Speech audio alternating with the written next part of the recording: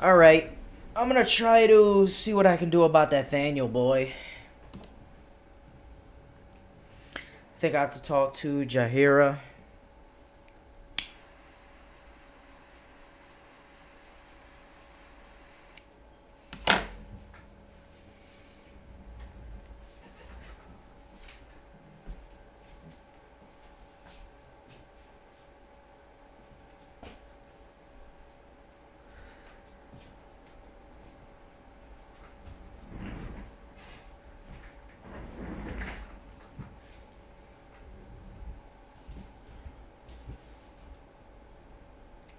What is this? I want to close real quickly with this. There was a World Naked Bike Ride in Madison, Wisconsin, just a couple months ago, and I sent you a letter 2 months ago asking if you had a problem with that because it exposed a 10-year-old girl by the race organizer, the bike organizers, to pedaling around Madison, Wisconsin naked. Do you think that's a problem? And why did you not answer our letter from 2 months ago? Huh? He's supposed to, is that his job to investigate naked Wisconsin biking? Sir, did you know that in Wisconsin, 2 months ago, 50 adult men, balls hanging in the wind, some were dangling so low in this climate change heat that they got stuck in the spokes and they fell over. They were swanging, okay? Pendulums raging. Just flapping about, that's true. Youch, my balls! It was sick. And a 10-year-old girl eating her licking her ice cream. Saw it as they rode by. Her ice cream fell to the floor. She fell in tears. I fell to my knees as America fell into depravity. Merrick Garland, when I sent you that email, why did you not arrest everyone? Why did you not shoot everyone in the head in that moment, Merrick Garland? Why do you let little girls see PP, Merrick Garland? I don't know, if it's legal for them to be naked there, then they could be naked there. You could just remove your child if you think that that's a problem. If you think it's a problem for them to see naked biking. Yu-Gi-Oh! Pendulum. The West has...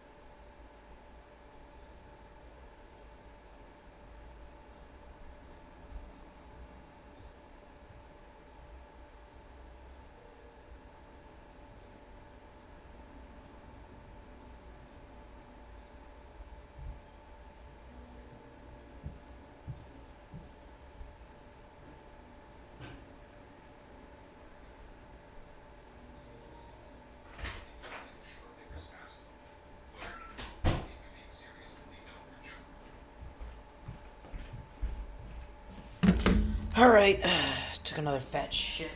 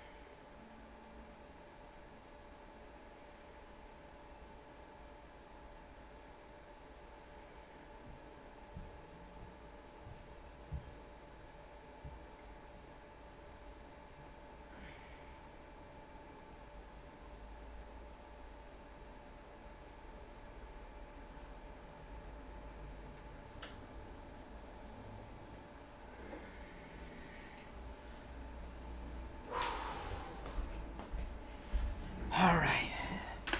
Faleb. Yeah, I mean, it seemed like an event. They're like, hey guys, we're gonna be butt ass naked and ride our bikes with our, you know, like ass to leather. We're gonna tan some hides out here. We're gonna, you know, ooh, can you just like listen, okay? All I'm gonna say is that I'm not gonna say anything, but like, well, I am gonna say something. I'm gonna say like, can you? All I'm saying, all right, listen. I really do hate to be the one to say it. I really do, okay? Listen. You think anybody left any streaks on they bike seat? Because there ain't no way it's like the middle of summer, 2 months ago, Wisconsin, 90 degrees on a good day, butt ass naked, sweaty cheeks on the leather seat, and ain't nobody leaving no streaks. You know there were some skid marks. As they were driving down the road, they left some damn skid marks. That sounds terrible. They are double cheeked up. You're right. Why was that on your mind? Because I think it's worse if the kids saw that. I'm just thinking that I wouldn't want to do something like that. I feel like I'd get sweaty and the seat would turn into a slip and slide, and I wouldn't be able to stay put. You need to be able to have some. You need like that point of. You need those like 3 points of contact with the bike: your hands, your feet, and your butt, to be able to stay in place correctly, and just to be like slipping around in your seat. That sounds terrible. Unless you like plug it with some toilet paper like a runny nose.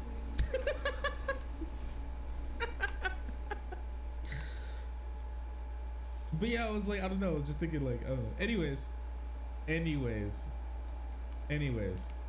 all I'm saying is that it seems like they had every opportunity to not be near the naked biking event when it was happening, since it seems like it was scheduled, and they just chose not to, and that seemed like a personal problem at that point, especially if it's legally allowed for them to do that there.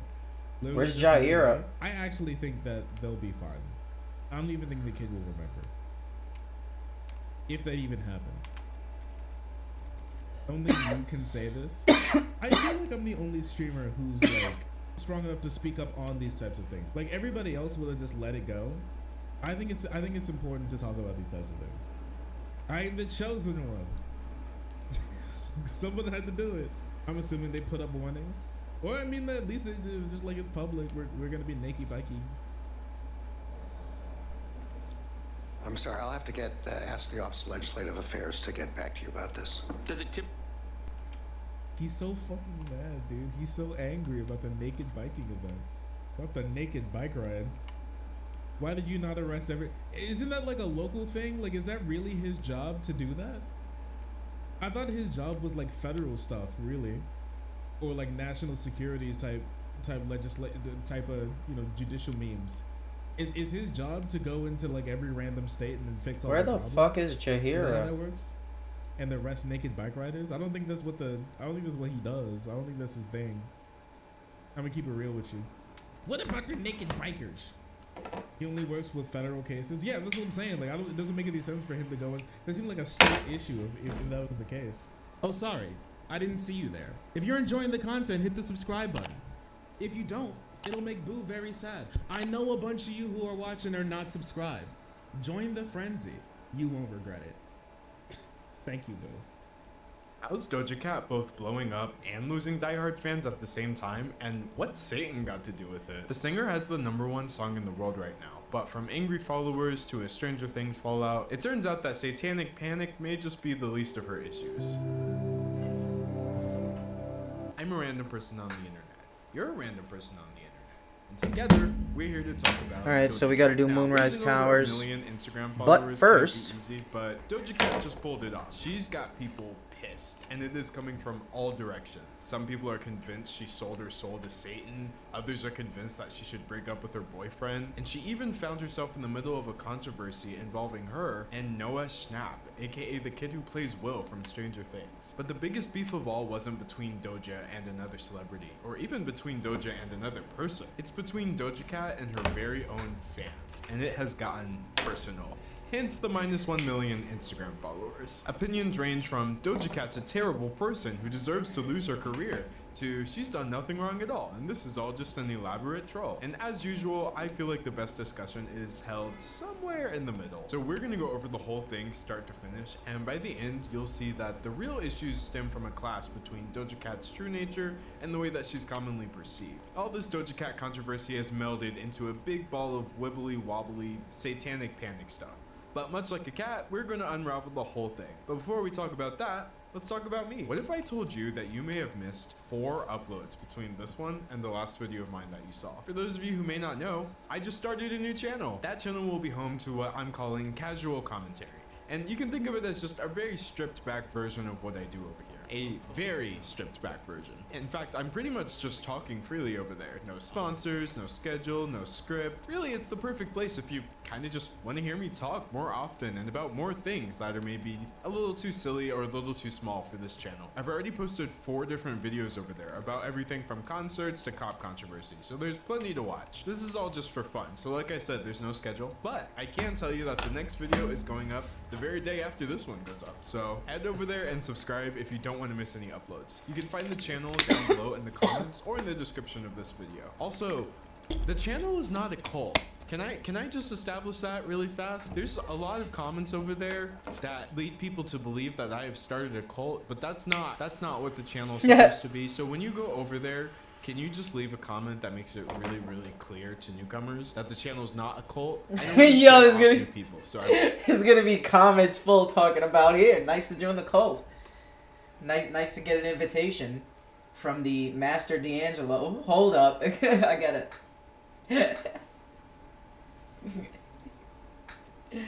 Oh, he doesn't have his other channels. Hold on. Here it is. This video is a cult. Oh, I'll be the first one.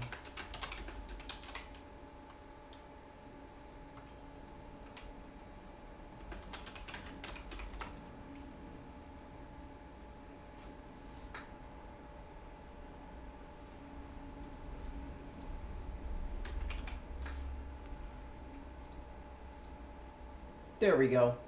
First cult comment. I would really appreciate your help. Anyway, put now nice that to I've join the promoted cult. myself, it's time to promote today's sponsor. Today's video is sponsored by Air Up. You know what I think we should all take more seriously? Hydration. When it comes to drinking water, my friends and I are always sending each other reminders and threats because drinking water is always the right answer. And thankfully, Air Up is here to help. With Air Up, you get all of the flavor and none of the additives. So here's how it works. First, I fill my Air Up bottle with drinking water because it all starts with the healthiest drink around. Then I attach the straw and insert the special lid. Lastly, I choose an Air Up flavor pod, pop it on, and here's where the science happens. convenience. When you drink through the straw, an air up bottle transports water and air into your mouth. Alright. Quest stuff is popping off.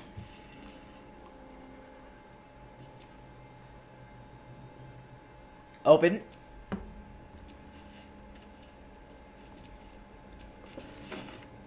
Ooh, a key. I didn't read that scroll, fuck. Hold on, I gotta read a scroll. Where is it? Over here, yonder. Nice. Fallen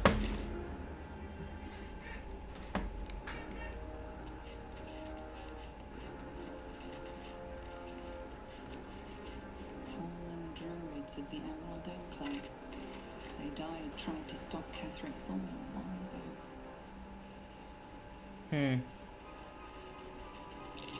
That might be worth a look.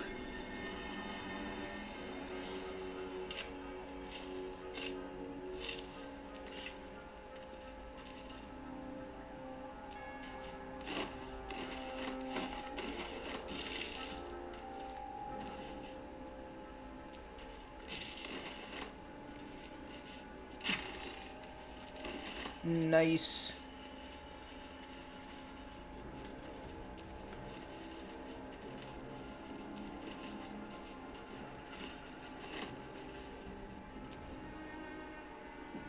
Shadow, you got your glaive, the light on. There we go. Right, what now?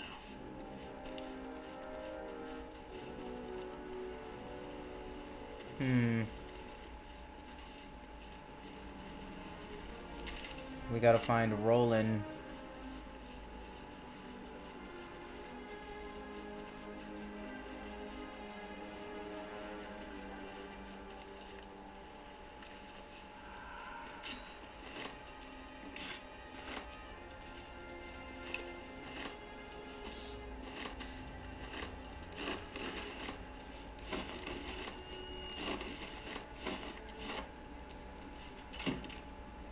Nice.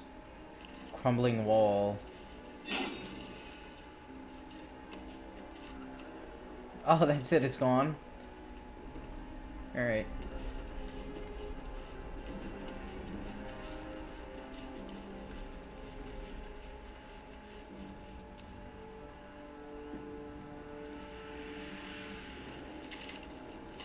Okay, so this is just the road back up here.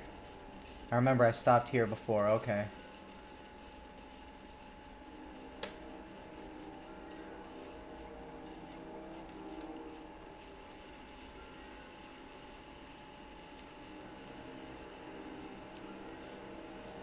Fallen members of the Emerald Enclave. Casualties in the war against Catherine Thorne years past.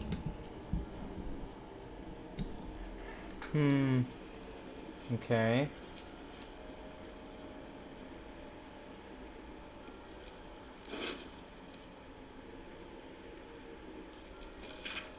A map has been etched onto this intricate disc. A map to a Githyanki crest. Yes! Our cure is nestled in the mountains. Oh yes, we can go! The further we sink into shadow, the further the crash. We must take to my people. We're gonna go right now. They are our only means of cleansing. We'll go Pursue right this now. path further, and I will go alone if I have to. Where is it? We're gonna go right now. Where is it? The creche. Right here. Follow the Githyanki map. We're gonna go right now.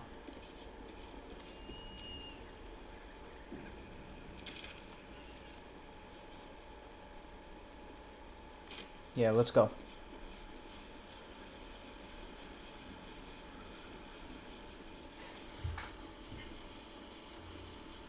This air is scented via the flavor pod, and your brain actually perceives it as flavor, which is a phenomenon called scent-based taste. So all I have to do is pop up the flavor pod to activate it and let the flavor begin.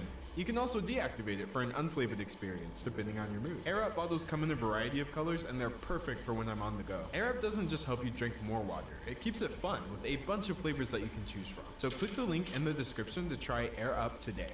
It's time to choose both health and flavor with air out. Now let's get into the video.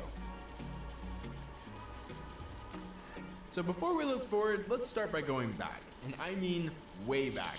See, I think Doja Cat's pre-fame antics actually give a lot of insight into her current controversy. Even from the beginning, she's always had a personality that seems a bit more common among internet comedians as opposed to pop stars. Her debut single is a tribute to weed, as is the Doja in her stage name. Her unreleased music includes songs like Sucker Punch, which is an entire track about how she's going to Chuck Norris roundhouse kick someone, complete with a sample from SpongeBob SquarePants, like some sort of ironic icing on a meme cake. So with these lighthearted roots, it should come as no surprise that Doja Cat's initial brush with fame was actually a complete joke. Released in 2018, the rap song Pass by Doja Cat is such an utterly unserious track. I don't think there's a single genuine bar to be found. With lyrics, Absolute's power is growing. We must press on in pursuit. We're going through the mountain pass. Calm down. Wait, what? I can't... We're yet to uncover the secret of the Absolute.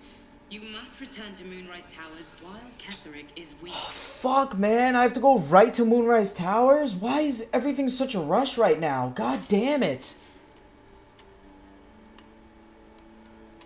Fuck me. Fine, we're gonna rush over to fucking Moonrise Towers. God damn it. You fucking impatient assholes. Go to Baldur's Gate. God damn it, man. Fuck.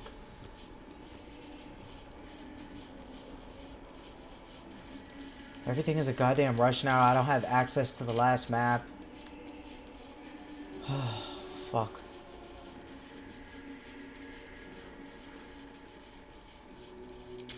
I don't want Lae'zel's quest. I hope I can maybe still do the mountain pass.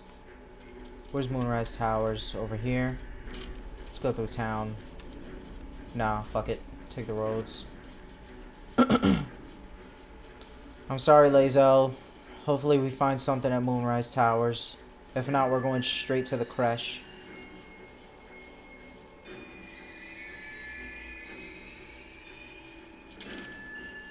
Moonrise Towers. Let's go there. Straight down.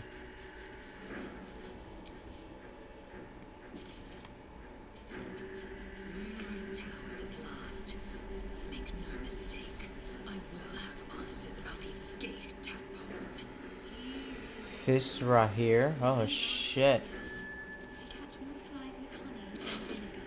Loot up, team. Oh fuck, I'm cumbered already. God damn it. Really gotta upgrade my storage.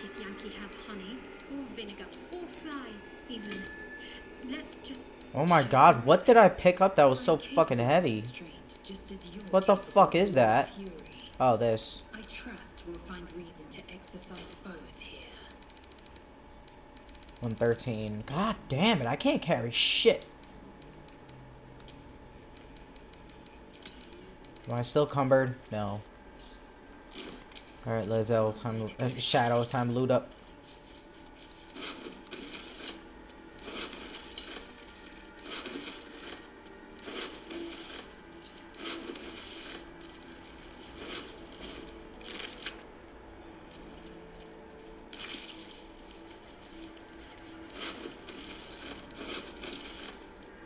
Oh fuck, I'm cumbered already. Shit. I'm gonna have to sell all this. Oh my god.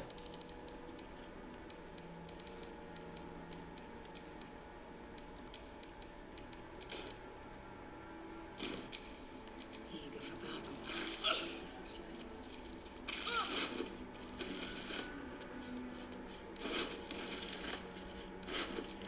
Worth examining.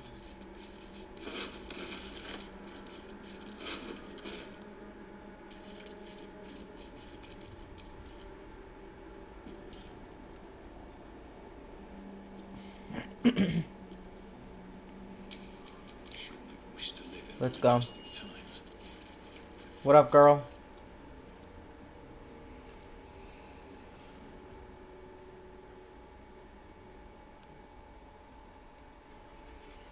I'm unshackled from shadows.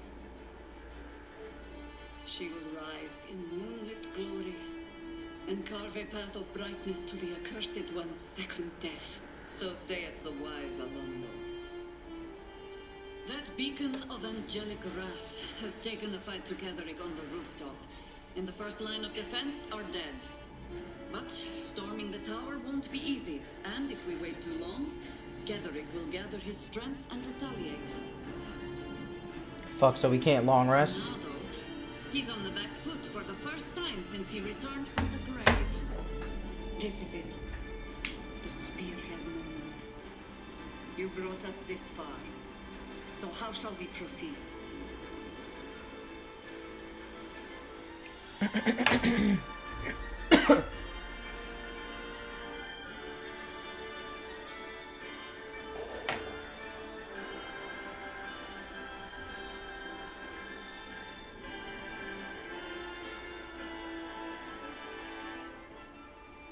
We move in and secure the ground floor first. Cut off all exits. A sound strategy. Once it's done, me and my Harpers will hold the ground floor while you hunt down the General himself. Nice. Say the word, and we're off. I'd rather you join my party. I'm touched, but I'm already spoken for.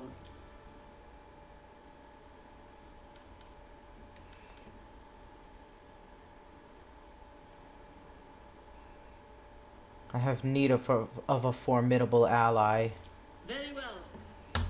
Side by side we'll stand, as we'll rip true souls from a false god. Nice. As good a prophecy as any.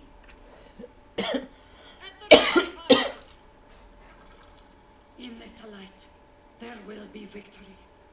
In this light, we will avenge the fallen. Let's go. The time has come. Ketheric will taste of death at last. Taste of death? Okay. Let's finish looting up. Lae'zel. Time to loot. Go to camp? Oh, shit. Can we tell? Oh, cannot fast travel. Fuck. Alright, we're gonna have to save this loot. Oh boy. Oh boy. Oh Jesus. Can we go sneak up? Is there like a ladder? God damn it, all this fucking ice. Nope. You gotta go straight in. God fucking damn it. Can we long rest? Damn it! We're in a danger zone. I already lost 9 fucking health. I'm gonna check over here, then reload if there's no...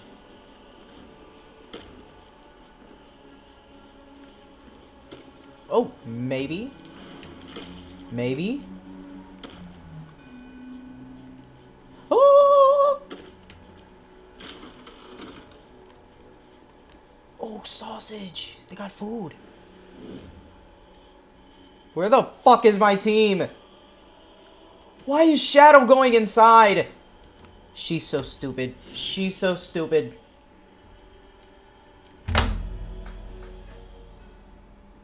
I have to fucking babysit my team. They're so goddamn stupid. You fucking assholes. All you have to do is follow me. That's it. That's all you have to do. I'll do literally everything else. You don't even need to fight. Just follow me. That's it.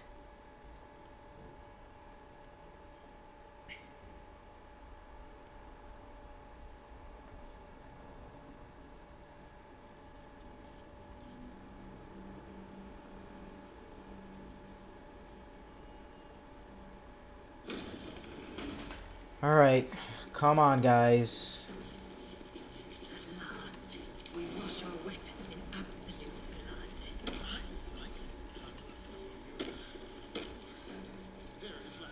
Come on, assholes.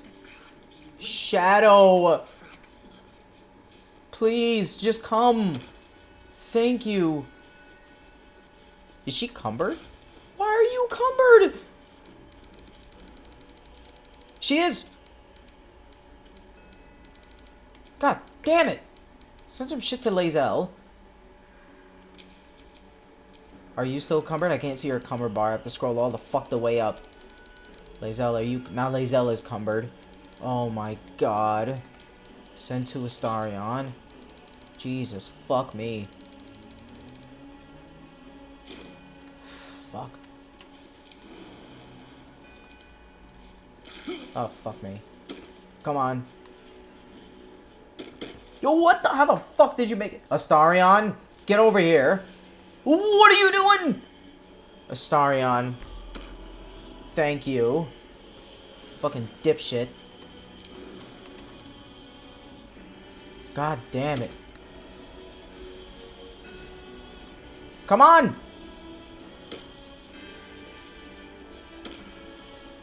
Oh, you fucking assholes! Lae'zel.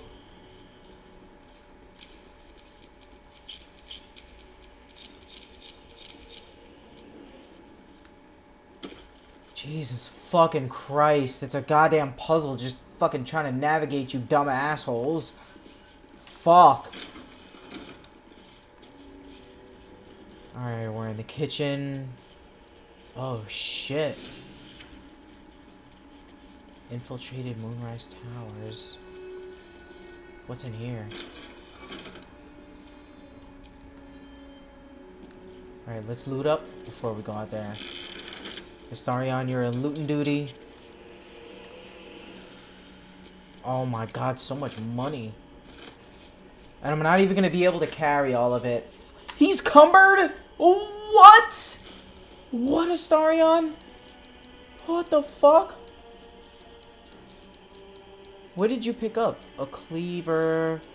Send the fishing rod to Lae'zel.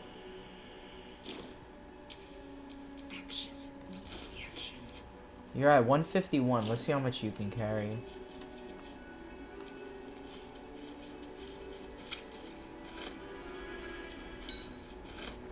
Cutting board. Too heavy. Lid. I'll take that. Milk can. Nope.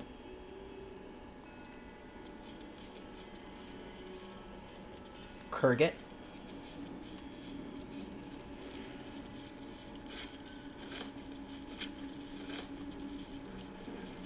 Maybe I could just send a bunch of stuff to camp. Fuck, man. It's gonna get mixed up with all my armor. The inventory organization is so bad in this game.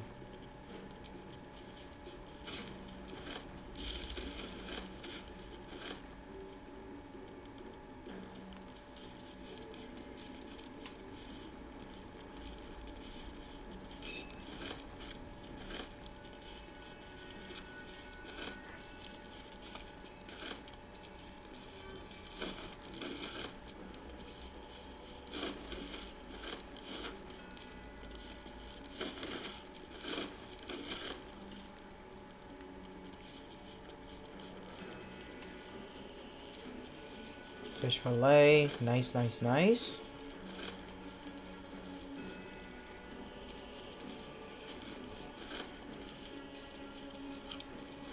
I will take my pick.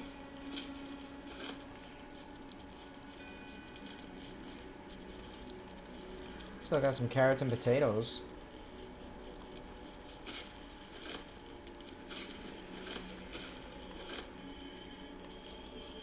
There must be something over here.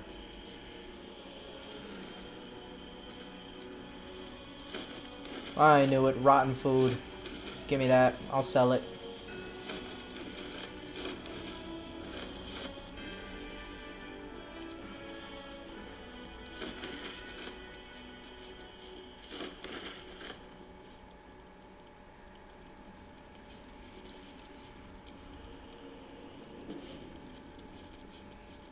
Let's check this little room. We got the big boys right there. Oh shit. What's this? Use? Is this blood dripping from above? No.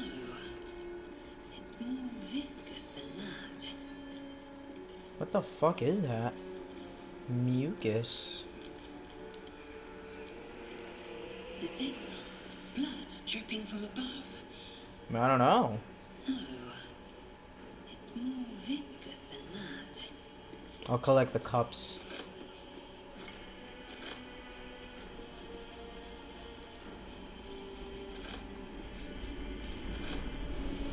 I'll get the plates.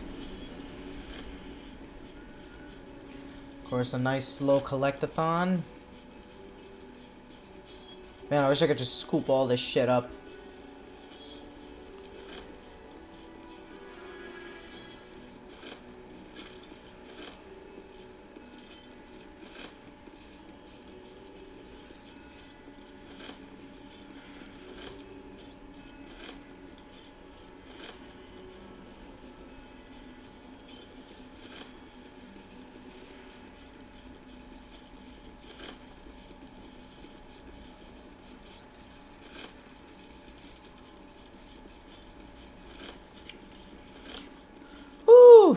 Man, a lot of collecting.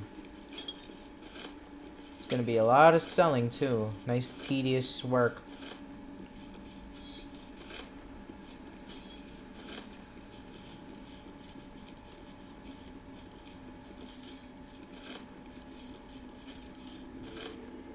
What's behind here? Nothing. We got a painting.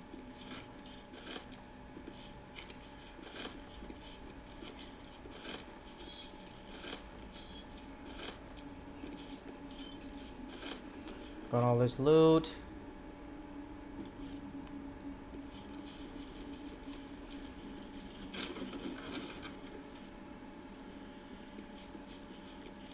Interesting. The fuck is this?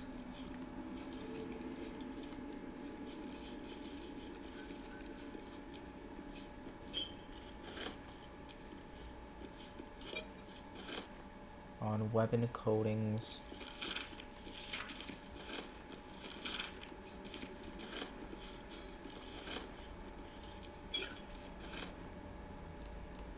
What lies within?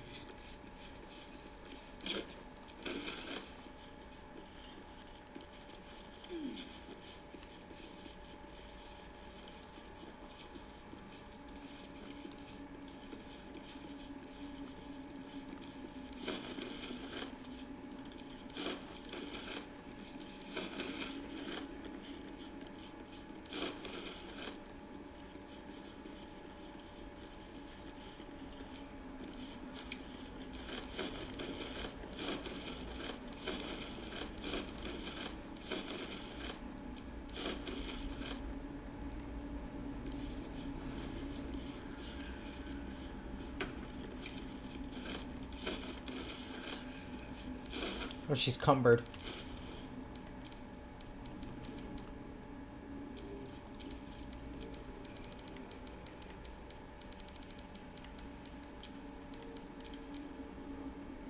You know what? I'm gonna send all her armor back to everybody's armor back. Is that blood? No, never mind. Where's the equipment? All the heavy shit. So this 1 pound. I'm never gonna be able to carry shit. I'll just leave that.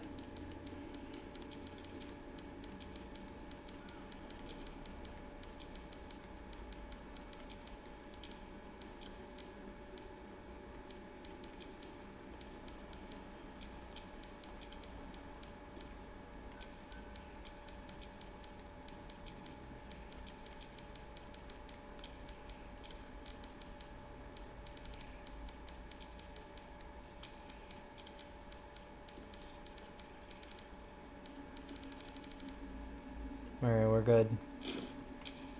We can start looting up with Shadow now.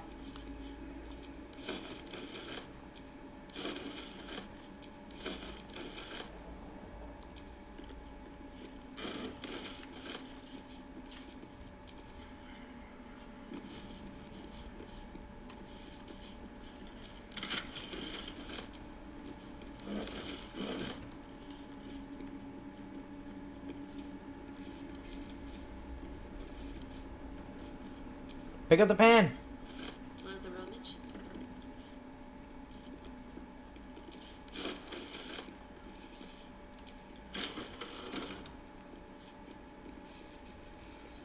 Okay. What the fuck? There's a cat. Kitty?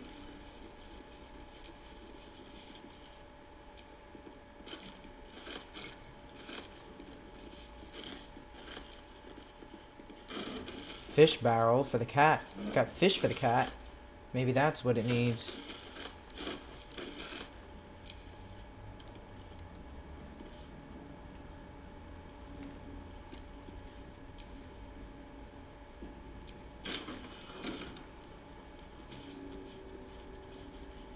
Okay, there's where I was at before. I just went around.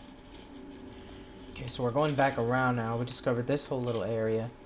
Discover as much as we can before we actually go fight these guys. No one stopped me yet. Speak with animals. Hey, little guy.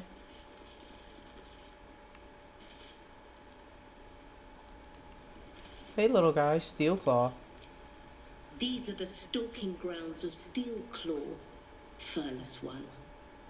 Tread lightly. Fortunately for you, What the the fuck? slithering vermin I hunt has my attention. For now.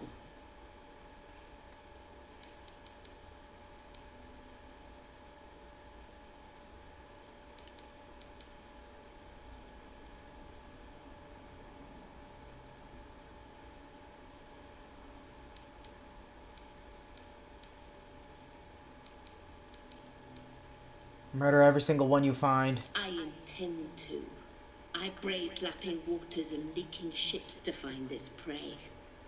I butchered many, and will butcher many more. But Nice. this one I toy with. I slice, I tear, and when the time is right, I will bite its head off and bathe in its innards. Oh, yeah. Oh, this is my kind of cat.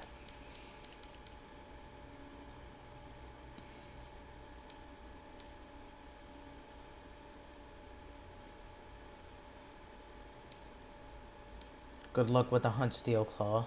Luck is not needed. Yeah, I thought you were gonna say Needed that. patience and a thirst for blood. Hunt fast and hunt well. Can I persuade you to come into my team? Urchin. Alley cats? What is that? What's all this stuff popping up? What's Where's the...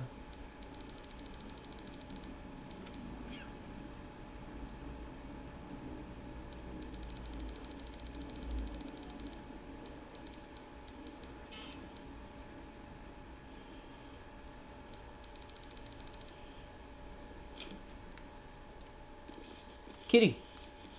Quiet, lest I miss its cries for mercy. Okay. Sorry to bother you. There's no time to Shadow, waste. back to looting.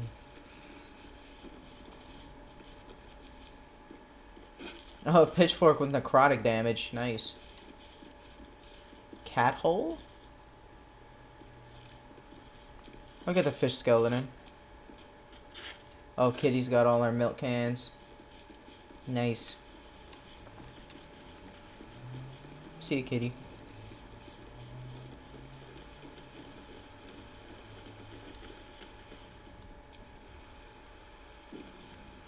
Man.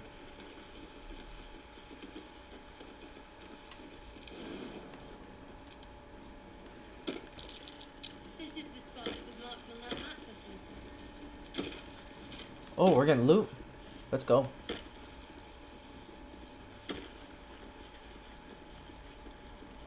There's a little area to get on top there too to sneak in. Nice.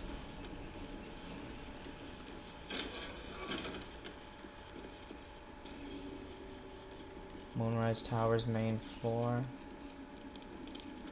Alright, let's loot up.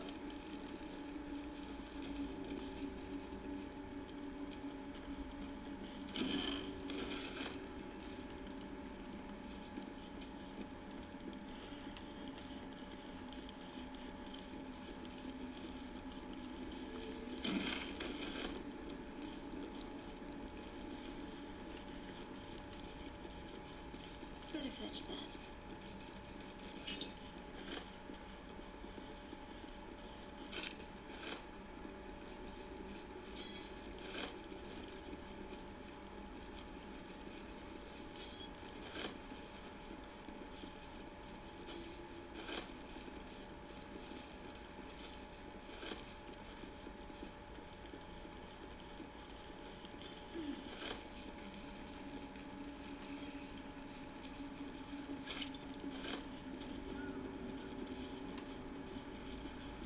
Oh, made with duster. We'll hang that up in the house. Do they even have houses in this game? Really? Oh, we could see them right there. Oh, shit. Man's ready to pounce. What's in this door?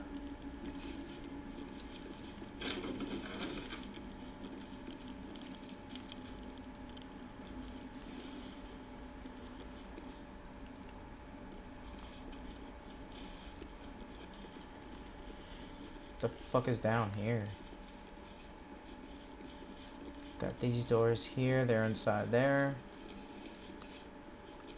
What the fuck is down here? Edric will not wait on our pleasure. Now jump on Where are you going, Jahira? I'll go back to the battle. Find me when you are ready to fight. Why the...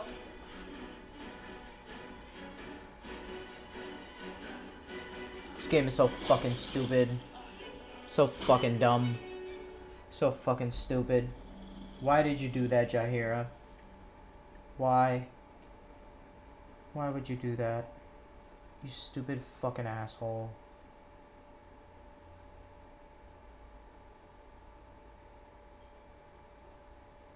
All I did was click on the stairs and this bitch went to the door and started fighting by herself.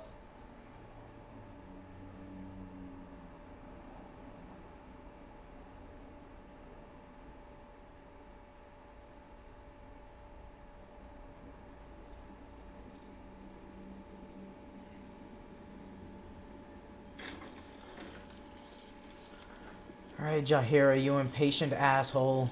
We're gonna go check elsewhere.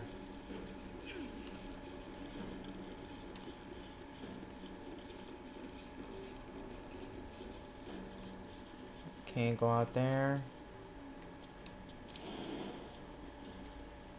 Not enough space. Yeah. Alright, so let's start upstairs. Let's go back around. Man, my fucking mouth hurts.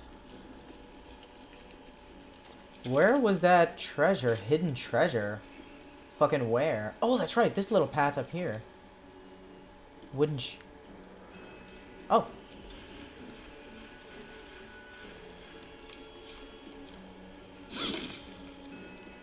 Immune slashing. Lazel, can you get this?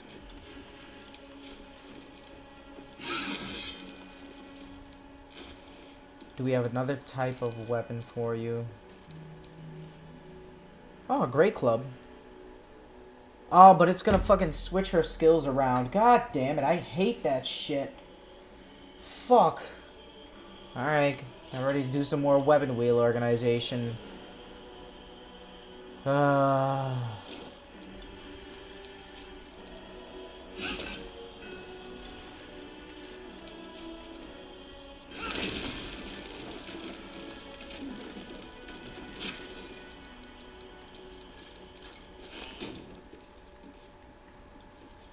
Alright, let's go. Girl, just jump down. Right into the fire. What's next, I wonder? Let's go back upstairs.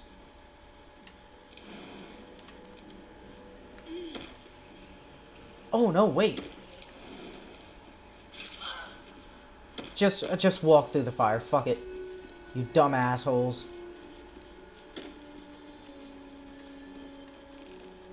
Can I jump onto the... Oh, we can. That's what it's for. Let's go. Come on, guys. Come on. Oh, what are you doing? Initiative? Ew, oh, what the fuck? There's a time limit? God damn. Why did they start fighting? God fucking damn it!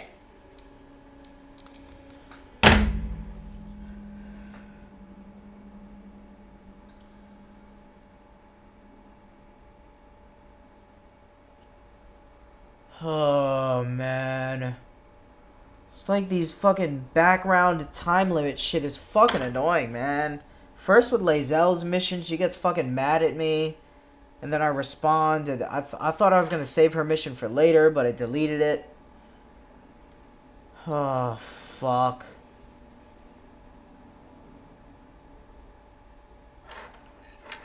Let's just run back upstairs as soon as we can. This goddamn fucking game. Let's just go. Zoom time. Fucking impatient assholes can't fucking wait for me to goddamn explore and strategize a little bit. Fucking dumb assholes. Bitch, get off the wood. Let's go. Come on. Come on. What the fuck is this? You can't break the wall? Come on. Minus 2 HP? What the fuck? Could just come on. Just come. Just come. Walk through the fire. Doesn't matter. These fucking dumb assholes are gonna start fighting. Let's go. See ya, cat. See ya, see ya, see ya. We got shit to do. Did they start fighting already? Holy shit. Get the fuck out of my way, wheelbarrow.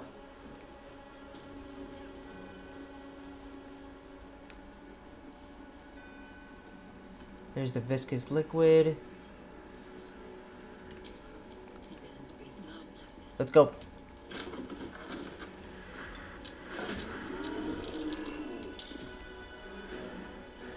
Oh, fuck.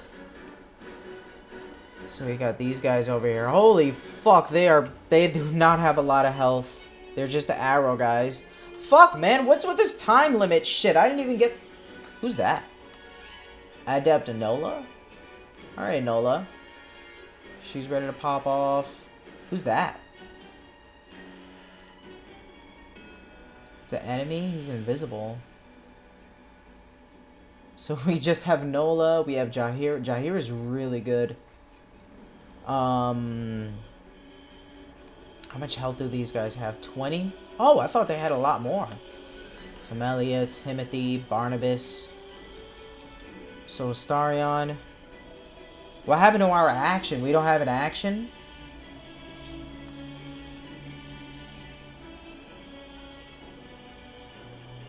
Did I dash? I don't think I used the hide. What the fuck ever, man. Whatever. I can't use my fucking ranged attack. Why? What the fuck, man?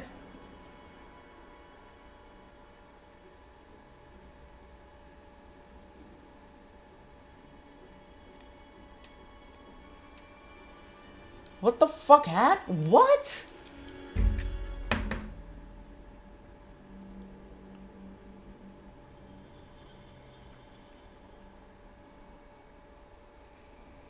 This goddamn fucking game, man.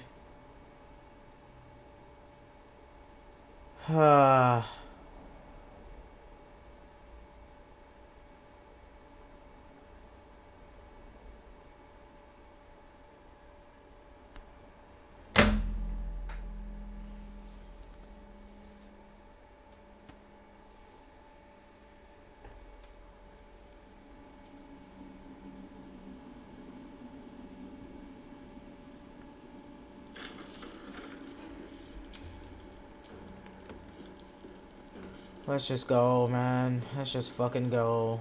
I'm not going through the fire. Fuck it. We'll just go through here. Come on, Jahir, you fucking impatient asshole.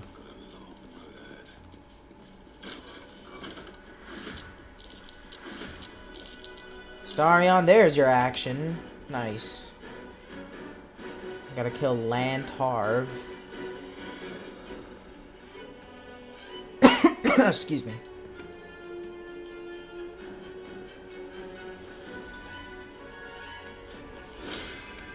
Haste on yourself. You, Astarion, you gotta stay the fuck out the way.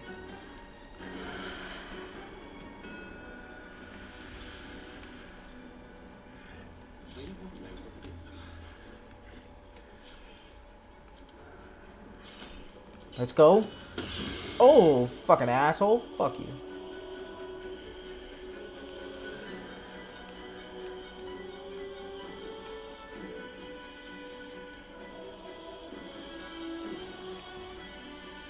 I'm gonna walk through there.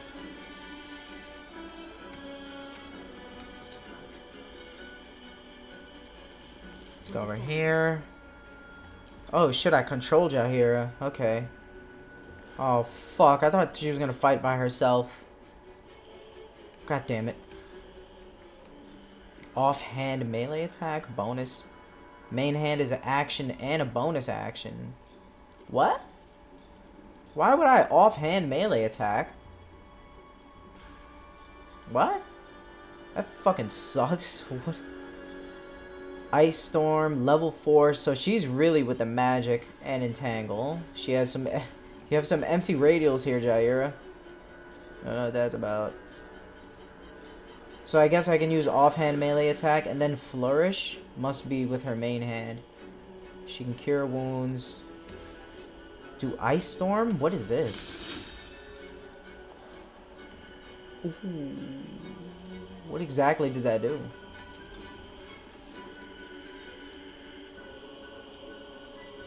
Movement speed is halved. 6 to 40 damage. Range 18 meters. Area 6.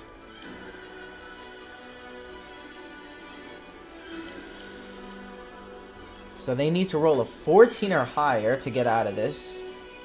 So I'm going to hit them immediately with this if I can. See if we can get close. How much health does she have? 67? I kind of want to keep her out the way. Can't reach destination. Just fucking go. Alright, we can still get him. Not enough movement. Ooh, I need movement speed for it. No, I don't. I don't need movement speed for this. What the fuck are you talking about? What do you mean? Do I need to be fucking that close? Ew. There we go. Jesus Christ, I have to fucking finagle that shit.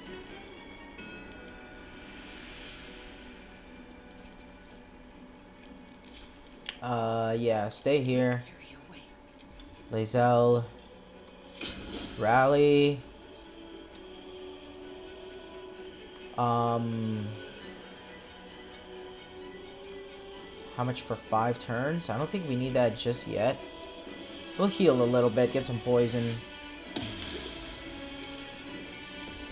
Can you hit him? She can't reach. God damn it. Taking position.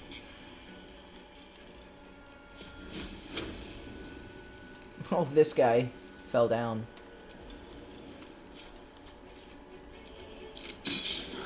God damn it, Lae'zel. Hit him. Fucking asshole, pussy. Alright. I'm gonna hit him with the spike growth. Double up on that. Oh shit, the guys.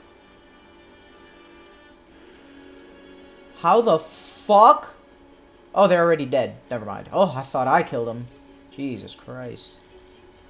Yeah, we'll double up on that.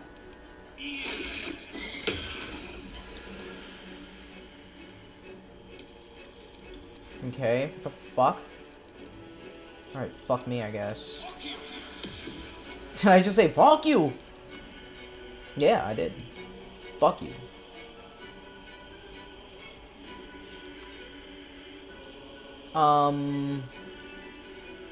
Let's go up here. Alright, Shadow. We gotta pull off some magic here. Hold on. How much is that? 10 turns? Let's get that.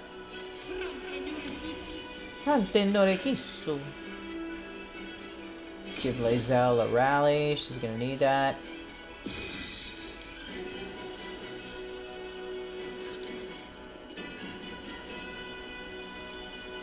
Let's go. Holy shit.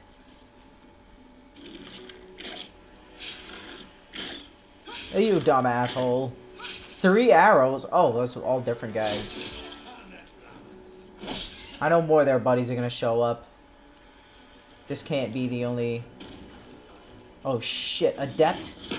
Adept Dorkle? Yeah. Alright, dork. Come on, make it... Oh shit, he made it.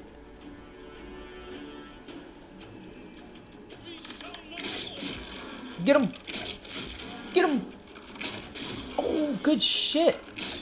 Holy shit, you guys are nasty. Oh my god. Yeah. Let's fucking go. Oh, he fell. The ice powers are great. Oh, I could shock all these guys with my character.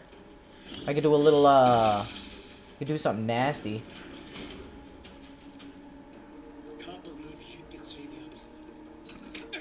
You fucking loser, shut up. Acolyte Marls. Man, you guys are terrible archers.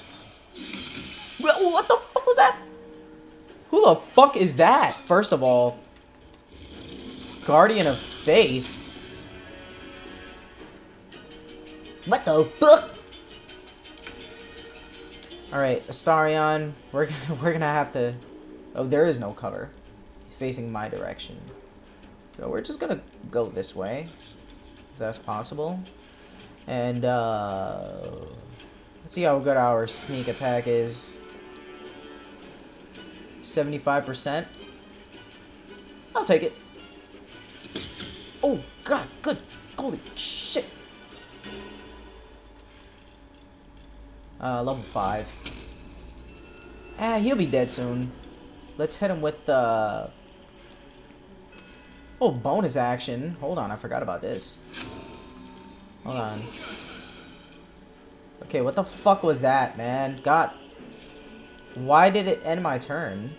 It didn't hit him. Can't control incapacitated. What the fuck happened? Is it because I used haste? Wait, what? It hasn't even been 10 turns. I don't know, man. It's always all some kind of background shit happening in my character. What the fuck ever, man. Can't control incapacitated. I was controlling him the whole time. What? Man, that's some bullshit. Suck my dick. Come on, assholes. Get the shock. Oh, I can hit all of you. Almost all of you. Let's go.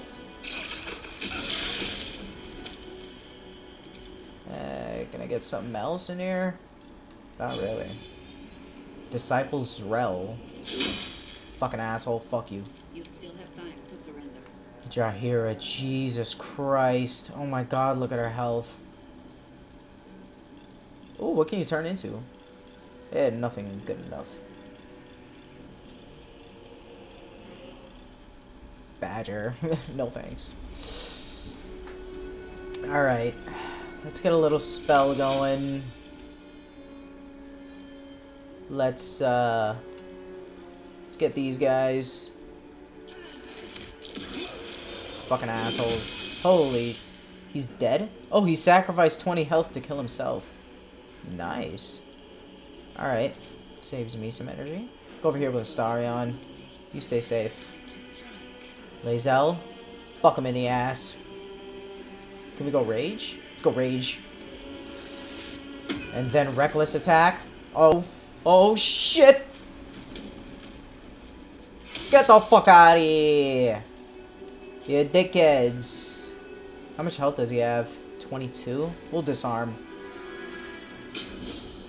Fucking bitch! Hey, pussy! I don't like pussies around here. Zealot Bryn. Zealot Zorger. Adept Dorkle. Can I go over here and shoot him? I'll wait for my next turn. Can I rally up or anything? Not right now. Let's go right next to Adam.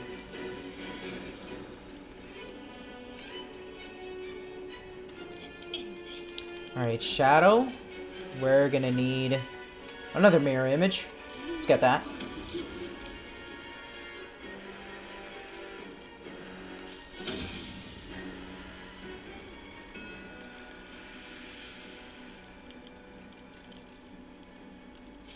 Can I touch you? Jahira, not enough movement. God damn it, Jahira, get the fuck over here.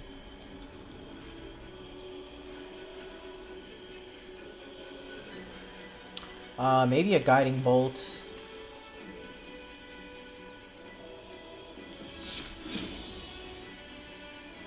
Kimmerl. Marls. We got some more guys back here. Adept Farouk. The Warden. Let's get this guy. Fuck! God damn it, Shadow!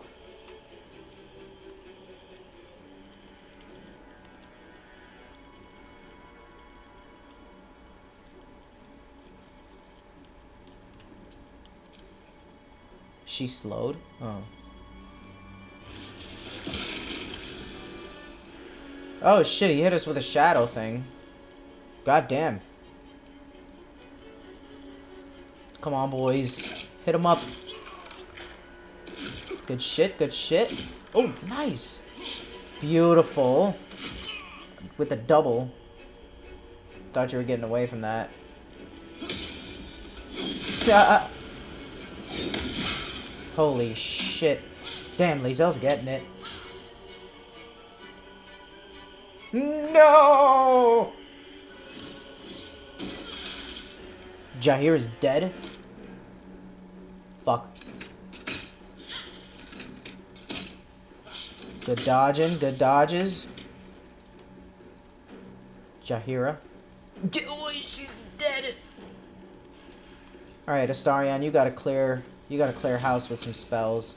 There's a couple guys that's close to death. That guy. Too far, too far. That guy. That guy.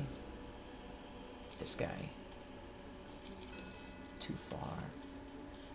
This guy.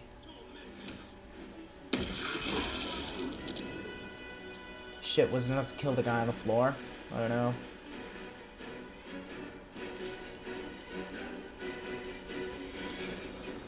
God damn it, we really needed Jahira. I should have kept her out of it.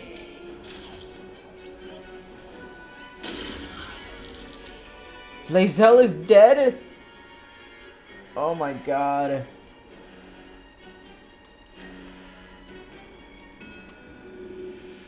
Oh man. I knew we should have just came in from the front. All this strategic shit was fucking dumb.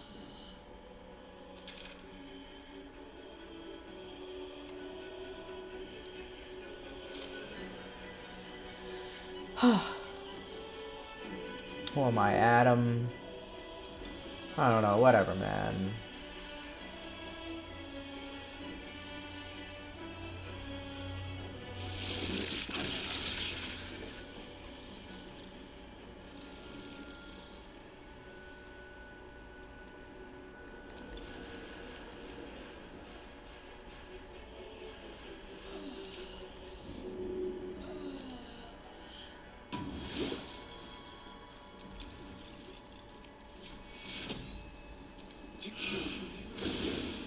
Health for a level 3. God damn, that shit is so...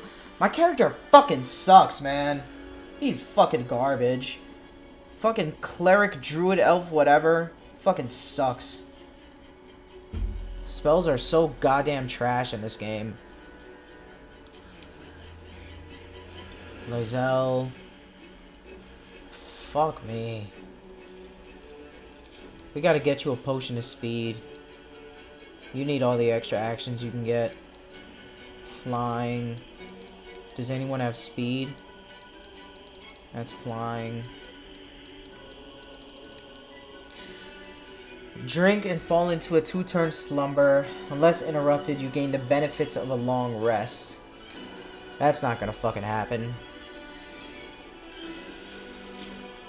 Let's just revive Jaheira. Oh, we fucking can't. Nice.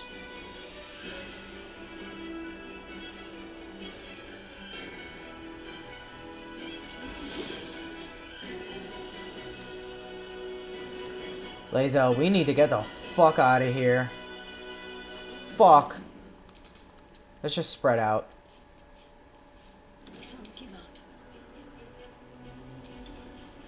Fucking Shadow's Magic 2 sucks. Fucking level 3. Can't even hit that guy. Target is too far. What?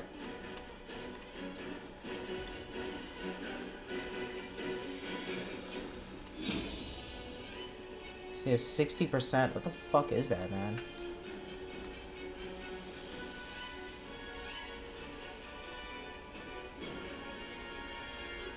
Alright, I gotta buff the team. Hold on. Lazel. She needs a rally. And, heal. Oh, fuck.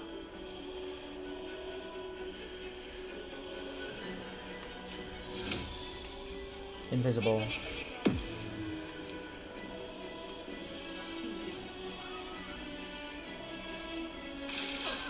Oh, fuck! God damn it! My invisibility wore off. Good shit, Astarion. He does good in the darkness. Fuck me. Get him, boys. Please. I need the backup. Holy shit! Fuck his ass up. We lost one arrow guy. No, we didn't.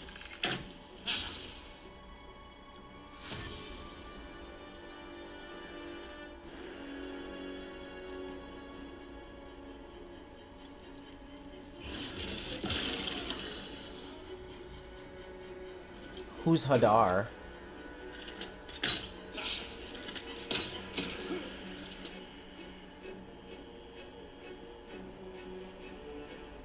Just stay there, Zealot.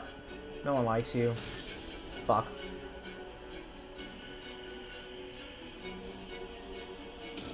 What the fuck was that jump?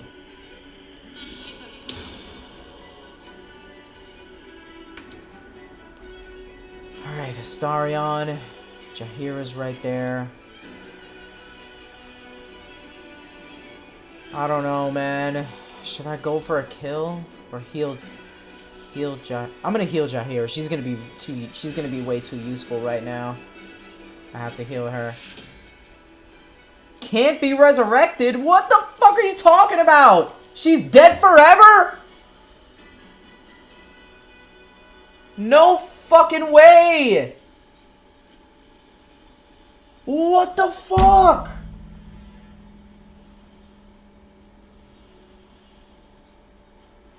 Man.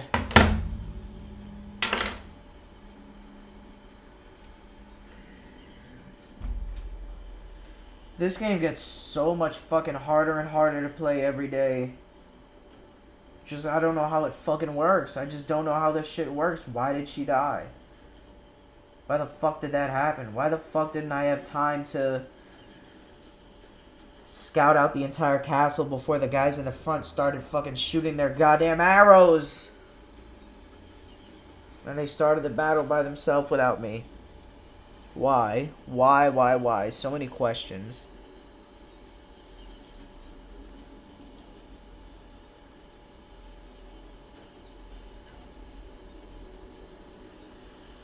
This game fucking sucks, man. Restart the battle again.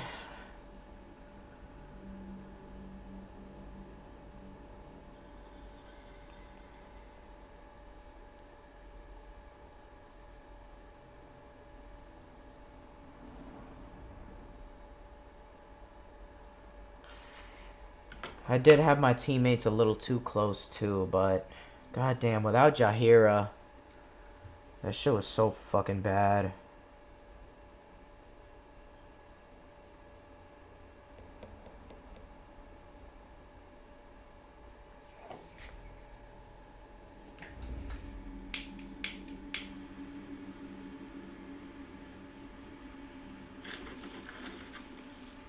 Alright, so I gotta really buff up during this fight.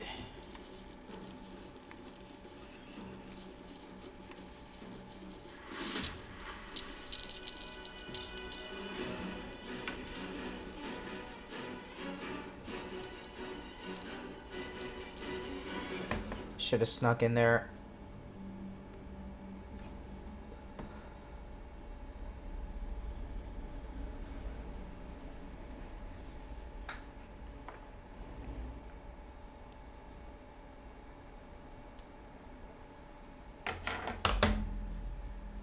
Lyrics like "I'm not a cat, I don't say meow," and the phrase "I'm a cow" repeated over 40 times. The song was impossible to take seriously, dangerously catchy, and most confusingly, really good. Together with a well-timed and equally goofy video that's currently sitting at 126 million views, as well as one of the top 10 most viewed Genius verified lyric explanation videos of all time, suddenly Doja Cat was everywhere. And if this Genius lyric video was anything to go by, she wasn't taking this very seriously at all. My name is Doja Cat, I gotta acknowledge that. Before making this song, I've thought about changing my name for sure. But there is no way in hell. Jahira, crouch your fucking asshole down.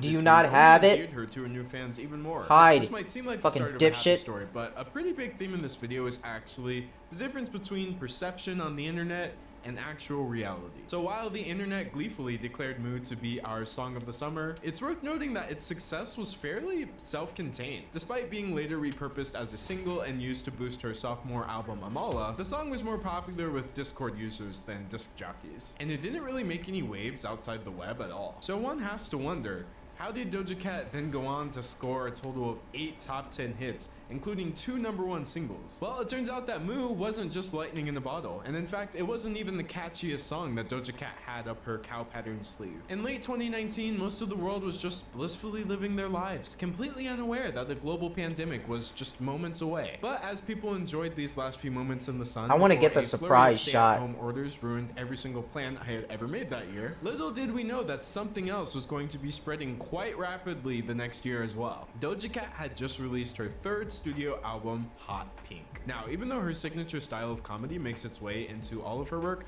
Doja Cat's albums Wap are largely populated with slightly more serious tracks, more straightforward and radio-friendly pop rap numbers such as Say So. And Say So was about to change the trajectory of her entire career.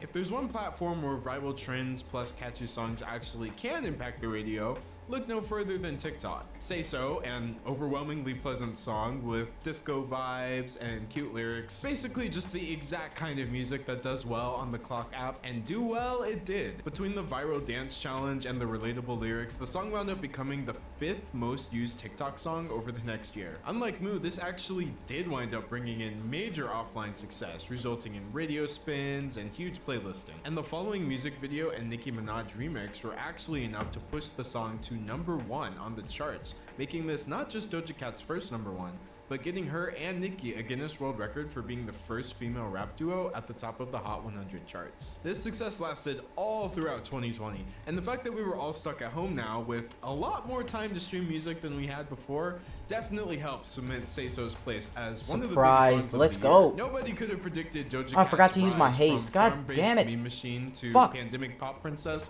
but she was wearing the new title very well. Gone were the cow print Fashion Nova fits and the homemade music videos. Doja Cat's strong sense of humor and her head-scratching quirkiness had been dialed back to more of a wink and a nod for her older fans. Sure, you could still find her unfiltered on platforms like Twitter or her Instagram live streams, but for the most part, she had successfully repositioned herself as a much more serious artist. So I think at this point, it became entirely possible to turn into a Doja Cat fan without checking out any of her older work, and therefore not realizing that at heart, she was still a complete troll. There was now a sharp difference between how she was perceived by this new fandemic and the way she conducts herself online, and I wholeheartedly believe that the perception versus reality conflict is at the heart of every single controversy that would follow. And trust me, there were a lot of controversies to follow. It seemed like every time Doja Cat unlocked a new level of Not fame, on something from Jahiro. her Why the past would fuck did just you walk in? resurfaced and cast a bit of a shadow over things. Going back to Moo for a second, when that song went viral, people did what they always do, which is just scour her Twitter top to bottom for anything and everything that they could use against her. And as always, that's exactly what they found. A strange and previously unnoticed tweet from 2015 began making the rounds in which Doja Cat called fellow rappers Tyler the Creator and Earl Sweatshirt a homophobic slur. After the unearthing of said tweet, what followed was a bizarre circus of statements, retractions, and apologies, which would become pretty indicative of the way Doja Cat handles all of her controversy, as you'll see. We got a total of 3 statements. Yeah, D'Angelo Wallace been smoking some weed. He got red eyes. Probably just They basically tired. represent the good, the bad, and the ugly. And we're starting off ugly because the first statement she gave was so decidedly not sorry. Like, it can't even really be considered an apology. I called a couple people the F slur when I was in high school in 2015. Does this mean I don't deserve support? I've said the slur roughly like 15,000 times in my life. Does saying it mean you hate gay people? Do I hate gay people? I don't think I hate gay people. Gay is okay. I think if I had to rate this apology, I'd give it a solid 0 out of 10. Like I said, she's literally not sorry. And I couldn't even read the tweet verbatim because she's still using the slur in her statement itself. I can give her half a point for originality though, because usually when people get called out for doing something wrong, they do their best to downplay it and emphasize that they're not like this anymore. But Doja Cat actually used this one as an opportunity to tell us that she's said the slur more times than we could possibly know. So again, very new. And while she does highlight the fact that she was only 19 when this tweet was made, her current statement doesn't do much to indicate that she sees anything wrong with it now. And Doja Cat's sardonic attitude and sort of non-statement, we're not going to get her very far this time because people were not having it. It got so bad that Doja Cat wound up deleting that apology shortly thereafter. And what followed was a much more traditional celebrity apology, the tried and true notes app statement. I've used horrible, derogatory, and hateful words towards people out of ignorance. I just want you guys to know that you're incredibly special and I hold you dearly to my heart. I'm sorry for anyone I've offended or hurt deeply. You all are worth love and support. No one deserves to be discriminated against for their race, religion, or sexual orientation in any sense. Already, this is better than the other statement, but it's not really a high bar. All surprised, baby. That's what I'm talking about. I don't want you to look at me as a role model. Starry on again. Nice. And the joy that you take from that is the most important part.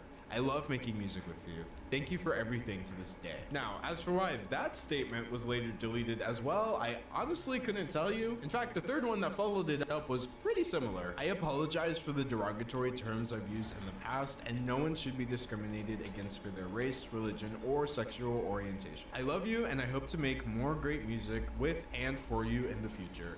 Thank you. I guess the third time really is a charm since this apology actually remained.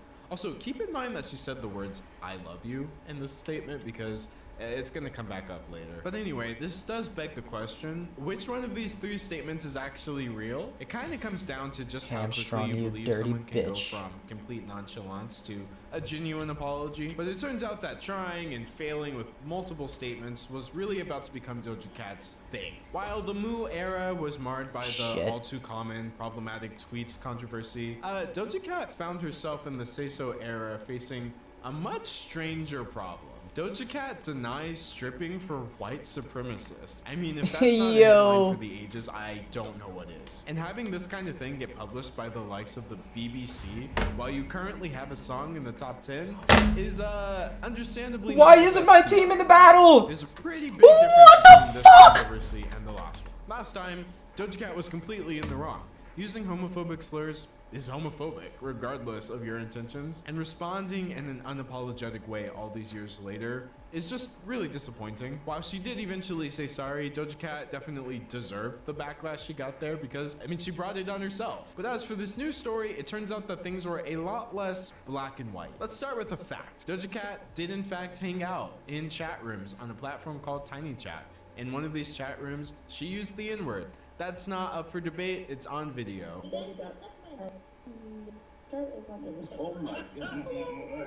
This in and of itself is problematic, despite also being pretty in line with her aforementioned propensity for randomly dropping slurs, despite also it's not up for debate, it's on video.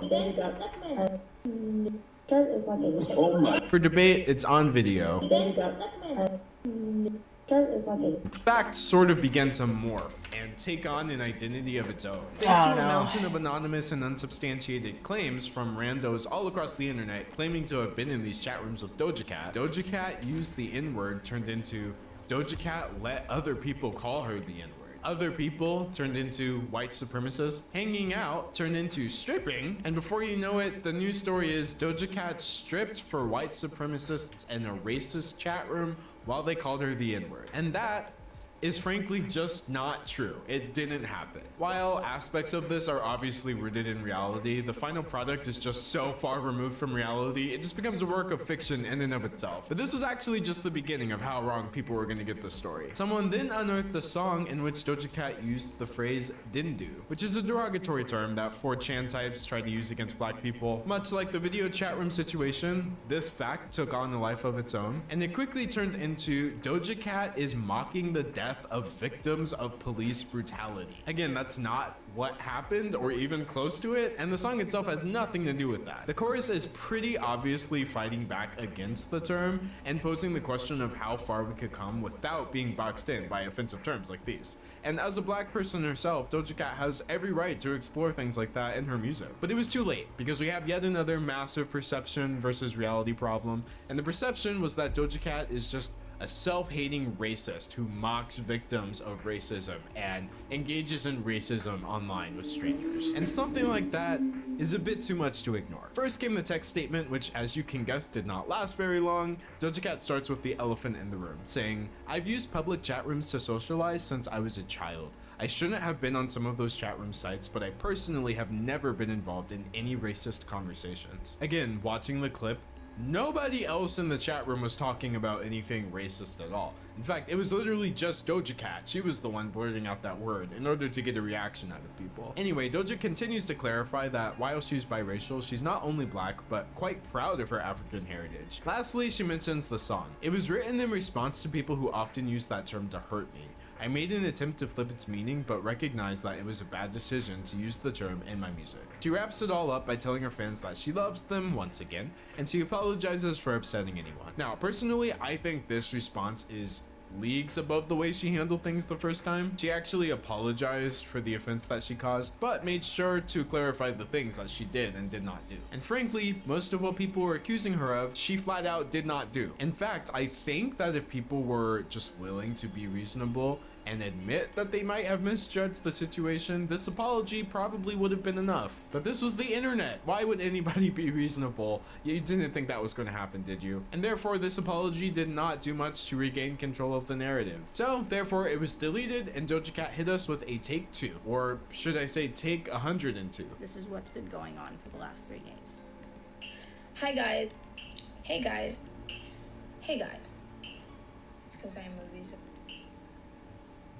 Hey guys. So, in a 30-minute Instagram live stream where Doja Cat addresses the controversy head-on while wearing a flaming hentai t-shirt, she shares clips from the 98 apology videos that she attempted to film before she came to the conclusion that the most genuine thing to do would just be to go on live and hash it out in real time. And you know what? It was indeed genuine. Doja Cat broke down everybody's points one by one, apologizing where necessary and debunking pretty much everything else. And you know, despite the goofy t-shirt and despite her previously memey behavior, it's pretty clear just from watching this that Doja Cat was gutted by the way people were talking about her song. To see a song, my song that I made, connected to an innocent black woman's death is one of the most awful rumors that I've ever encountered. I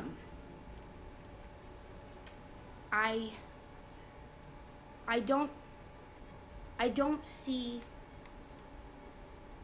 in any way how that's okay to push. And she's right. This whole Doja Cat is a self-hating racist who thinks police brutality and people dying is funny. That narrative is a gross thing to do to anybody without proof, let alone a black person. Yes, Doja Cat has her flaws, but no, nothing she's done has ever called for that. Anyway, after that live stream, it was pretty obvious that Doja Cat was in the right in the situation. And so thankfully, despite it seeming kind of dire there for a second, this didn't really affect her career at all. She didn't deserve to lose anything over this. And even though that seemed very possible, she was able to talk through it calmly, stand up for herself, and come out on top in the end. Interestingly though, the YouTube recording of her Instagram live stream has 666 comments right now, which is almost like some weird premonition for what's about to come later, but that's spoilers. Anyway, I wanted to highlight these previous controversies before we jump into the current stuff for a couple of reasons. First of all, Doja Cat is a human being. Oh, surprise! Yes, she's very popular, Perfect. But like all human beings, Get 'em, boys. as you see, she's capable of handling situations in pretty much the worst way possible. And she's capable of handling them really well. The way she dealt with the slur controversy is embarrassing, and it shows the complete and utter limitations of her whole I don't care about anything, everything is funny all the time internet persona. But the way she shut down the chat room situation proves that she can in fact be serious when she needs to be. Another reason I wanted to highlight these situations is because it really shows you that fans are fickle, especially online. In fact, why are people who are just ready to blindly believe the worst about you with no proof even called fans at all? But whatever you want to call them, it turns out that they were about to be on the other side of Doja Cat's biggest falling out yet. After the chat room situation in 2020, Doja Cat would find herself mostly controversy-free for the following years. 2021 saw the release of her massively popular third album, Planet Her. While none of the songs made it to that coveted #1 spot, the album debuted at #2 on the Billboard 200, and it spawned multiple top 10 hits, including the raunchy rap track Need to Know and the syrupy sweet SZA collab, Kiss Me More. At this point, it was safe to say that Doja Cat was far more than a one-hit wonder. Through years of hard work, good music, and being in the right place at the right time, she had officially cemented herself as a bona fide pop star. From Grammy nominations to the increasingly expensive music videos, it seemed like Doja Cat could sneeze and accidentally launch a new TikTok trend promoting one of her songs to the top 10. And you know what? It's the fact that she was now so secure in her position that really highlights just how overwhelmingly insecure she acts at times. So there's this little known TV show that you may have heard of called Stranger Things. Only one of the most popular television shows in recent memory, it served as not only a career renaissance for greats such as Winona Ryder and David Harbour, but also a launching pad for the careers of many a child star. And one of these child stars is one Noah Schnapp. In mid-2022, Noah took to TikTok to share private DMs that he traded with Doja Cat over his co-star, Joseph Quinn. Noah, says Doja, can you tell Joseph to hit me up? Wait, no, does he have a girlfriend? To which Noah responds, suggesting that Doja Cat reach out to Joseph directly. When Doja counters saying, I don't know his Instagram or Twitter, Noah sends her the Instagram profile, and that seems to be the end of it. Now, there's a lot of things going on in this very brief interaction, but I think my immediate question is, how the heck did Doja Cat not find Joseph Quinn's Instagram if Joseph Quinn's Instagram is literally just Joseph Quinn? Like, bruh, try looking? You didn't even open the search bar on the app that you're texting this kid on. Which is actually a good segue to my second question. Why are you texting a kid about this? Noah was only 17 years old at the time, so I'm really not sure why a 26-year-old Doja Cat thought that he was the appropriate wingman for his co-star, who was even older than Doja Cat. To be clear, Doja Cat was actually just asking a question. Like, I don't think this is some Colleen Ballinger stuff going on here, but at the very least, I find it weird. Why reach out to Noah about this instead of, I don't know, the many adult co-stars on the show? Why not reach out to Joseph himself? Like, it's just weird. Anyway, I guess Noah thought it was weird too, or funny, or just something worth sharing, because as mentioned, he leaked these private messages to his TikTok. Now, I have to say, I generally don't condone leaking messages. It's usually a terrible idea. Someone's talking to you in what they assume is privacy, and then you take that privacy away from them without asking for their permission. But I will say this, the kid was 17 years old. I, at my big old age of 25, am not going to be DMing a child in the first place, let alone retaliating if that child chooses to share the conversation that we had with other people. Because frankly, you shouldn't really be saying anything to someone else's child that you wouldn't be comfortable saying in public anyway. But retaliate is exactly what Doja Cat did, and let's just say, Uncomfortable is an understatement. But the fact He that kicked his friend. this Nice. person, that Noah did that, like went and posted He a fell. private conversation bitch. between me and Come him, on, boys. Join the fight. is so unbelievably like socially unaware and whack. Get him. Shoot him right in And, his like, nuts. You know what I mean? Like that's like Good borderline shit. sick. Twice. Like that's Oh like my god. that's like weasel. I'm gonna make this really clear. You are dragging a child on your TikTok account because you don't like the fact that he talked about a conversation you had. There's just something very weird. It's like a very degrading and Hold on, it's I just gotta ex- piss. Hold on, Doja.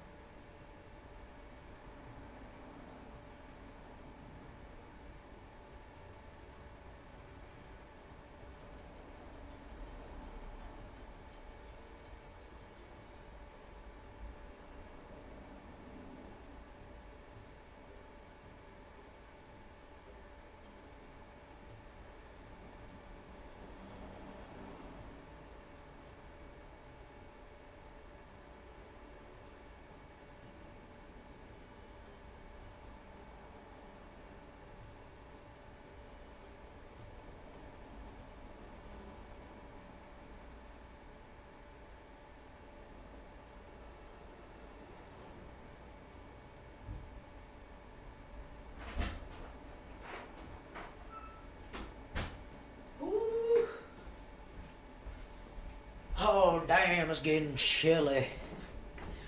Oh, we gotta clean them up nice. exploitative. It's like exploitative. Get a little bit of weed in behavior, it. and it's Warm me up. embarrassing.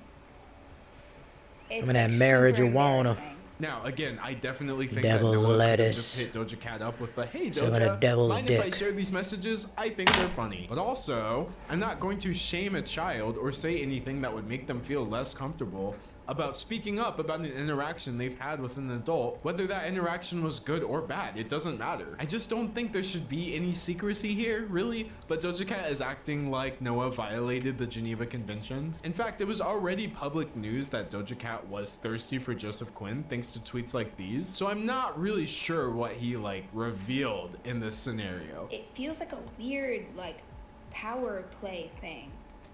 And not saying that he has more, he definitely doesn't have more power than me, and I don't have power over him, and it's not like a power war, but there's a weird ego-y thing. It's like an ego-y thing. I think ascribing negative intent to Path what is is most interrupted. likely just a kid really excited about the fact that he gets to talk to a pop star is what's really whack.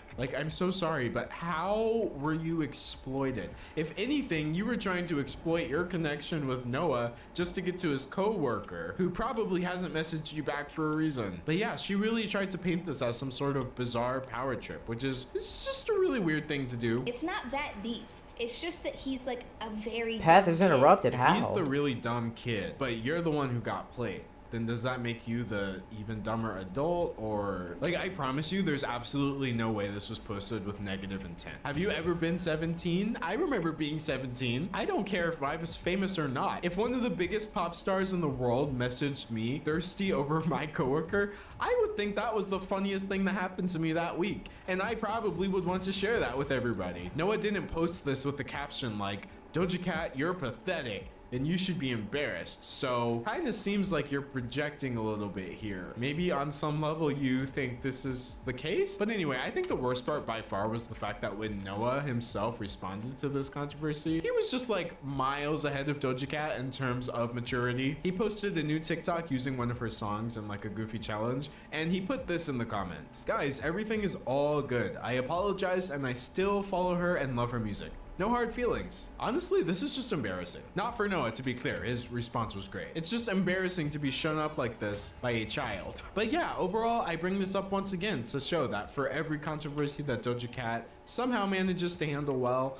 there's another in which she just makes it 1,000 times worse immediately. And while Doja's reaction to this exchange was definitely raising eyebrows among her fans, it wasn't enough for there to be any real repercussions. And 2022 continued on mostly without incident. But it turns out that's because all the incidents are about to happen in 2023. Let's talk about fandom names for a minute. Fandom names are a harmless, if not silly, trend that's been common in the music industry for the longest time. For example, what is Beyonce without the Beehive? Or Taylor Swift without the Swifties? Or Weird Al Yankovic without the close personal friends of Al, which is probably the greatest fandom name I've heard in my entire life. I will not sink that low. I refuse to start a fan Oh, club. she got some fat tits. However, for $8, you can become my close personal friend. That's right. So anyway, when Doja Cat begrudgingly posted a poll in 2020 asking whether her fans wanted to be called kittens or cubs, nobody batted an eye. And kittens it was, as you can see Doja Cat using the term a couple months later to promote the Say So remix. So while naming your fans is a pop star rite of passage, that's probably where the similarities between how Doja Cat treats her fans and how other celebs treat their fans ends. To put it plainly, Doja Cat roasts her fan base all the time. Here she is in 2020, just a few days before Holy choosing the name, shit. saying, please try to be Some cool when you nasty go to damage. see people perform. A lot of y'all look like Couch Lint out there. And speaking of fandom names, there's Paper Magazine joking that Couch Lint would be a fitting one. Like, it's all so unserious. Here she is in 2022, changing her Twitter name to I'm Better Than You. Like, even though she was no longer releasing irreverent meme masterpieces like Moo, Doja Cat's humor style was still alive and well on Twitter. And honestly, for the most part, I find it funny. Like, it's not my style of humor in that I would call you, the viewer, Couchlint per se, but I see where it stems from, and I think it provides a nice alternative to the mountains of other celebrities going, OMG, I love you guys so much all the Good time. You know, shit. if you're gonna give me something different. So even though this would have been strange for almost any other celebrity, it was pretty on brand for Doja Cat when she wound up getting into a bit of an online altercation between her and some of her fans. But unlike all the other times, this time things are about to get personal. A fan posted a seemingly innocuous message to the platform Threads, asking Doja Cat to say, Dumbass, I get the love you fuck to outta her here. fans. Doja Cat responded with a similarly innocuous, I don't though, because I don't even know y'all. Honestly, it probably would have ended there, but then Doja Cat got this reply from a different fan. And we don't know you, but we have supported you through thick and thin. Mind you, you'd be nothing without us. You'd be working at a grocery store making songs on GarageBand, Miss High School Dropout. To this utterly unwarranted message, Doja Cat responded with, nobody forced you. I don't know why you're talking to me like you're my mother. You sound like a crazy person. Now, I think this is actually a pretty interesting interaction because I feel like most people in Doja Cat's position would have just ignored the first comment if they weren't comfortable saying I love you back, or even just bit the bullet and said it back to appease the fan. In fact, as I mentioned before, Doja Cat herself has said I love you in several statements before. She even tweeted it out just a couple of days before this. But the thing is, it's Doja Cat. Not even her own fans really bought that I love you, even before this Threads exchange, joking that she would probably turn on them shortly. And you know what? I have some pretty strong opinions about all of this. While I am no Doja Cat in terms of popularity, not yet anyway, there are quite a few self-described fans of my content, or even just fans of my presence online in general. And honestly, if you asked me to say I love you to those fans, I don't think I would either. Now let's get one thing straight. I love that I can connect with people via my videos. It brings me a lot of joy and fulfillment, and I love making these videos and putting a lot of work into them and sharing them with people. While I've worked very hard for very many years to achieve this, I also feel very fortunate that I was able to do this as a job, basically. So like, from the bottom of my heart, thank you, but also, I don't know you. It's not humanly possible for me to know you. I think the last time I actually knew who every single one of my subscribers were, I only had 36 of them. And on the flip side, you also don't know me. I mean, you probably know a bit more about me than I know about you, because you can watch enough of my videos and start piecing things together. And you know, I am real in my videos. This is me. I think that's why people like watching them. But I am also real in the many more hours in which I exist outside of these videos. And that's something that you can't know unless you know me, which you don't. So while I can't really love someone that I've never met, it doesn't bother me, because I get to do this really cool thing instead where I just choose to have faith in you as a viewer. No, I have never met you, but I choose to believe that you are a lovely person with great taste in YouTubers. And I can tell from the comments that I get from people and the way people talk about my videos, and I know my videos are being watched by the right people. And so I wouldn't trade that for the world. And I know these are people where if I did get to know them, I would grow to love talking to them. But for now, all I know is that you're just a bunch of fun strangers who like to watch YouTube videos that are way too long, but that's good because I like making them, and I will forever appreciate the time that you spend sort of investing in my content. So for me, it doesn't even need to be love, because what I've just described is a beautiful feeling. It's a very 21st century feeling, I feel like, and I don't know if there's a name for it, but I love that for us, more so than I guess I would say I love my viewers. So as for Doja Cat, I don't think she did anything wrong in this scenario, personally. People were very upset, but honestly, she wasn't being rude to the first fan, or even responding in a way that would attract hate towards that person. And the person who followed up, saying that without them, Doja Cat would be working at a grocery store due to being a high school dropout. That's just an extreme overreaction to Doja Cat's very neutral statement, and I don't blame her for telling that person to back off at all. This fan mentality that like your fave would be nothing without you it's just so misguided. Let's be clear, Doja Cat would be completely unaffected whether this person chose to stream her music or not. And even in the completely unrealistic scenario in which all of Doja Cat's fans just up and leave, that still wouldn't make her nothing, because her worth as a person doesn't come from her success as a musician. And it certainly wouldn't make it okay for you to shame her for having just a high school diploma or the lack thereof. You shouldn't be doing that to anybody. So like honestly, if all it took was one interaction that you didn't like for you to just turn on her and start harassing her in this way, were you even really a fan in the first place? Or were you just an entitled person who completely overestimated their contributions to Doja Cat's life? Like real talk, everybody with this mentality needs a huge reality check. So I kind of love the fact that Doja Cat was providing one, especially when most celebrities would be afraid to do so. However, if we've learned one thing about Doja Cat by now, it's that she can't have too many good takes in a row. So of course, what I believe were very valid points were immediately followed up by what I can only describe as nonsense. In a totally unprompted Threads post, she says the following: "My fans don't name themselves anything. If you call yourself a kitten or kittens, that means you need to get off your phone and get a job and help your parents with the house." When fans very rightfully pointed out that Doja Cat herself was the one who officially dubbed her fans kittens via the poll in 2020, she claimed that she came up with the name when she was, quote, an alcoholic teen. Besides the fact that Doja Cat was actually 24 years old and already famous at the time of that poll, there's just a lot of ridiculous stuff going on here. I get that saying things that she may not even mean just to get a reaction from people is like her thing, but implying that your fans are jobless just because they support you is really annoying. Like, way to highlight that wealth gap in a world where it feels increasingly more difficult to get a job, but you get to sing and dance for a living. Oh,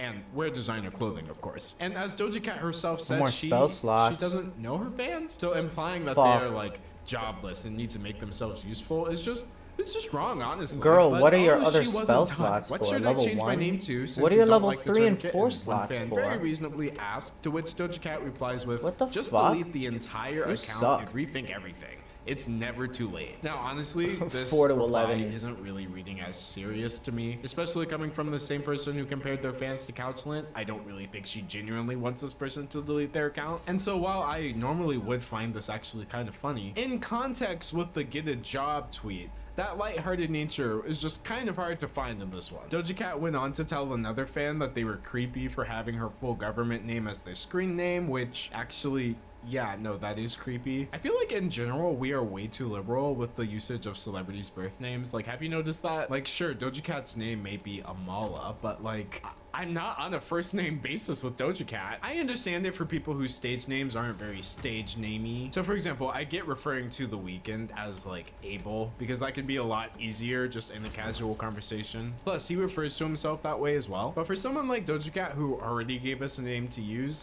I don't know, I think it's just kind of weird to Google her real name and then use that instead. But anyway, again, any valid points Doja Cat was making were quickly being overshadowed by the fact that It kind of just seemed like Doja Cat was lashing out at her fans for no reason at this point. And people started taking notice. Doja Cat started a war with her own stans. Now they're jumping ship. So what started off as just a few back and forth moments on the Threads app quickly spiraled into this media circuit. Doja Cat hates her fans. It got to the point where it was so widespread that even people who were completely unfamiliar with Doja Cat's history or communication style became aware of this scenario. And let's just say people were polarized. On the one hand, you had people who were only used to the more gratifying, less genuine approach that most celebrities have on social media, and so they thought that Doja Cat must have just had some sort of mental break and was now snapping completely out of character. But obviously, that was not the case. On the flip side, you had people saying, yeah, Doja Cat is taking a brave stand against parasocial relationships. Like,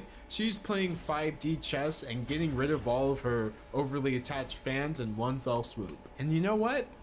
I also don't think that's the case, because I feel like with most things Doja Cat does online, it was never really that deep. If you ask me, I seriously think that Doja Cat was kind of just being Doja Cat. And usually I would feel like that's kind of a cop-out characterization, but if we've seen anything through this video so far, it's that she is literally always like this. But yeah, for some reason it seemed like this was just the last straw for her fans. They were in fact jumping ship, as Rolling Stone put it, and Doja Cat found herself losing a whopping 1 million Instagram followers in the following weeks. People were shutting down their fan accounts, declaring that her career would be over. Like, if the internet was anything to go by, you would think that her next single was about to debut with like -30 streams. And you know, intentionally or not, she really did manage to lose some of her more fickle fans that probably weren't really going to do much for her in the long term anyway. Like, she actually posted about the scenario on her Instagram story afterwards, saying, "Seeing all these people unfollow me makes me feel like I've defeated a large beast that's been holding me down for so long,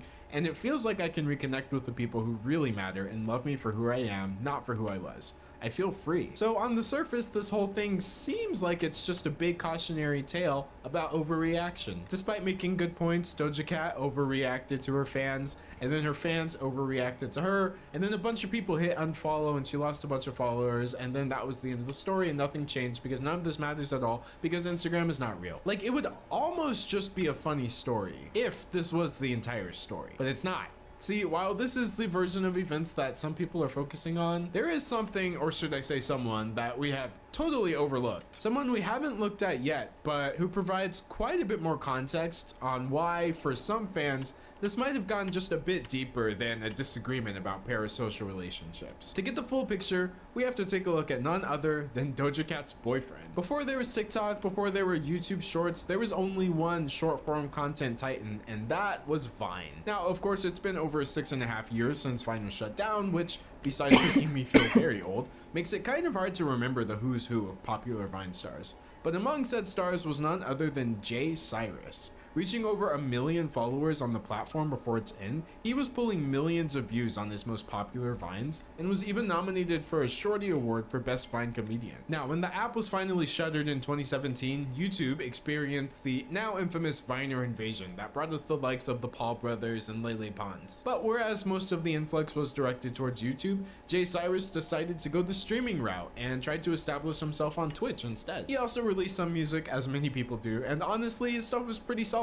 Like, it was all just very normal and unremarkable. The Vine career, the moving to another platform, the music, it's almost not worth mentioning, except for one tiny problem. This Jay Cyrus guy kind of sucked a lot. So in 2019 and 2020, members of his Twitch community started coming forward and accusing Jay Cyrus of using his influence to mistreat his viewers and moderators. Now look, this is where things get kind of tricky. Like I said before, Jay Cyrus did have his fair share of Vine popularity, but this didn't really transfer over to Twitch. So when these allegations came out years after Vine went down, it wasn't really like Jay Cyrus was this big name streamer, and a drama or controversy involving him would have gotten a bunch of attention. In fact, from what I can tell, at the time, nobody even really knew this was happening except him and the people in his community. And so because of all of this, there aren't like 1 million screenshots of every single interaction from this scenario. In fact, there are barely any screenshots. Like, I guess what I'm trying to say here is I honestly have no idea what this man actually did, but there are some clues. One remaining tweet from 2021, long before Doja Cat entered this particular picture, says he used his power and influence to mistreat women who watched his stream. The last count of women who came forward was close to 20. He destroyed a community of hundreds of people who trusted and admired him. Jay Cyrus should not be given a platform. Now, while this is very direct, it doesn't exactly explain what he did, only that he's done something wrong. But at the very least, we can confirm that this much is true thanks to another clue. In 2020, Jay Cyrus posted a now deleted apology that offers a few more details about what was going on. Now, I just want to point out that this apology is long. So if you want, you can pause to read the full thing like I did. But for this video, I'm just going to go over the important parts. Before anything, I want you to know there is no excuse nor justification for my actions. I was careless, I was greedy, I was ignorant, I was disrespectful, and I was completely in the wrong. In a position of power and trust, I gave in to the temptations and attention of those who looked up to me. So right off the bat, Jay Cyrus admits out of his own mouth that he did in fact abuse his position of influence as a Twitch streamer to take advantage of the people in his audience. So right off the bat, I'm going to reiterate that this guy sucks. By engaging in flirtations and provocative personal messages with people that didn't just see me as a casual fun time, but instead someone they grew to love and trust from admiring them in a community where they felt safe and guarded. I am an adult and I'm smart enough to know better, but I was not strong enough or respectful enough to be better. No matter how lonely I am, no matter how desperate I was for attention, I was wrong. Consent is not a way out of guilt when you are using it for your own comfort and validation. It's weak and it's inexcusable. Okay, so as you can see from this sort of vague wording, this is where things get a bit murkier. Now, one of the few things I can confirm just from what he's saying here and also the people who were calling him out at the time is that it doesn't seem like Jay Cyrus has done anything illegal per se, but that doesn't mean he didn't do anything wrong. This whole idea of like dating your fans that he and some other internet personalities seem to think is a good idea is never a good idea. It's the kind of thing that like never ends well for anybody, because the power imbalance between you, the influencer, and a fan of yours is always going to be inescapable. And then also your fans did not really sign up and consent to be sorted through as you look for partners. All they did was express an interest in your content. So from what the apology and the accusation from the time are saying, it seems like Jay Cyrus was using his position as a Twitch streamer to engage in romantic relationships with his viewers and or moderators, which is already off to a very rough start. But the apology is just getting started. He goes on to explain how he was basically just using one woman for a relationship because it was convenient for him, but then he dropped her on a dime the moment it wasn't so. He then admits to leading a different woman on, making her think there was a chance they could close the distance and have a deeper relationship, even though he was lying and he knew that wouldn't be the case the whole time. He even goes on to say he gave in to temptation on a physical level with a different woman, which I think is him admitting to some sort of meetup, I don't know. But basically all this to say, it wasn't enough that he was just combing through his Twitch followers looking for people to be in a relationship with. Apparently once he was in these relationships, he would proceed to be manipulative, dishonest, and selfish, basically just using them all for his own personal gain, which is like very predatory and weird. Now, he does apologize multiple times and pretty thoroughly too, saying my words mean very little to many people, especially the ones I hurt, but I am truly sorry for all the pain I've caused and for the mask of positivity and care I wore while being selfish underneath it. I deserve the stones thrown. I know this doesn't make anything easier for anyone, but my actions are my own and I must own up to them. He finally wraps it all up with, I am not a victim of anyone but myself and my own mistakes. Thank you for reading. Now, overall, this has been pretty vague, as you can see, but a few things are crystal clear. This guy was doing very gross things. He was very aware of the fact when he was doing them, and he was using his Twitch platform to do these gross things. That much is a fact, and he is the primary source. So after this, he did what everyone who gets caught doing the same garbage does, and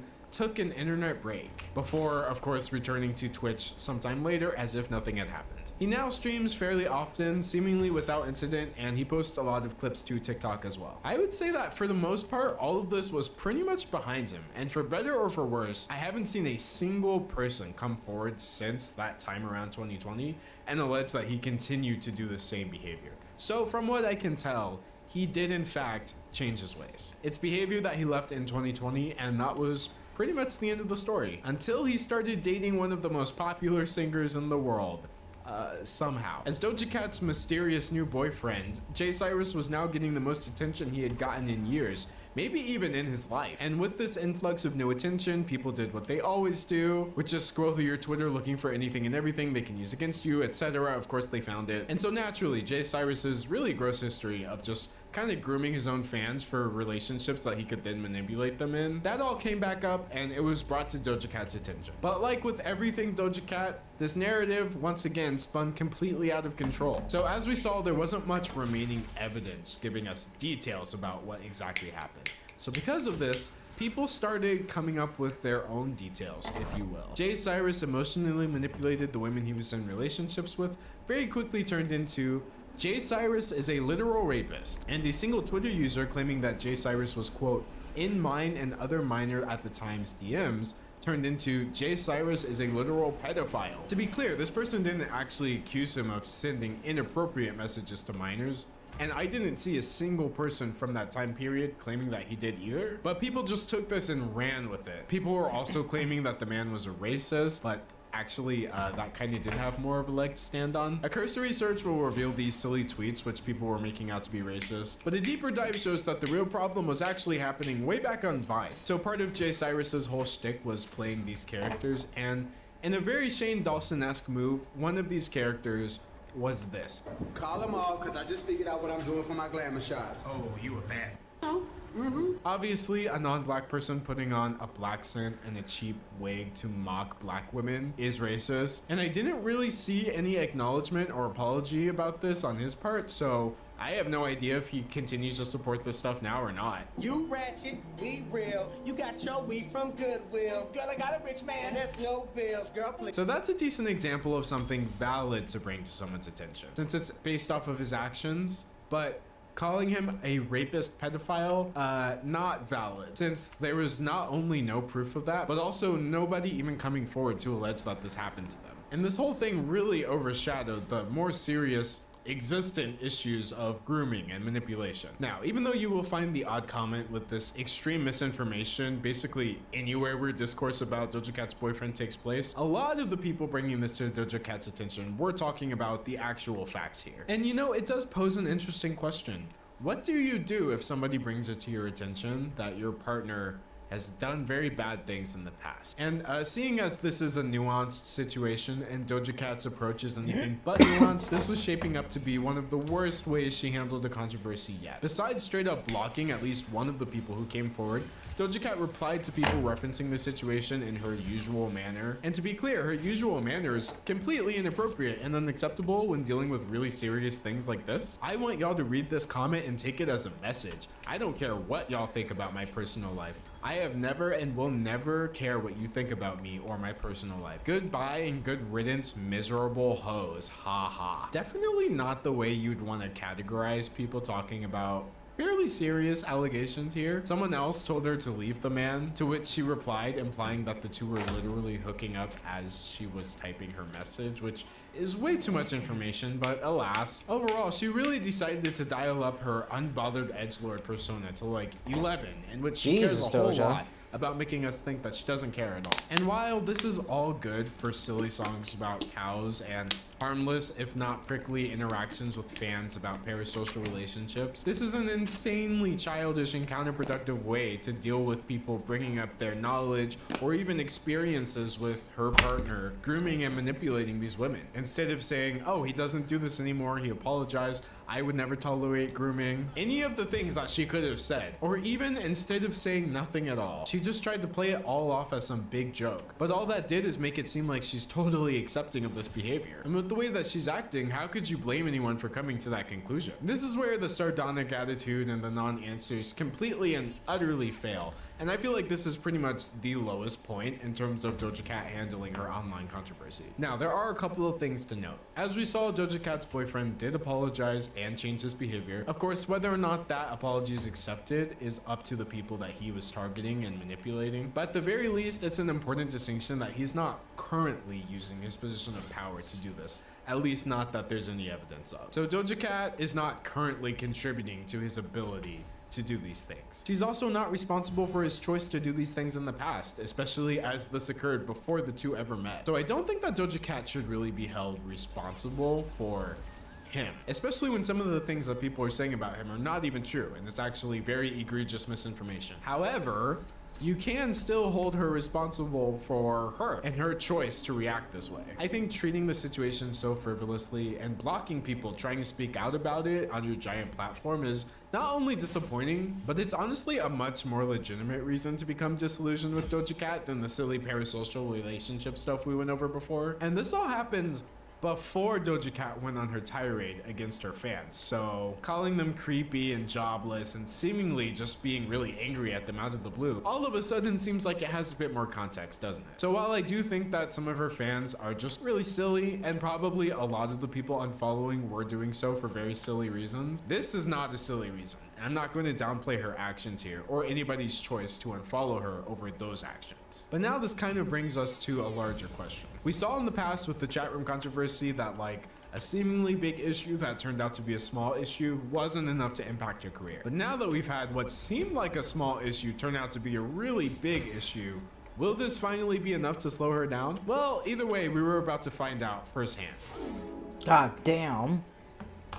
He's too blessed. Usually, it takes some time to figure out whether or not a celebrity's antics are going to affect the performance of their work. But in Doja Cat's case, she was putting out work actively both before and after the fanbase fallout, so the answer is pretty clear. Things were definitely going to be affected, but not in the way that everyone was predicting. So first, we'll take a look at how one of her songs did before the controversy. But of course, knowing Doja Cat, even though this was before the fan base fallout, it still came with its own set of controversy because everything she does is just a problem, basically. Remember the two albums we've mentioned so far, Hot Pink and Planet Her? Well, Doja Cat took to Twitter to share some opinions about her earlier bodies of work. No more pop, she very plainly declared on Twitter one day, out of the blue. She went on to clarify, I also agree with everyone who said the majority of my rap verses are mid and corny.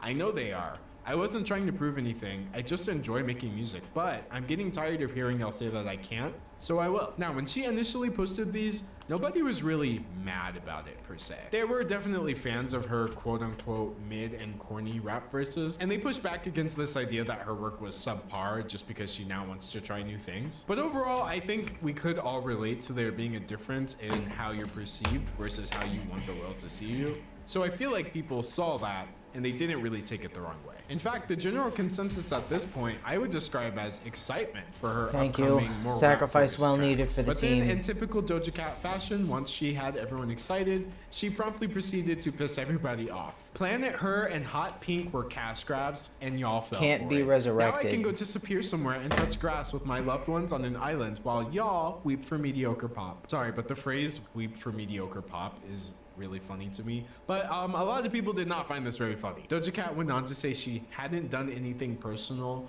and that she was cranking out digestible pop hits for children on Twitter to get into fights about. And then a bunch of people on Twitter promptly decided to fight her over these claims, immediately proving her point. Now, once again, this was polarizing because while there were quite a few people getting big mad, there were also a lot of people who were quite unbothered by this tweet. I mean, it had racked up over 100,000 likes while it was still up. So I think what makes the most sense is to look at this tweet from two perspectives. On the one hand, why it could have upset some people, and on the other hand, why others may not have been taking it very seriously at all. So reasons why this tweet may not be your favorite. First of all, it's just not very nice. Like, some people may have a genuine, strong connection with Doja Cat's music, which is kind of the point of music in the first place. And so for Doja Cat to, jokingly or not, write off that connection is actually just a big prank that they fell for, all in an effort to make Doja Cat richer. I totally get why some of her fans were bristling against this because it's just not a very nice thing to say. Also, from less of a hurt feeling standpoint and more of an objective look,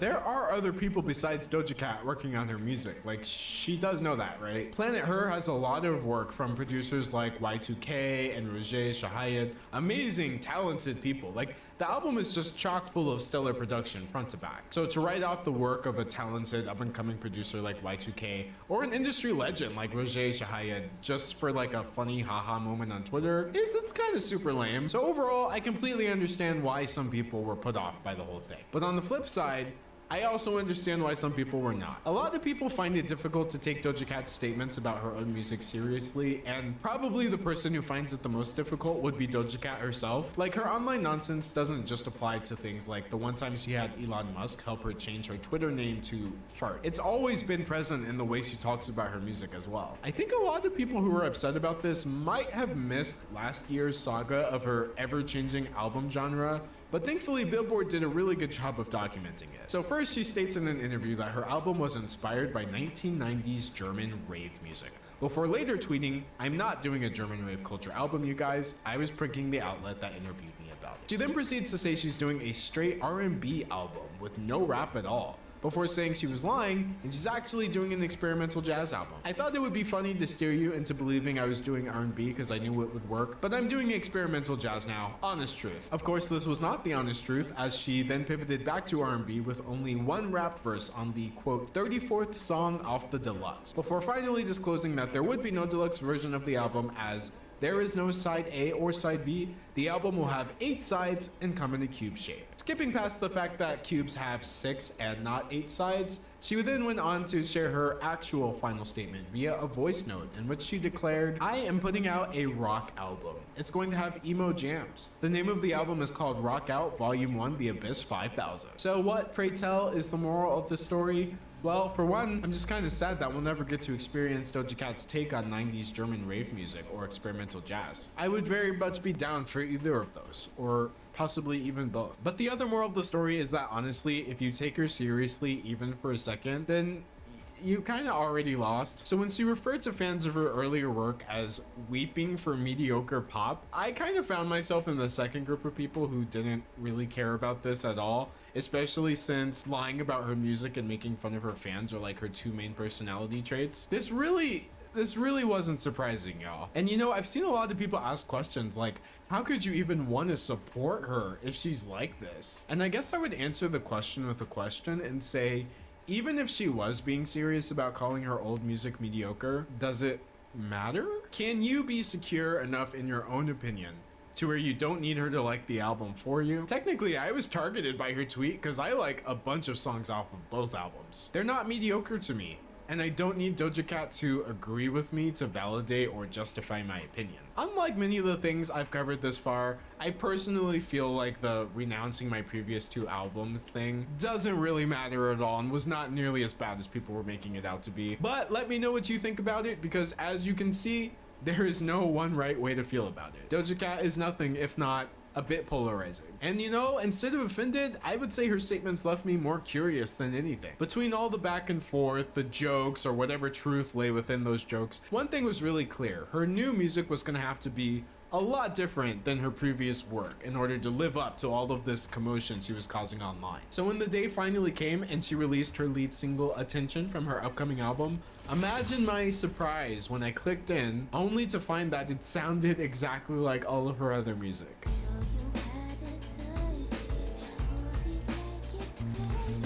Like, bruh. To be clear, I think Attention is an amazing song. Like, Jahira, what are again, you doing Y2K in and front there? Regina You're gonna have fucking provided die. Amazing production. And Doja Cat, as always, sounds perfectly at home on top of this beat. And while she is certainly rapping more on this track than her previous releases, it is God, still Jahira, literally just please. a catchy pop hook We during need the you chorus. alive. So I really don't know where she was going with all of this, I'm and gonna I stay guess I back here sort with of you should have taken guys. my own advice and not Get a paid little attention to pace anything she was action. saying in the first place. Now, as far as chart performance, as I mentioned, this happened before her fallout, meaning this really just performed like a normal single for her. It charted, it was received very well because people generally like her music. It was nothing much out of the ordinary, right? But then came the parasocial breakup, the boyfriend controversy, and the 1 million missing followers. So the real question mark was going to be the next single. And for better or for worse, its performance was definitely going to be out of the ordinary. Real quick, do you have a moment to talk about our Lord and Savior Satan? Because he's about to play a pretty big role in this next part. See, I've mostly been focusing on Doja Cat's music and her online Hastings antics, got but canceled. one What the thing that fuck? she's also God very damn well it. known for is her fashion. Said fashion has always been avant-garde, but recently people have noticed that Doja Cat's sense of style had begun to They can't use an change. action. What the and while fuck? changing styles between different album eras is super common in the pop world, some people became Whatever. utterly convinced that these particular changes images were the work of none other than his infernal majesty Jahir, himself, you dumb Lucifer. fuck. And like, Doja Cat's next single wasn't about to help her beat the Satanism allegations anytime soon, but that song was really just What the fuck are you catalyst doing for up something there? that had already been growing You for stupid months ahead asshole. of time. So to understand the actual source of this Doja Cat is demonic narrative, we can look no further than her 27th birthday party late last year. Celebrities being accused of being part of an Illuminati conspiracy is a tale as old as time, and Doja Cat decided to embrace this as the theme for her 27th birthday party, inspired by the movie Eyes Wide Shut. The cake had symbols associated with the Illuminati. What the Doja and her fuck? celebrity friends wore their best robes and masks, and the whole thing was just one big tongue-in-cheek lean into the conspiracy theories. But when pictures from this event were released to the public, I guess people kind of missed the tongue-in-cheek part, and so many people were up in arms that Doja Cat herself wound up responding in an Instagram live. I did a party that's based on the Illuminati because it's funny that I'm famous and I can utilize that as a meme. The fact that people were even mad about this in the first place confuses me more than anything, because like, you do realize this is just an aesthetic, right? Like, you have to understand that. Doja Cat having a party inspired by a ritual ceremony from Eyes Wide Shut doesn't mean she was literally performing a ritual ceremony. Like, do you think a kid having a superhero themed party means this child is actually secretly a superhero? The Eye of Providence on Doja Cat's birthday cake doesn't tie her to the Illuminati any more than the A on Little Timmy's cake ties him to the Avengers. But alas, not only were the conspiracy theories ridiculous, they were just getting started. Next came Doja Cat's fiery appearance at Paris Fashion Week, where she arrived in head-to-toe bright red Swarovski crystals. Aptly titled Doja's Inferno, this unsettling yet impressive look drew inspiration from Dante's Inferno and its 9 circles of hell. And despite the fact that Dante's Inferno is a work of fiction, people once again took it as a work of fact. And this wasn't the only fashion choice that set people off either. She later debuted a plethora of new tattoos, including an eyeball, a spider, and a giant bat skeleton that people were already pointing to as evidence of her dark affiliations. But what really set people off was a tattoo she got of an illustrated figure with a humanoid body and animal features. People were 100% sure that this was Satan personified. So, needless to say, they looked pretty silly. When Doja Cat later revealed that it was just an illustration from an old book called Demonstrous by Fortunio Lissetti, and did not in fact have anything to do with Satan at all. But even with her very true statement that your fear is not my problem, you can still find people in the comments telling her to quote, find Jesus, or that Jesus is king. And you know, for people who leave comments like that,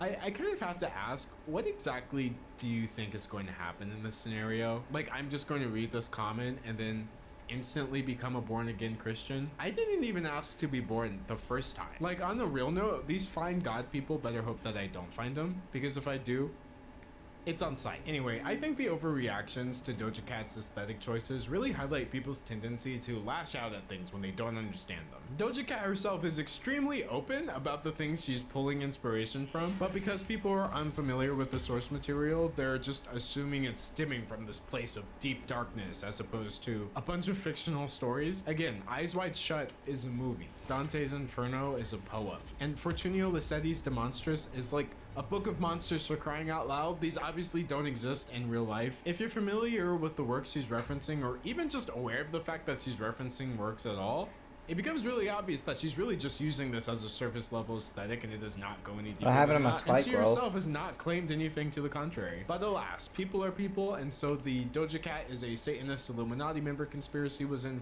full swing by the time she dropped her next single, Paint the Town Red. And Doja Cat took the rumors and ran with them. See, she had already been having fun with the outrage as she responded to Alright, people I'm out. leaving dissertations about her wayward soul with brief replies like, slay girl, yes, and honestly, work. If you're calling me demonic, honestly, work. Cause like, I love that you ate, for real. I already loved all these responses due to their brevity, but as it turns out, she was saving the real response for Paint the Town Red's music video and lyrics. I said what I said, I'd rather be famous instead. In this video, Doja Cat plays multiple characters, from the Grim Reaper's sidekick to her bloody alter ego Scarlet to a literal demon with black eyes. In the lyrics, she says, fans ain't dumb, but extremists are. I'm a demon lord. And the catchy refrain is about a woman who is not just a baddie, but the devil herself. The entire video is just like the exact last thing you would want to do if you were bothered by people calling you Satanist, and I honestly think it's kind of brilliant, I won't lie. Like the Illuminati themed birthday party and the all too Where's obvious Jaheira? satanic imagery of Of course, Red she's prove up that. there, As you always, fucking Doja Cat dumb likes to take dipshit. things that people try to use against her and flip them into some sort of quirky joke. And while this doesn't always work, as I mentioned before in the situation with her boyfriend, I personally think she really shines when she picks her targets right. The music video for Paint the Town Red is amazing, and the visuals become even more impressive when you realize that Doja Cat contributed to the paintings used in the video herself. I think Doja Cat is honestly super talented, and when she gets out of her own way, the results speak for themselves. But the results weren't the only thing speaking in this case. TikTok had an absolute field day with the Paint the Town Red video. They were just getting louder than ever in their adamance to prove that Doja Cat was truly just a minion of the Dark Lord. And I have never, I mean never, seen so many people fail to Ooh, get she's the joke. thick. I almost feel like I have Lot to of give some health. sort of warning for the brain Alright, cells. Shadowheart, we're really gonna gonna need you here. Like this TikTok literally has 1 million views. This is not art. This is a scheme. This is a plan of the devil to twist and pervert the culture into thinking that this is cool. Hold up, wait, this TikTok is 7 minutes long. How is that even allowed? That's not a TikTok, that's a vertical video essay. Sorry, I could make an hour-long video about some pop star that doesn't know I exist, but I cannot be bothered to sit through this for more than like a minute, so let's just find another one. This one has 8 million views. I'm sure that's an indicator of quality. Know ye not that to whom ye yield yourselves servants to obey, his servants ye are to whom ye obey. To whom ye yield... What? Does he actually even know what he just said? Because it kind of doesn't seem like it. His servants ye are to whom ye obey. Don't make those R2-D2 noises at me. And you know, if you could explain why someone's art is wrong without quoting a 2,000-year-old book, I might care, but like, you can't, so I don't. Anyway, this last one we're looking at comes from none other than Big Nick, who can't wait to tell us all about how Doja Cat's recent antics are all just part of a satanic humiliation ritual. For those who have spiritual discernment, you can see that she had taken part in the humiliation ritual. And I really want to reiterate, these aren't just random unhinged videos that I found with like 2 views. What you just watched has 12 million views. Over 1 million different people hit the like button. The irony of being this wrong while simultaneously feeling like you're smarter than other people for seeing the truth. It would almost be funny to me if it wasn't for the immense wave of secondhand embarrassment I feel instead. But despite this, I'm sure the conspiracy theorists are all just feeling like they got proved right. Because what happened next was not only totally unexpected, but actually a career first for Doja Cat, and what is probably the best PR that Satan has got in a couple thousand years. Paint the Town Red became the #1 song in the world. Like, despite falling out with her fans over the parasocial issues, despite the more legitimate issues involving her shady boyfriend, despite the ridiculous and ridiculously viral trend of trying to expose her on TikTok for being just a slave of the devil, I guess, Doja Cat came out on top of not just every single controversy, but literally the charts as well. Even now, Paint the Town Red is still at the very top of Spotify's top 50 global chart, proving that despite the ups and downs, Doja Cat's here to stay, and that's because she seems to have realized the ultimate secret, which is that literally none of this matters in the real world. What people were predicting to be a new low was actually a career high, as this marked Doja Cat's first entry on the Billboard Hot 100 charts as a solo artist, even with all the questionable country music crowding the charts nowadays. And it all just conveniently happened right in time for her to announce her upcoming album. Now, we knew that an album was on its way, but as with all things Doja Cat, initial information surrounding this album was a bit unreliable. First, she announced that the title was Hellmouth, which would have been very fitting, but then she said it's not called Hellmouth, it's called First of All, and yes, I'm announcing the title right now.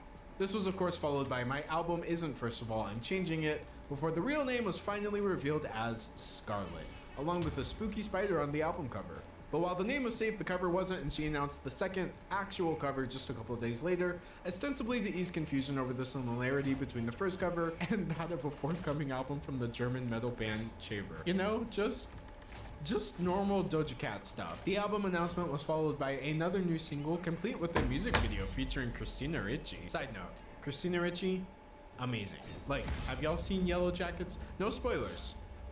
but just amazing. Anyway, I personally think that Demons is pretty much one of her best videos yet, and I'm confident that the Doja is Demonic crowd will understand that these are very obvious and blatant references to popular horror movies, and they will not chalk this all up to the influence of Satan instead.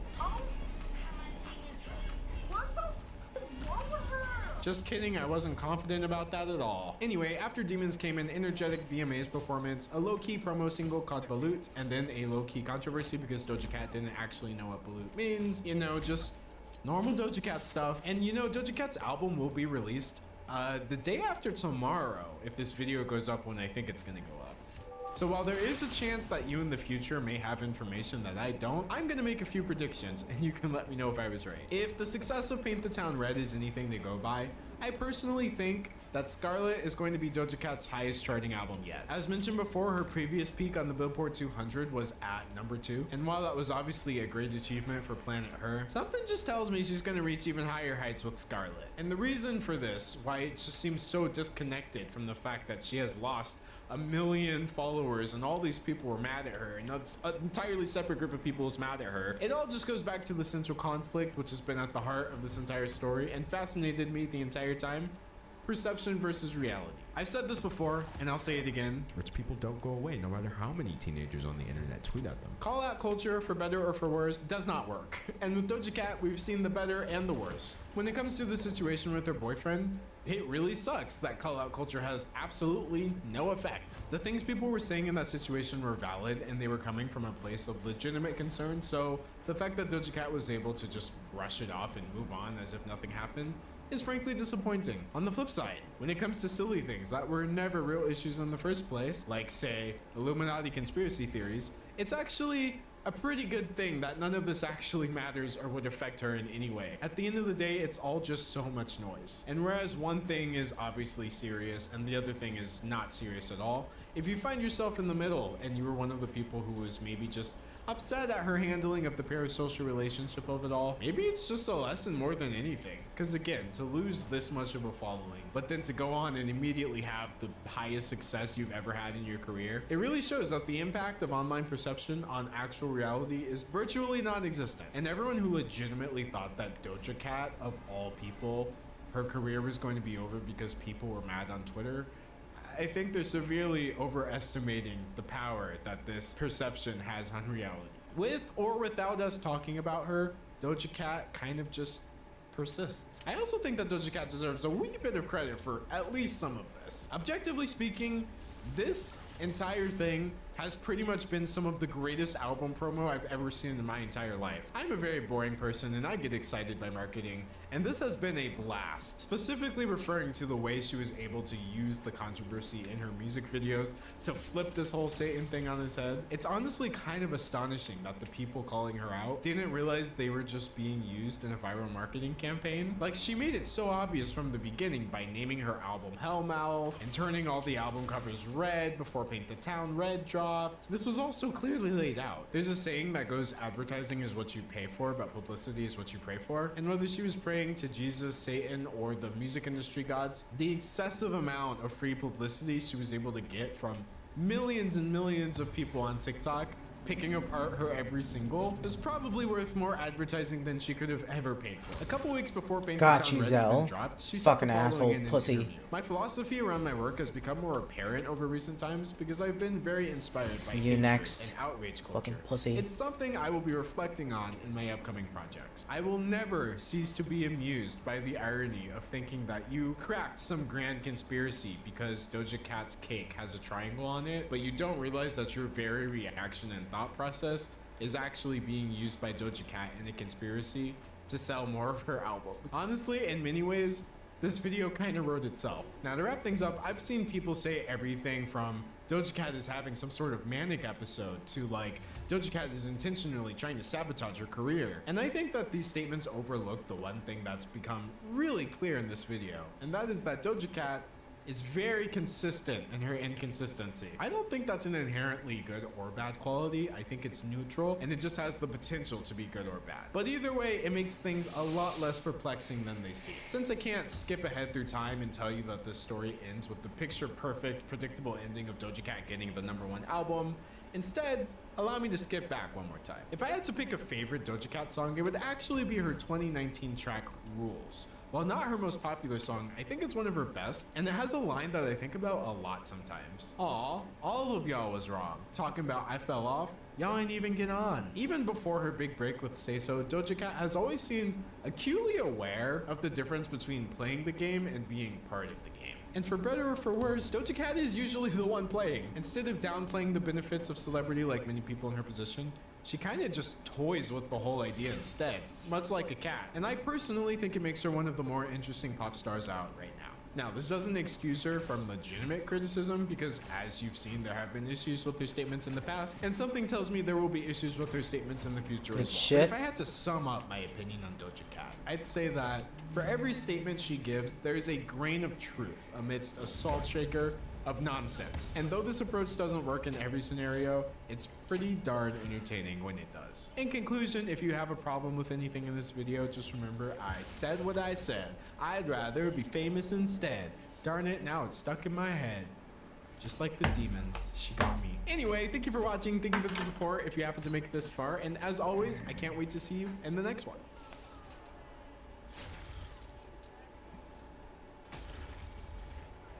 What? Bye. Alright.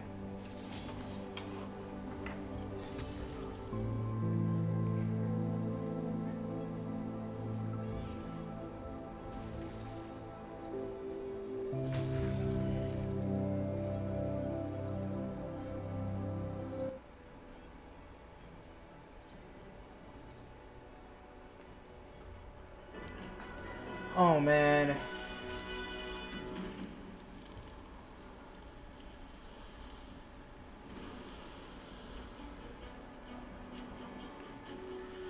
Who's alive and who's dead? Lae'zel's dead. I gotta revive her. Can't do it without her. Too far? What do you mean?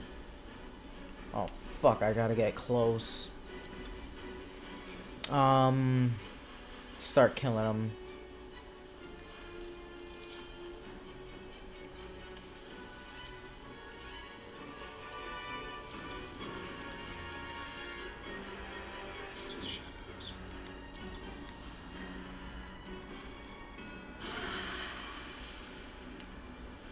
Logar.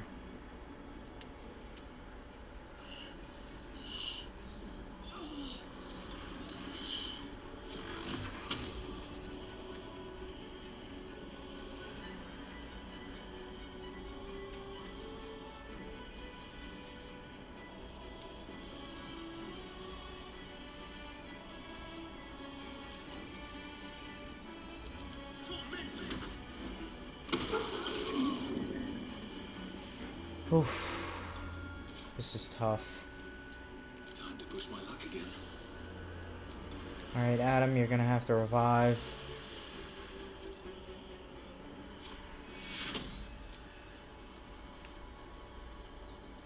Blocked?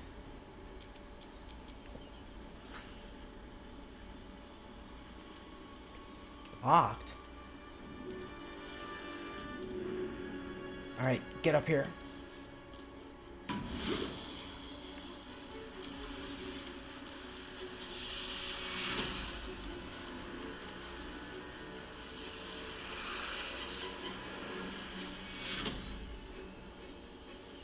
Go, we gotta get out of here. Take this. I'm out.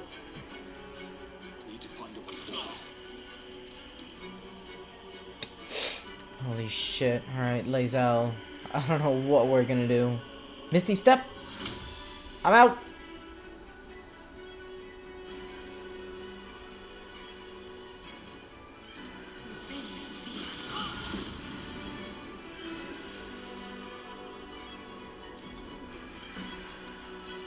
Pussies. I'm out. Shadowheart. Can you invisible step? Nope. Oh, yes! I didn't use it yet.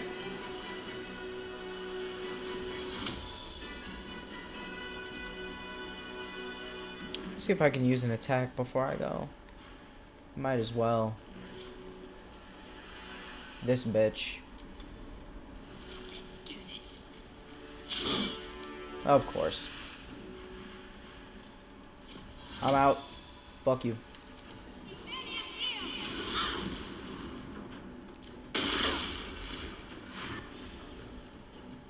Go ahead, boys. Back me up. They're going further in the darkness. So one down.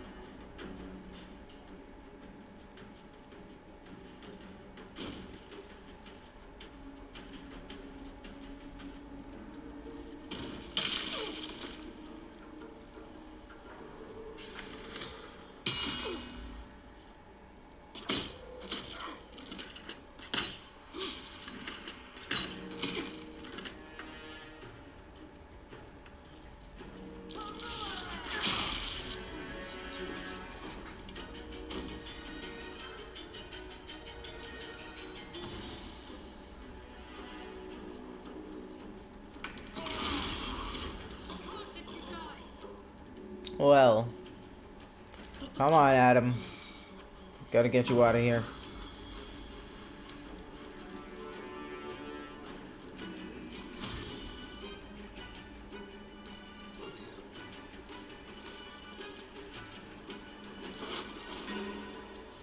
Where do I go from here? Potion. That's where we go.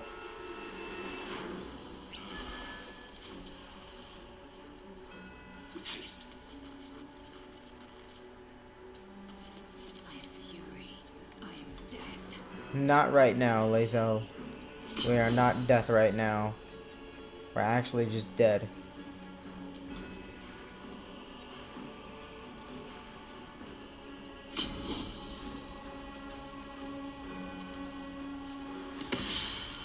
God damn it. Come on. Yes. Nice. I'll give one of you guys some health. 43, 44, 26. Anthony, you'll get some health. I'm out. I gotta go. I gotta heal.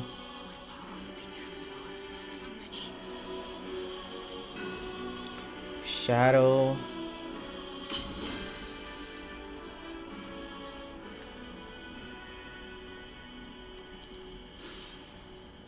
Rally him.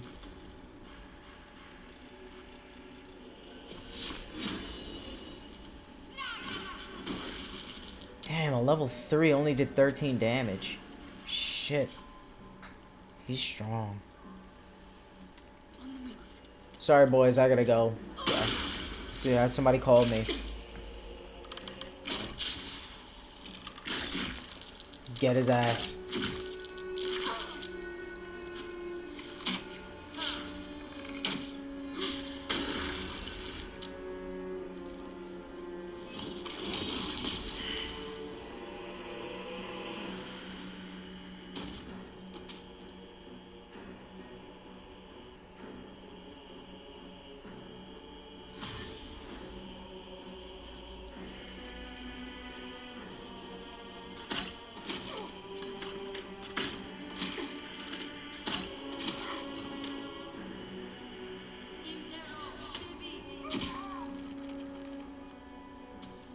What the fuck was that?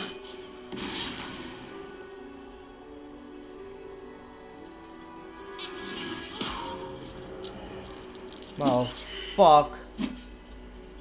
Big armor guy. Oh my god. 60 health. Man, get the fuck out of here.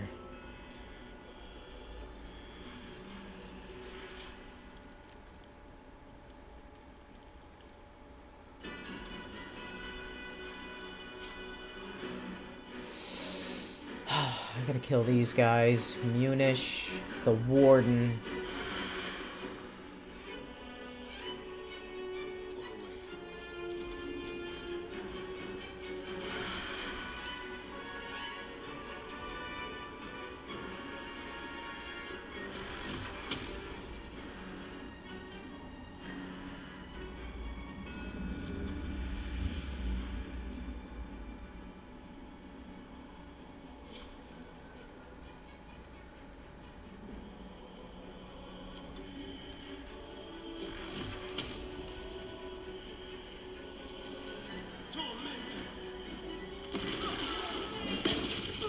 Fuck. Armor. I'm out.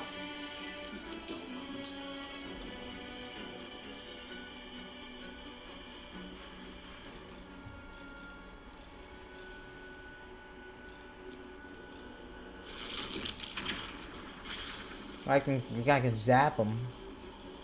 Oh. Ooh.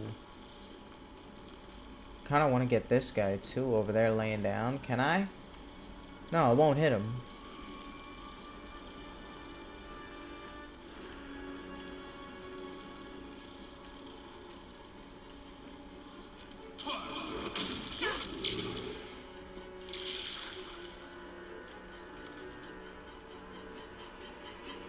Nice, nice, nice.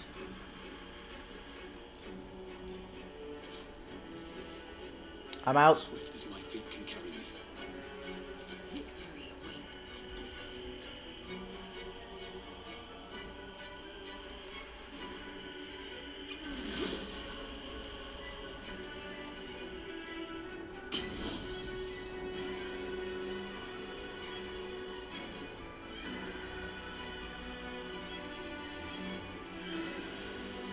Taking position.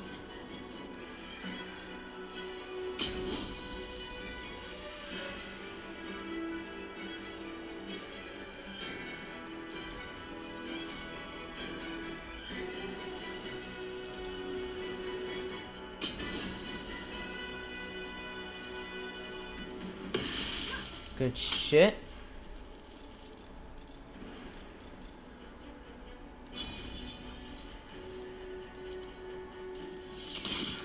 Good. Ah, no gaping wounds. Good shot though. My faith will protect me.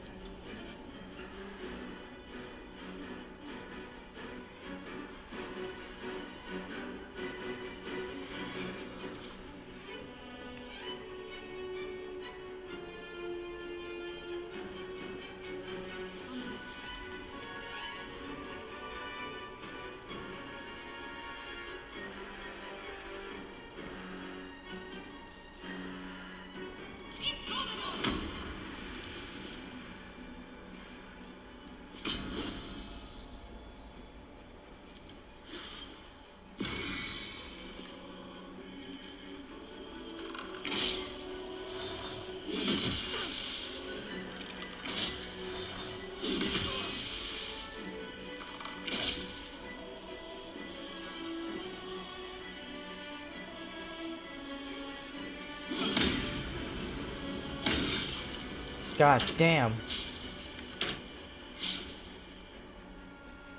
Good thing I gave him those rallies.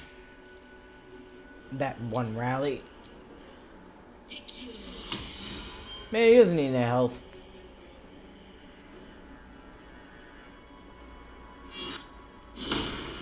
Holy shit. Oh god.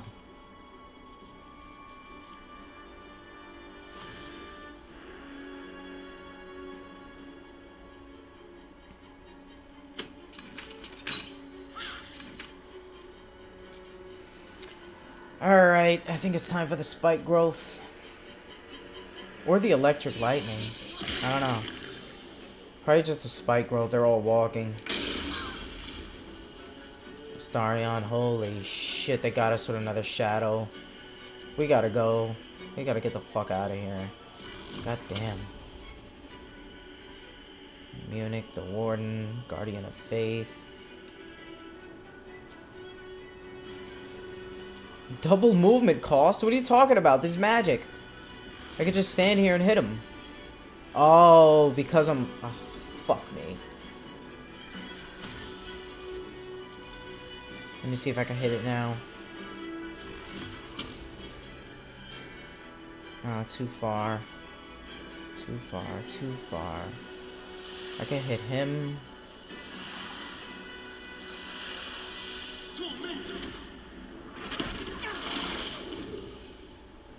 How much damage did that do? Okay. Another fight. Let's go. Let me hit him with the spike growth. I don't have any more level 3 spells.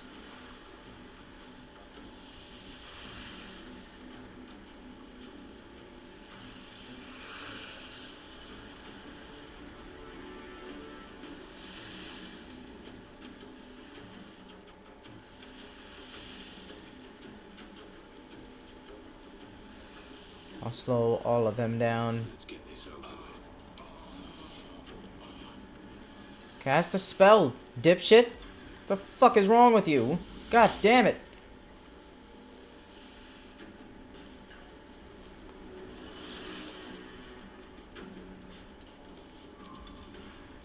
You couldn't just... Alright, let's try this.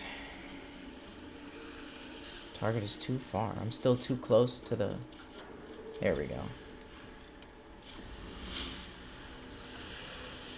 That's what I want.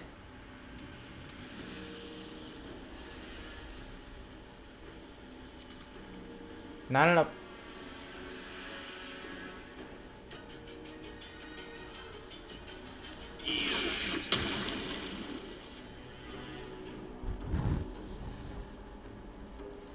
It went on the roof. I pressed X as the camera was on the roof. This goddamn fucking game. So shit. Yep. Great camera angles.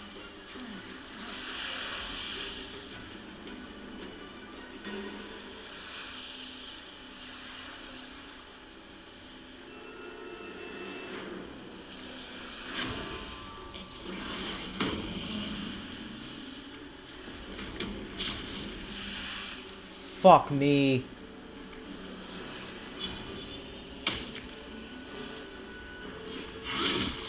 God damn.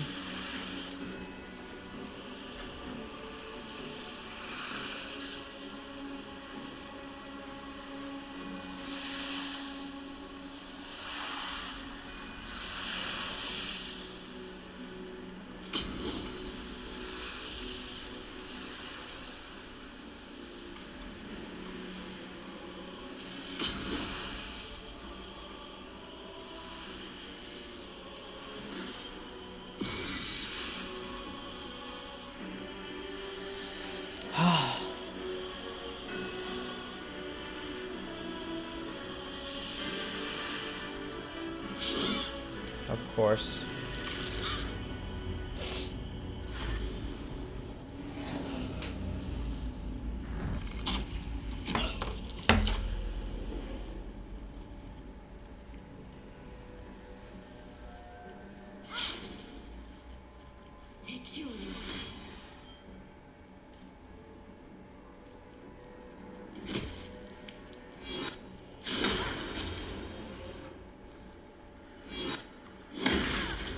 Shit.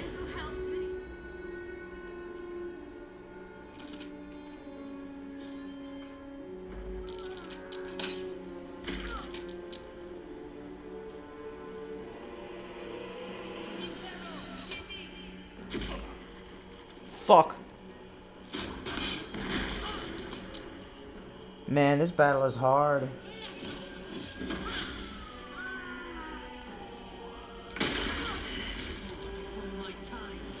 Man, what the fuck?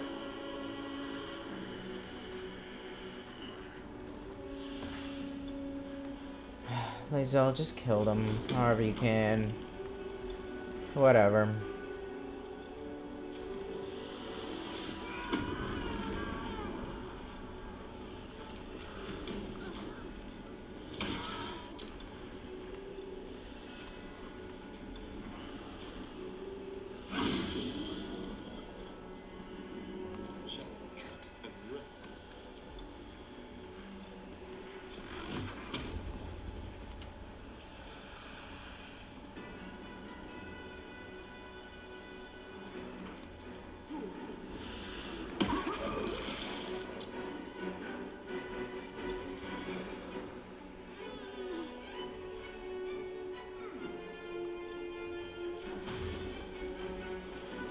Alright, I got rid of the guy with the shadow, apparently.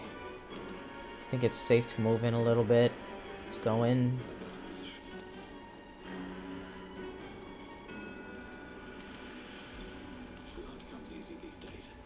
Shut the fuck up.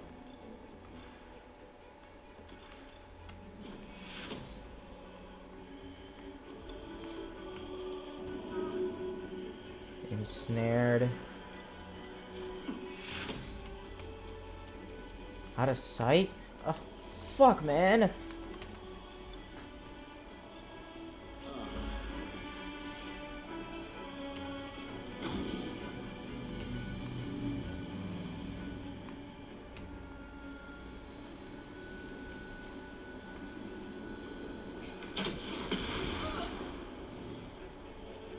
Hope I didn't hit Lizelle.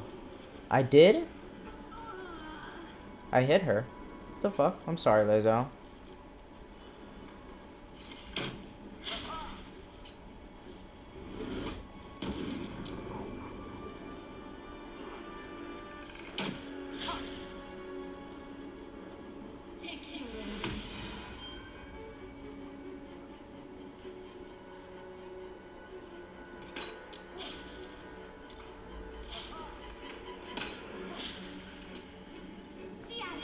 Starion is so good.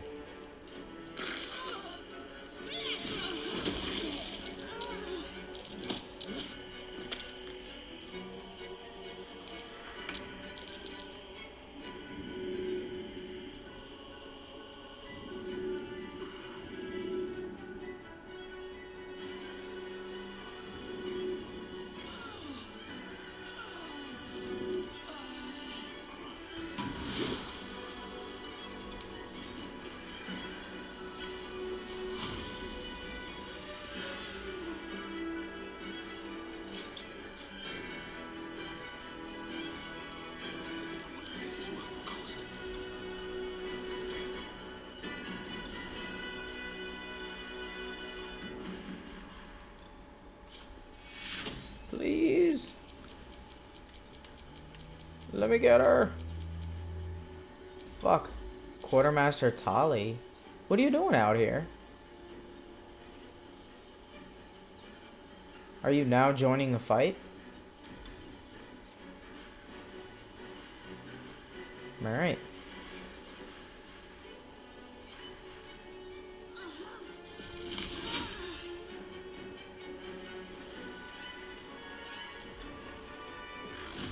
I can't get any of them. Maybe with an arrow? Nope. Too far.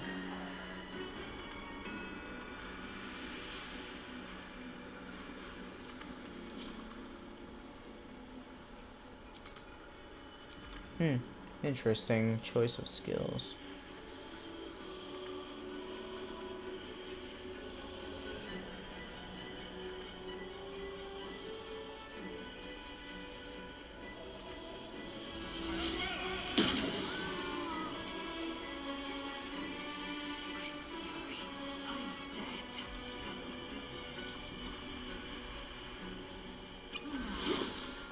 I'm out.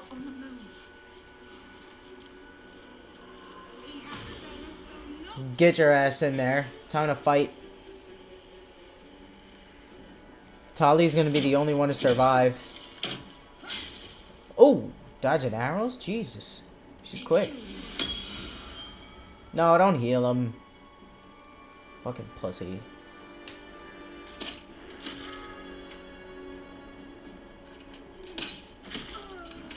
Come on, Tali. You can take it. Oh.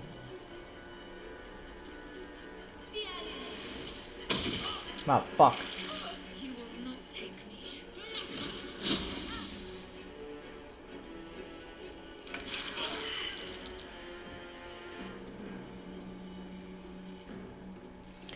Alright.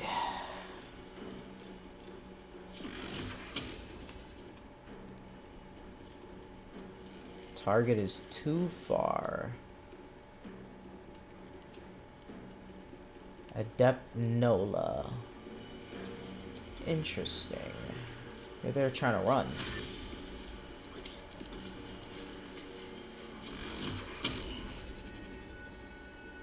Let's get a good look at you guys. Maybe you at 140, I mean. Interesting. Yeah, very, very interesting.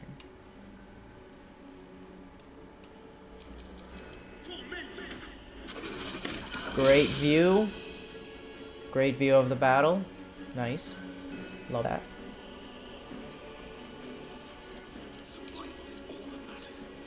Lae'zel, I'm gonna heal you. Can I throw a potion? Let me try that again. I can throw. Oh! I can throw! Nice. Good shit.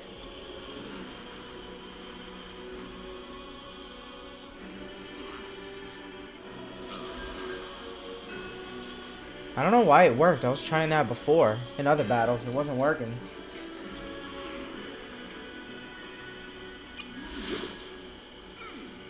Is Shadow dead?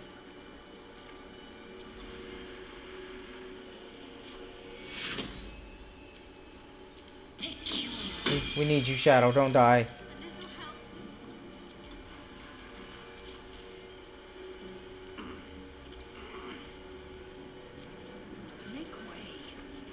I'm coming. How do I turn my character? I want to turn her. I'll end turn. Whatever. Fuck. Oh, she got a hammer. Oh, she doesn't do much. Just a hammer. That's it. Oh, get his ass. Don't let him run away. Fuck. God damn it.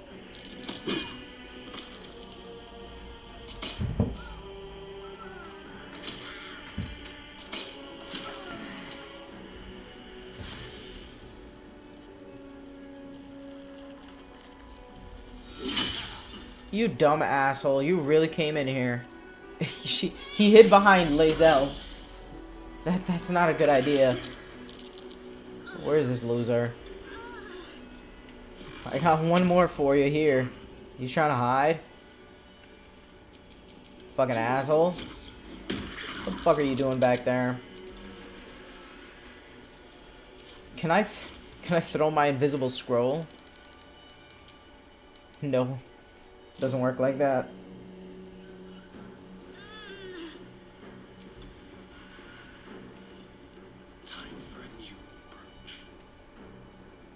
Oh, I didn't mean to fucking hide. God damn it. Can't even catch my breath.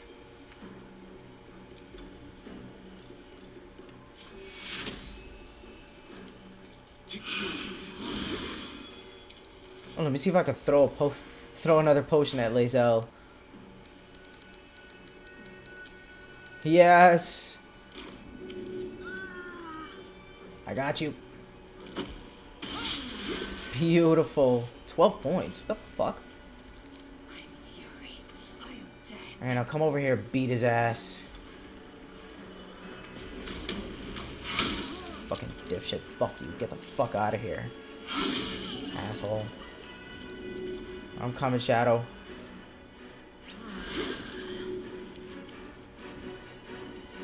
I'm coming back for you.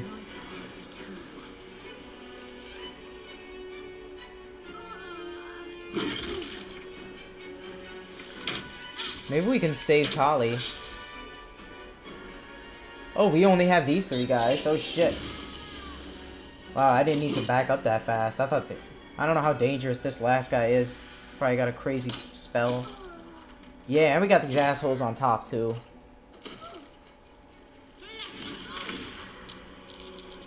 Alright, Lae'zel. Let's get in and get Shadow now.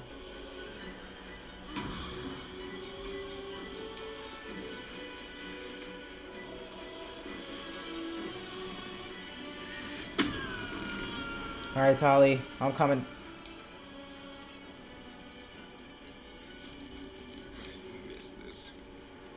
Starion, get in here. Oh, we're gonna need you. Oh, he's still sneaky. Perfect. Perfect. We need that. Let's kill these little dipshits down here. Fucking asshole. Path is interrupted. Too far. Where am I at? Can't have disadvantage. Can't have. But the path is interrupted. Not enough movement. God damn it. Fuck it.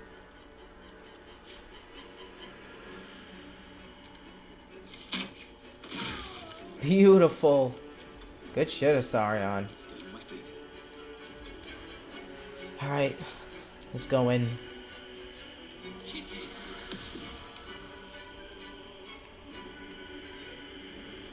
Breathe deep and move.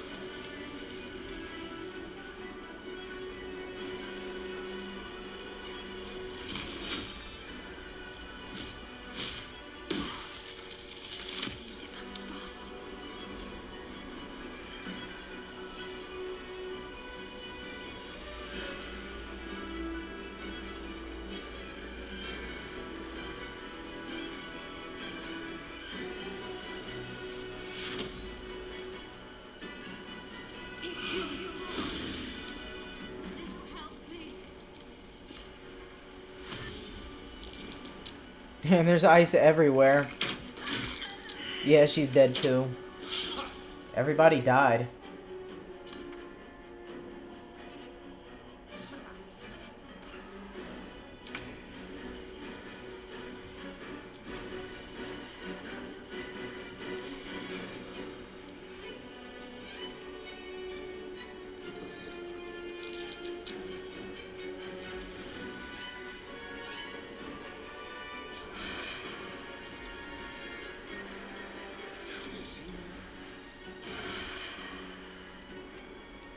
Path is interrupted still? But not for a regular range shot. What the fuck? Beat his ass. Yeah, Astarion's got a nasty bow.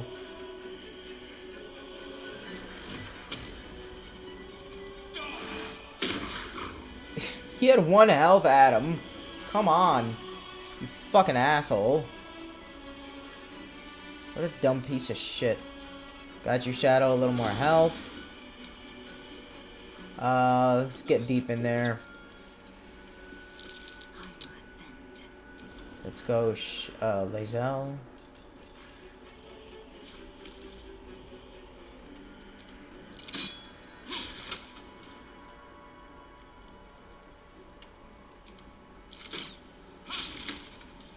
Yeah, I need to just go across all this ice. No, don't loot Talia's body yet. Not yet.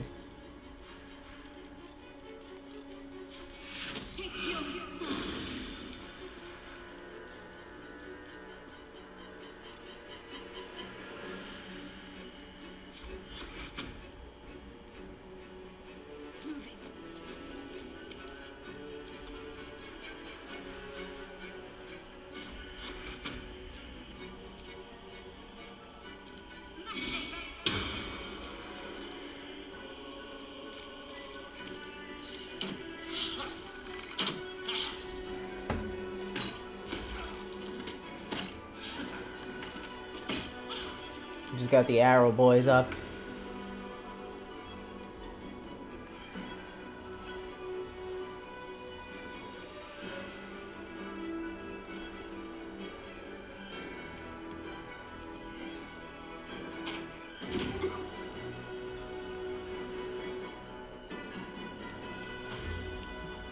Is there a way to get up there?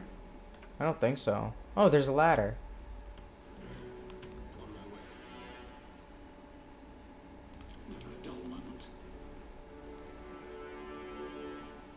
Yeah, just one ladder going up there.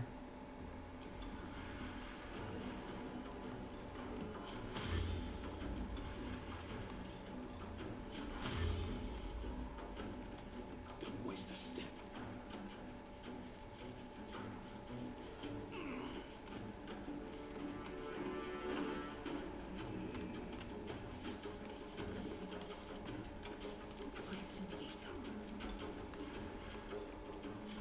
Lae'zel, fuck this guy up.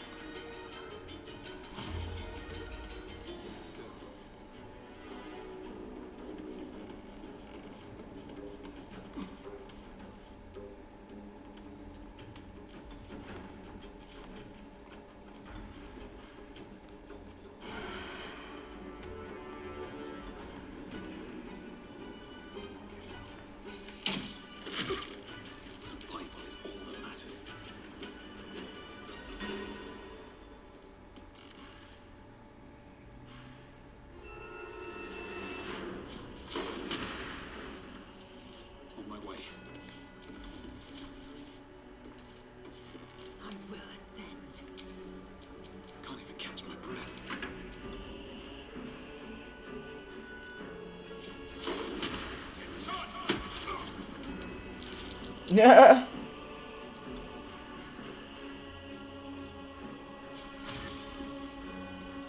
Can't slow down. Victory awaits.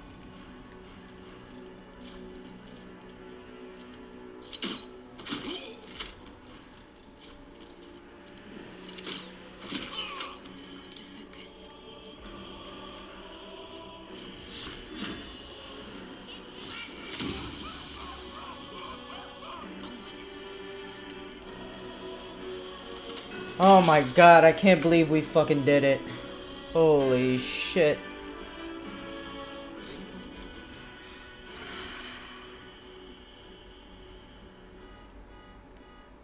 Step quick.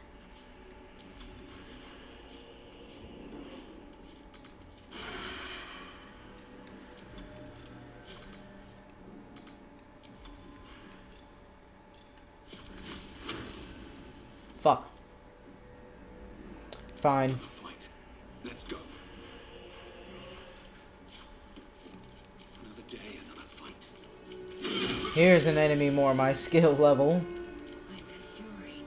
I am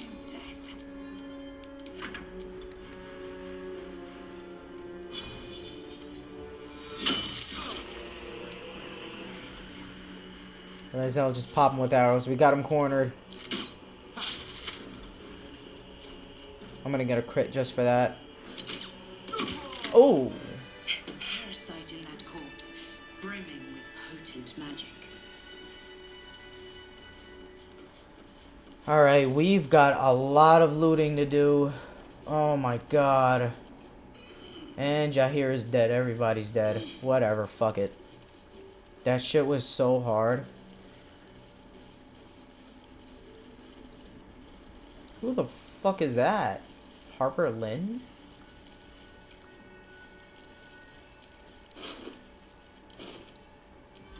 Lae'zel, put down Harper Lynn. She's glitched.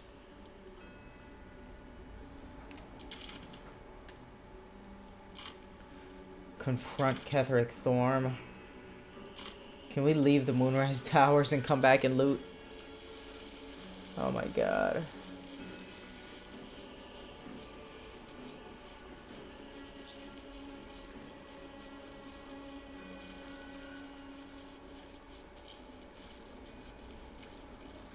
Yes.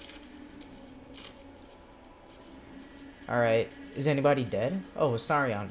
Bro. Stop. Stop it. My faith will guide me. Alright. Time to loot up.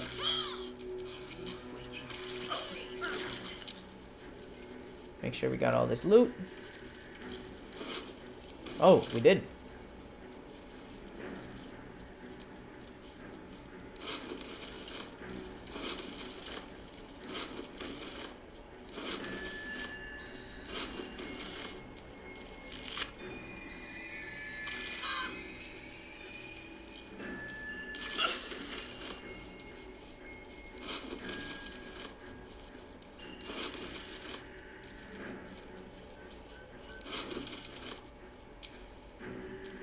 What's next?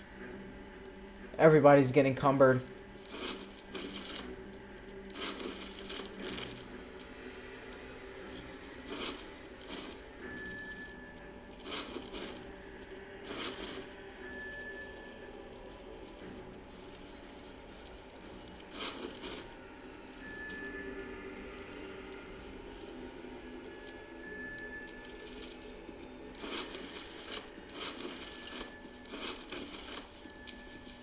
Someone there.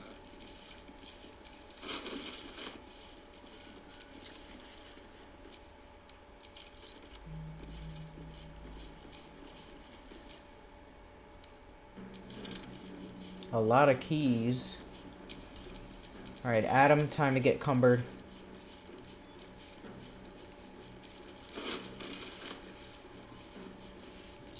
We're taking all this cumber back.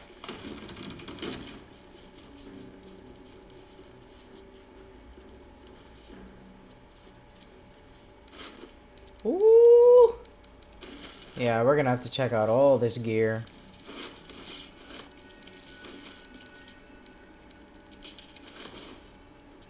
Alright. Let's go for a nice little walk out of camp.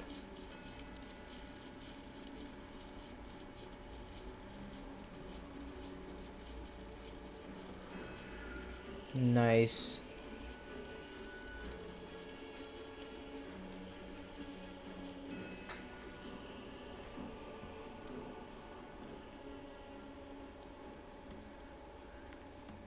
Damn, like he's drunk.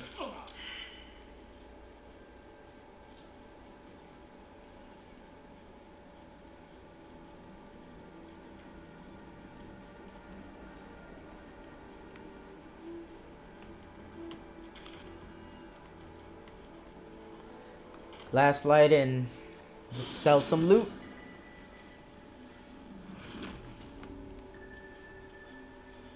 Where's that lady?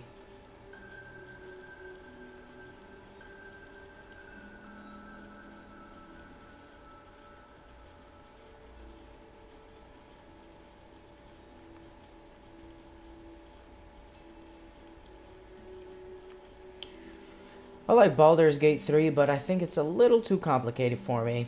I'm dumb. I don't know about all this dice roll shit. Shit happening to me, I don't know about it. Enemies using attacks. I don't feel like reading through all their individual information to figure out their resistances and strengths or whatever. What up, Damon? Got some loot? Isabel said we ought to sit tight for the time being. Isabel's... I think Isabel's dead. I know she's right, but I can't wait to get moving. I think she's dead, bro. But you keep your hopes high. Hold on. Yeah! Yeah!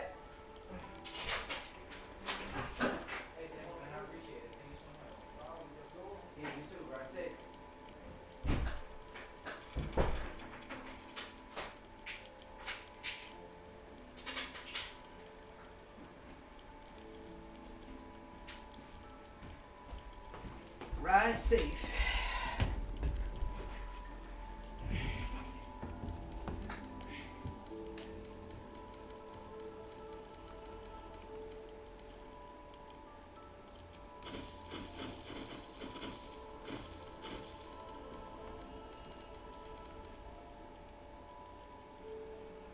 Barbed arrow. Yeah, and the inventory organization is horrible, and the spell wheel organization, it needs, it's so difficult to organize spells. I have to do every single one of them by themselves. It's so frustrating.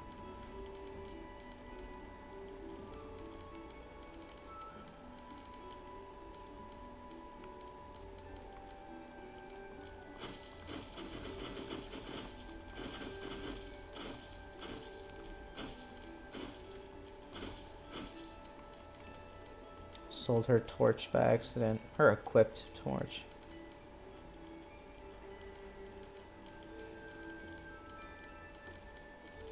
Yeah, Lazel's got some loot on her. That's some looty. Insufficient.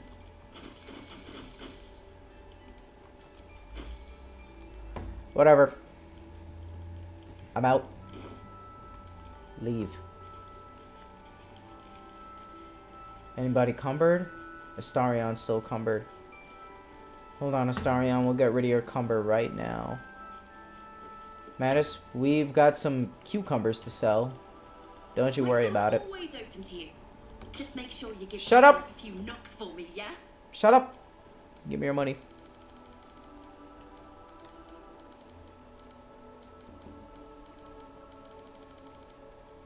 And make sure there's not any, like, garbage that I missed. There was some fucking garbage. How much does this sell for? 167. Let's see how much money you got. Ooh. She's been saving up. Damn.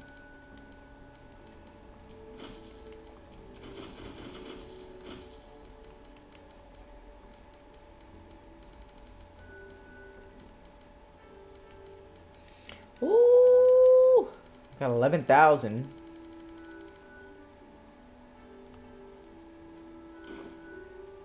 I'm out.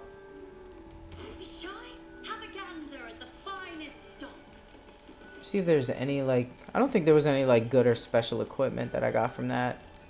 Yeah, nothing crazy. Anything that I want to put in storage? Yeah, some gold bars.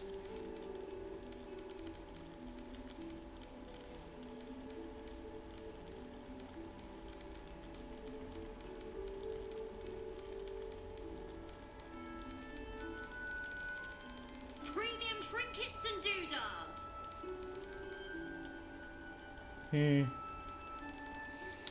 Yeah.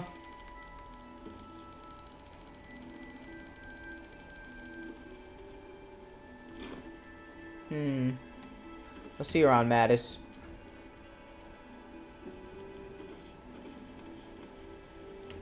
Are there any more? Yeah, there's no more sellers around here.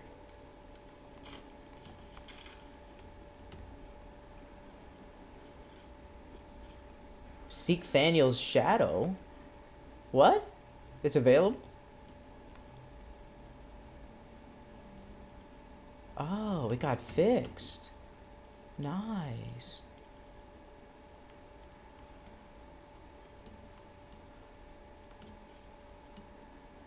We gotta kill Ketheric Thorm. We're gonna need to long rest. We gotta get health and loot up. We've got so much shit to sell.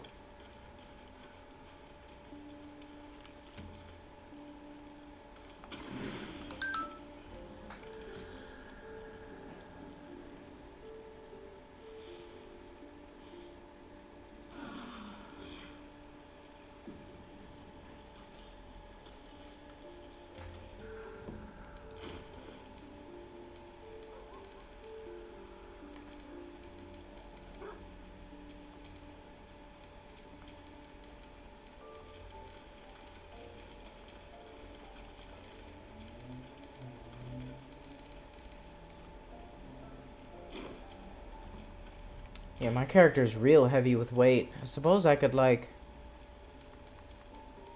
share some stuff out. I wish I could just do, like, auto split and share resources between my crew. Like, auto split all my potions and shit. Make sure everyone has equal of everything. Shit is so annoying, man. So much... Man, the inventory management is like a whole game in and of itself. It's so much. The selling, the buying, the organizing, the storing, the encumbering, the unencumbering, the having my teammates take my cumber. My teammates shouldn't have to be subject to my cumber if they don't want to. Yet they're forced to. Ugh, man. Mattis, you got that stock up? You got more gold? My store's always open to you. Just make sure you give Catherine a few Oh. knocks for me, yeah? 1,031.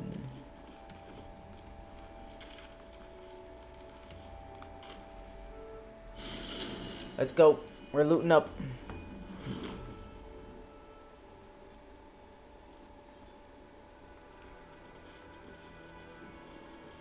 Hey, boys.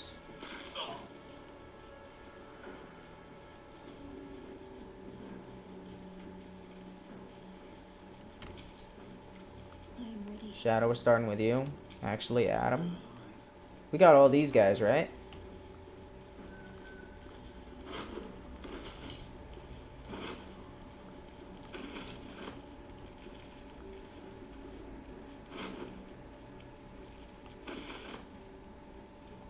I don't want to be cumbered. It's just going to make the process so much longer. How much do I have? 137.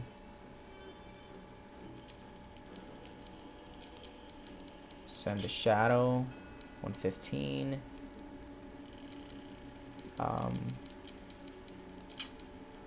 Send the shadow. Oh, I didn't mean to select everything. God damn it. Get off. Okay. There we go.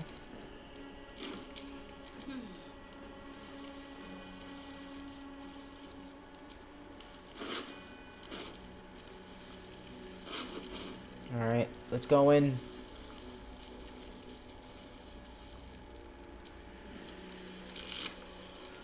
Ooh, Halberd of Vigilance. 7 to 22. Holy shit, we're getting some nasty weapons. Enraging Heart Guard. Splint Armor. Oh my god, we're getting some good shit.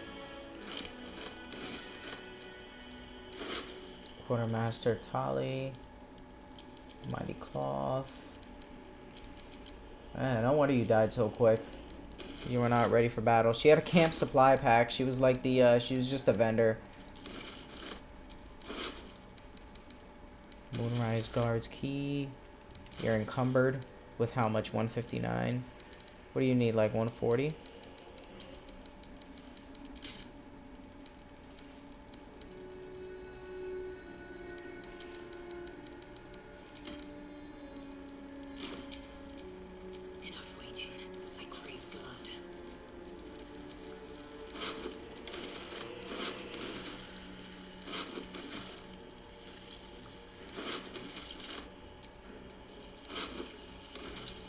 Everybody's got keys. Goddamn.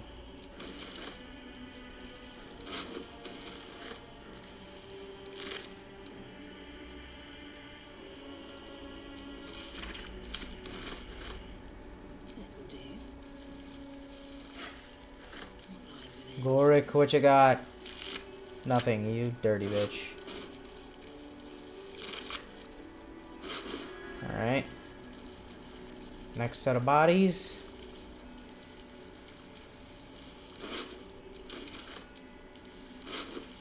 Oh my god. Encumbered. Alright, Astarion.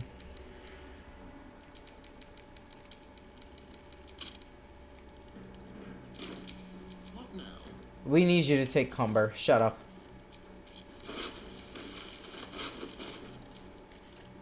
You're already cumbered. Alright.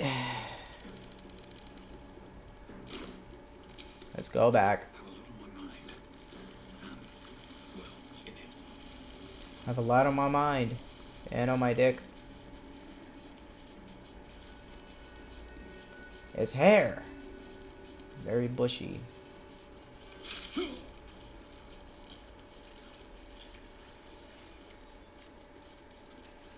Starion can make his way down here. Oh, what up? What up?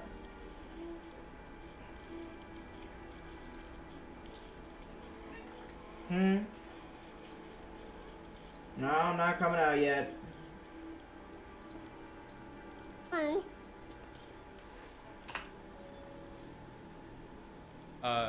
Yeah. The it's tradition for presidents. Oh, god damn it! I don't know, George Washington or whatever, but Joe Biden was the first guy to put FDR over his mantle, which is pretty based, you know, as based goes. Actually caused a bit of controversy when he did that. Huh? What up? Alright, go ahead, go. God damn it. They were friends in high school.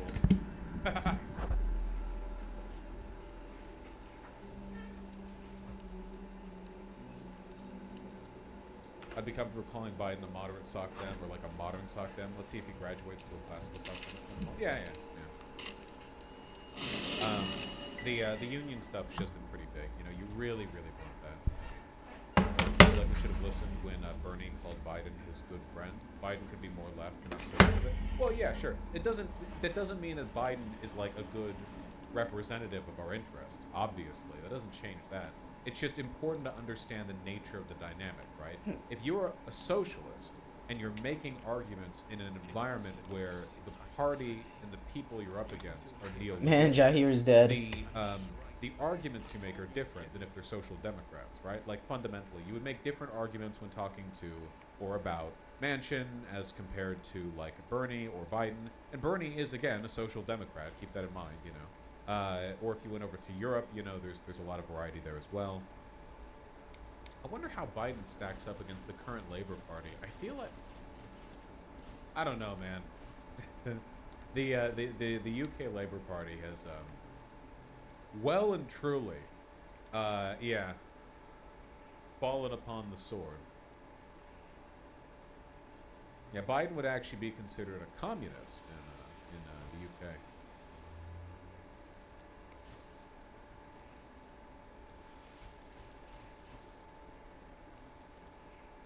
Anyway, wait, we were going to take a look at the joint statement. The U.S. just signed this, so this is a good sign. We just did what? The High Seas Treaty. How am I in what? Oh, it was adopted just 2 days ago. How the Biodiversity fuck? Beyond National Jurisdiction Treaty. Did I buy something by accident? Marine genetic resources. No. Area-based management tools, including marine protected What? areas, environmental impact assessments, capacity building. Yeah, Greenpeace encumbered. called it the greatest conservation Yeah. victory ever. Jesus fucking Christ. The main achievement is the new possibility. Alright, of how the creating fuck did you get protected cumbered? areas in international waters. By doing so, the agreement now makes it How did you get the scale mail? Did I buy that back by accident? God damn it. Huh. Wait, it says right here that the United States has yet to sign and ratify it. But somebody in chat just said that we did just sign it. Hold on. U.S. High Seas Treaty.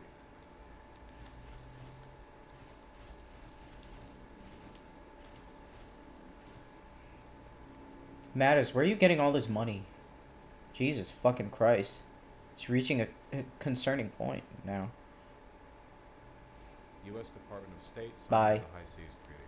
The United States yesterday signed the agreement under the UN. I got 3 tadpoles. I'm not gonna use it. Oh. This is today.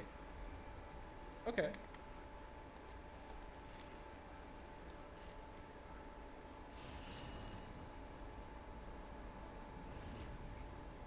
Is the Wikipedia article out of date? Blinken tweeted about it this morning. Oh, I must have missed that. Yeah, look at that. Top blue checkmark question. When will the USA assert unequivocally its ownership of the Pacific Ocean? Its time needs to be soon. That's this guy is a single issue voter. This is the only political issue he cares about, and it's the complete annexation of the Pacific Ocean. Sure, dude.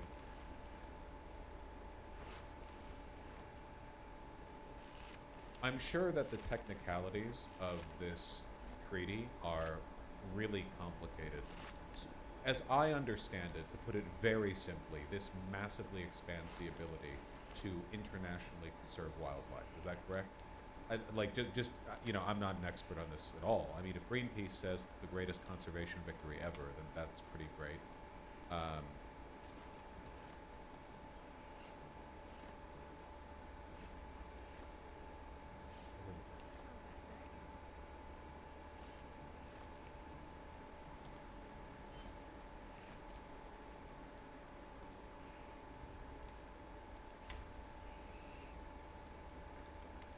Well, that's cool.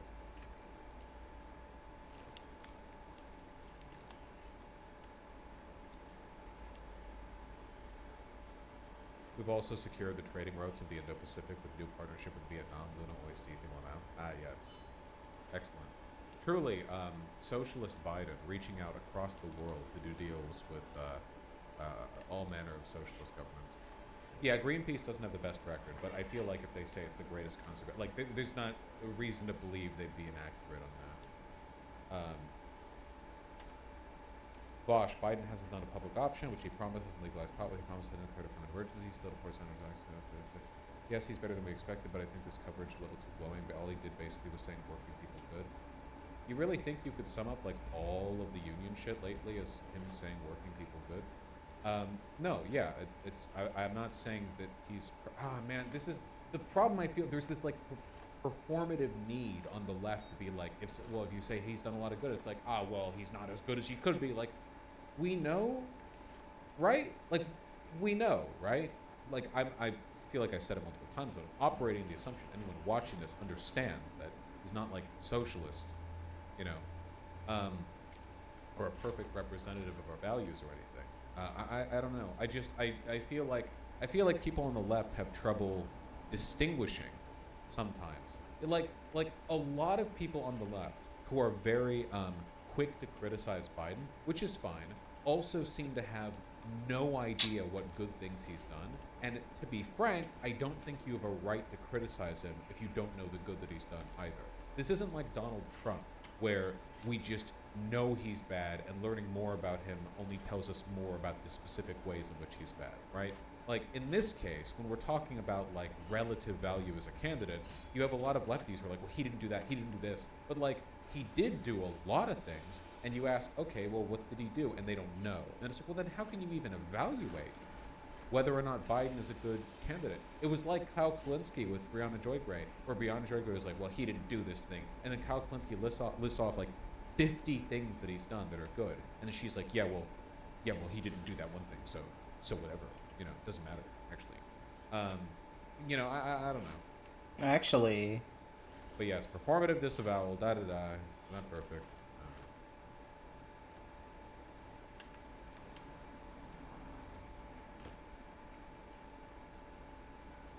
All right. Close that shit. No more politics. Get the fuck out of here. I'm reading donos, and then we're going to boot up Armored Core for the first time. And I'm going to have TTS on once we get past, like, the opening text of that. All right. Kowalski, thanks to $5. Yes, I'll wear your t-shirt while saying hi to Emma and smooth over the... Of course no one's following me. You're all fucking stupid. Kidney Stealer, thanks to Tier 2 sub. Comrade Biden, true. Steel Radiance, thanks to $5. I'm glad you got to meet these perfect babies. Ooh.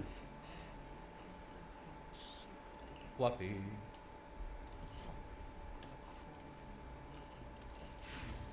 Of course I fail.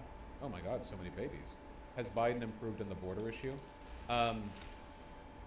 Not much has changed with regards to the border situation. I mean, the main thing that Biden did is that he stopped like separating children from families the way Trump was.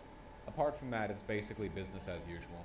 I've been thinking of doing another thing on the immigration thing. I feel like the answer is that A vast living network extending down into the dark, where something wakes. What in the hell's... Oh no, not again. It's a trap! Tendrils snap like iron cords around your wrist. That presence in your mind looms large, closer now.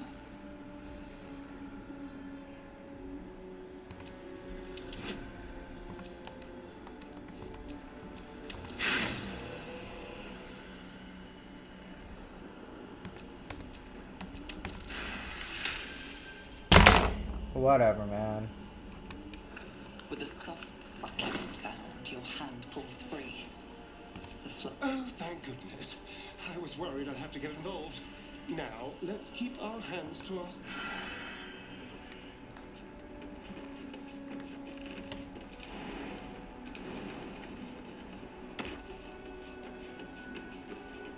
Adam, you fucking dumb dipshit. Why are you on top of the crate and not on the ladder?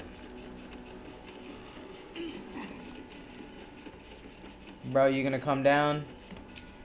No time to rest. Fucking dumbass. Let's get on with it.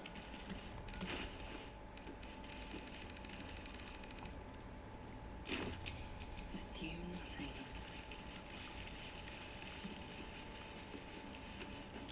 Let's loot all around the back rooms, inside and out.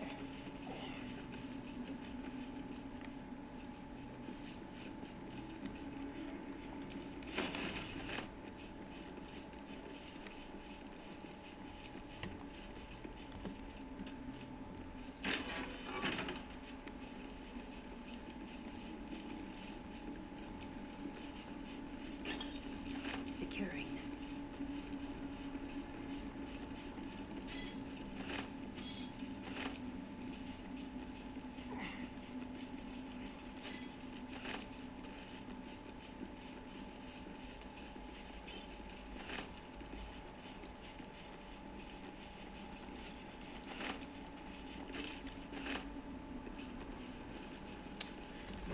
Man, oh, all this fucking looting.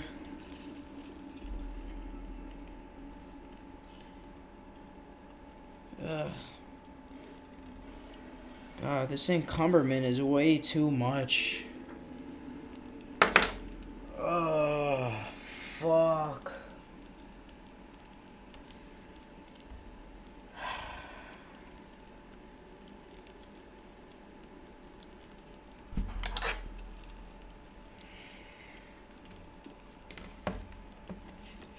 So much looting.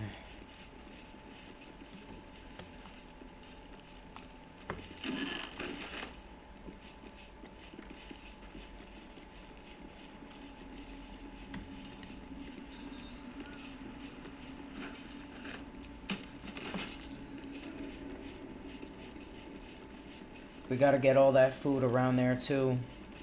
Around the back here.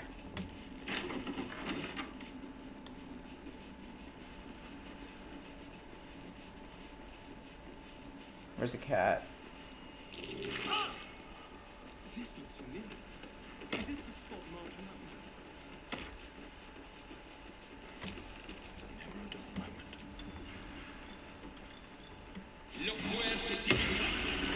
I got some parasites for you, kitty. These are the stalking, fortunately for you. The slithering vermin I hunt as my... Their name matters not. I braved Lappy, but this one I toy with. I slice, I tear. Lies, it merely pretends. But I'm a patient hunter. Now I must return to my prey.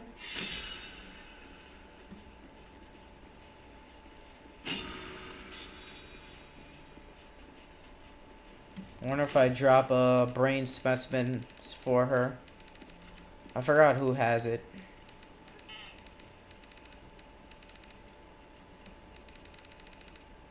I don't feel like looking. Fuck it.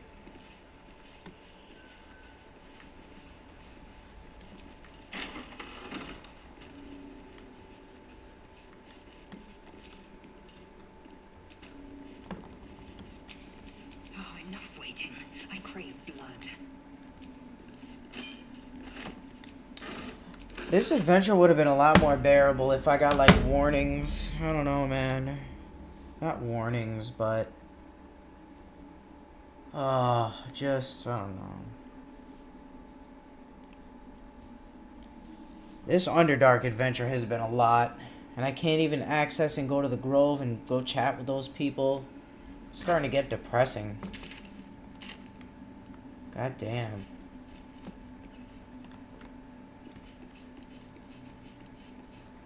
Let's loot up.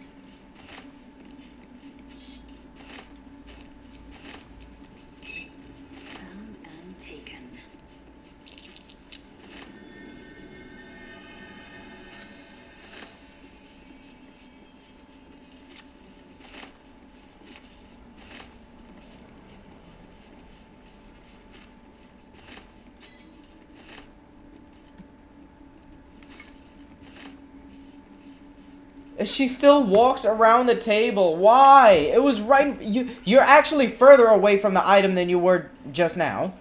You fucking idiot.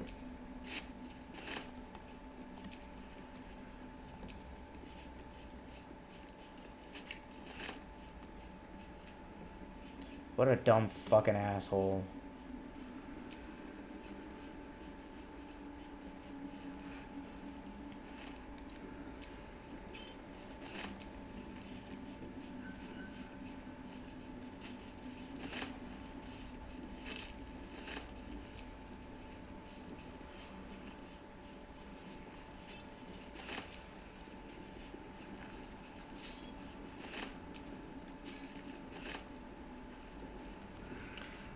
I don't feel like doing this. This is way too much. The inventory organization and the selling just takes way too fucking long.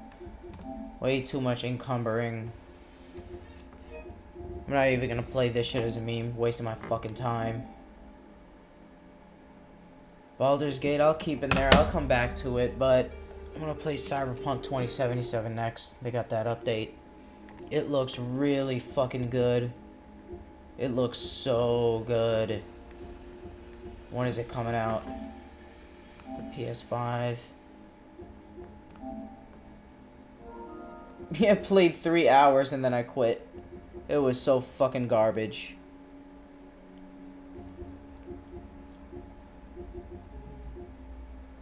I played it on the PS4. PS4 Pro. It was fucking horrible.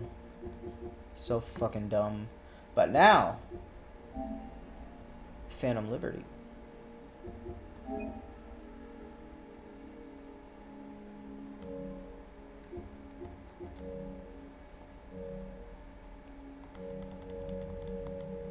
Woo! Might try this a little bit. See what's going on here.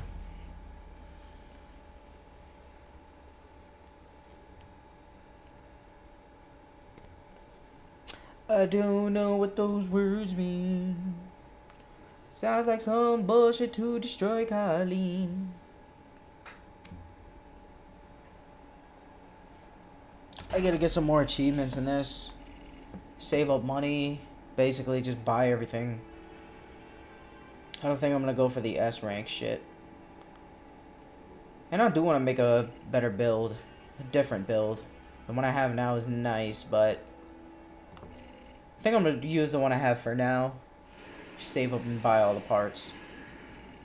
Yeah, my Power Rangers bot. Looking good. My man. Let's sortie missions.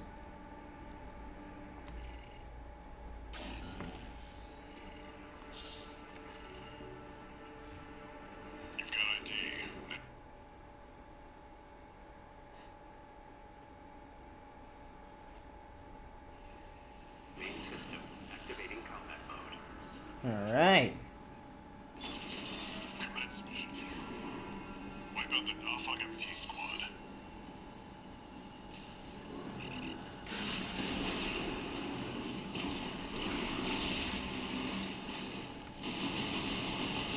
Got my missiles.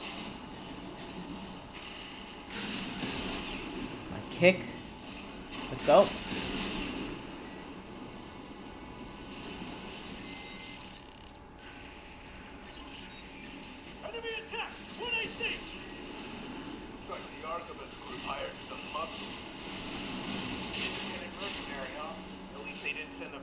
Oh, what the fuck? Damn, I haven't played this in a minute.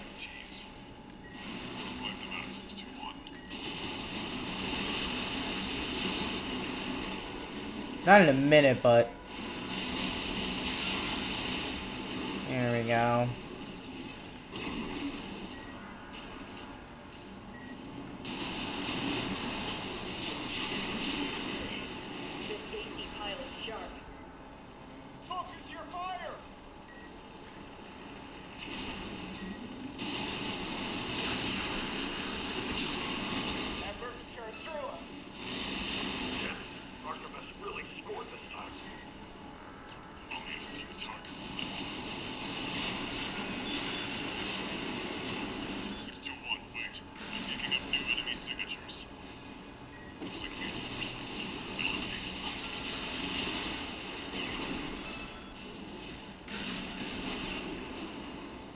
Yeah, I'm gonna try out some different builds.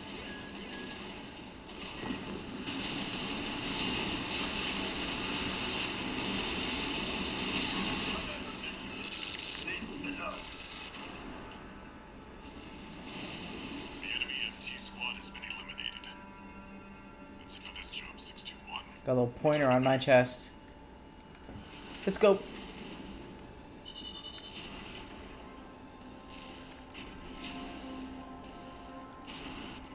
Beautiful.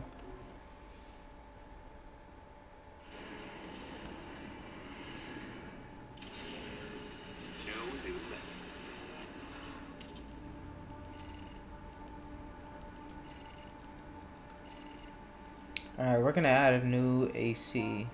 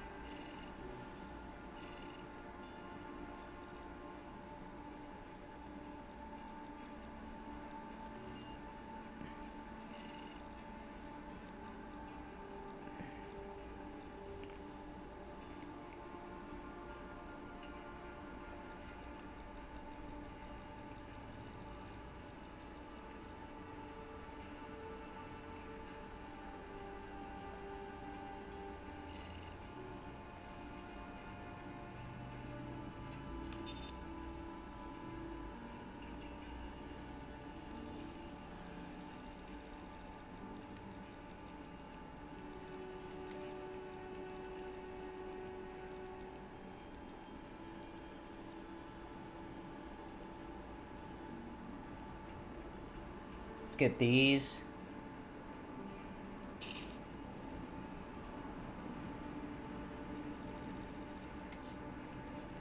A booster.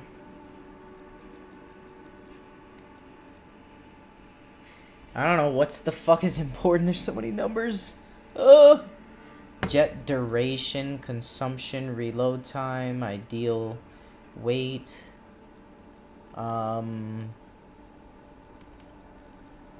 Thrust, upward thrust, EN consumption. I have this on right now. I think that's pretty good, but I don't know.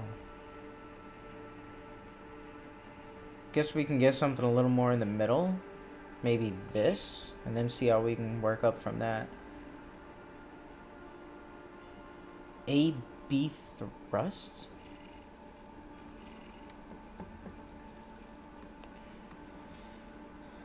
Thrust of assault boost. Assault boost movement. EN consumed by assault boost. Thrust when homing in on enemies using melee weapons. Ooh, that's important to me. Kind of want that. And the quick boost. That's important too. The quick boost and the melee.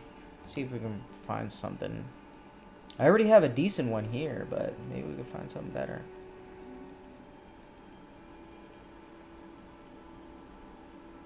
Ooh.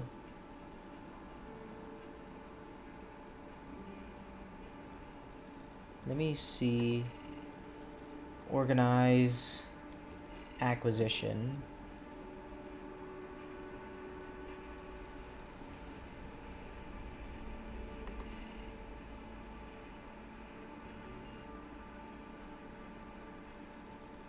Yeah, I got these earlier.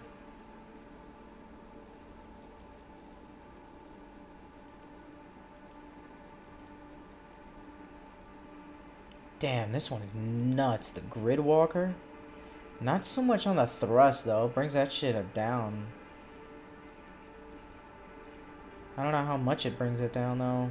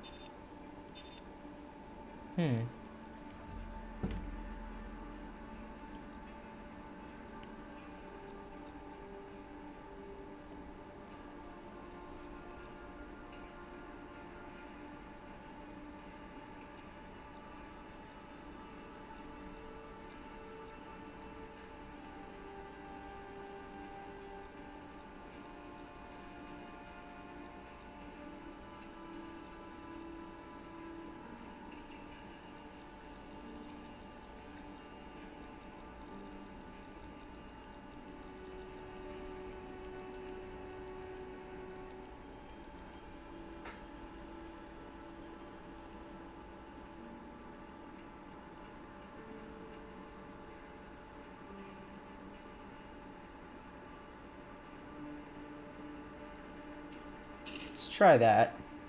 That one looks kind of nice. FCS, close range, medium range assist.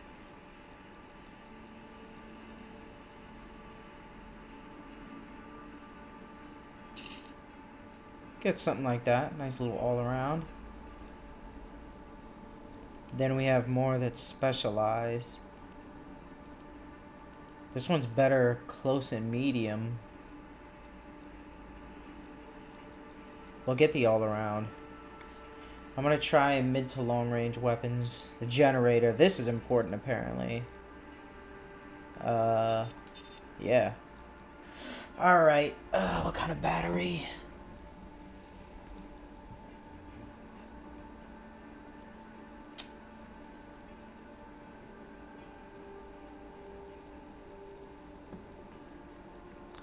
All my shit is like kind of mid. Energy capacity down to 2700. 4400. Recharge. I want to see the recharge and the supply capacity. That'd be really good. Ling tie. Post recovery. Ah, it's just not that good.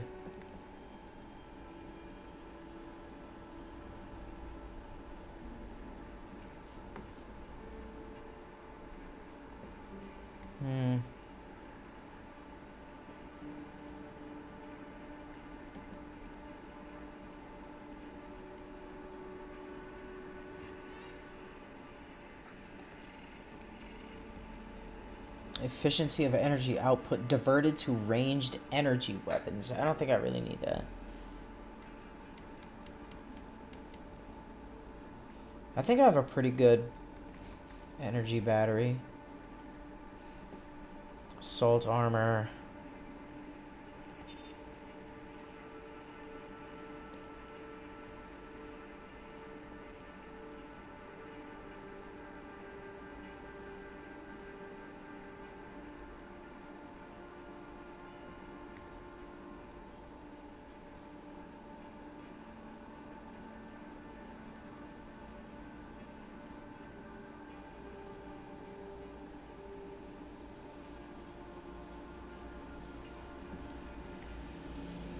Alright, now let's choose some arms. We're a little too heavy.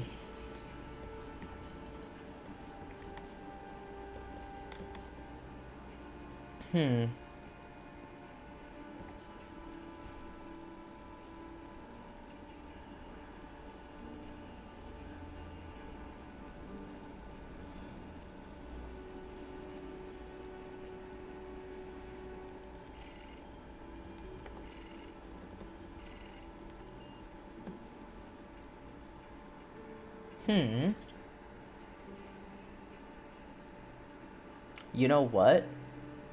I kind of want to get some shotguns. Where's the shotguns? Here they are.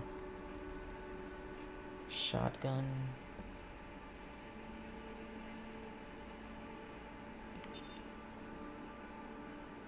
Ideal range. Zimmerman. Zimmerman is nice.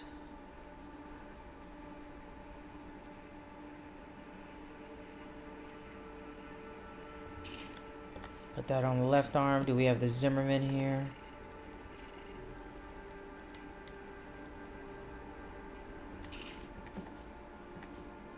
Alright, maybe we could put some like sniper rifles on the back.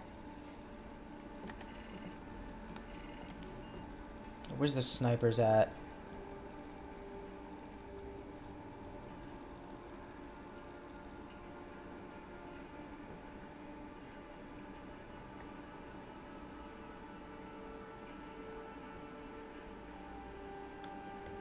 Actually, you know what? A shotgun and a melee. The Zimmerman and...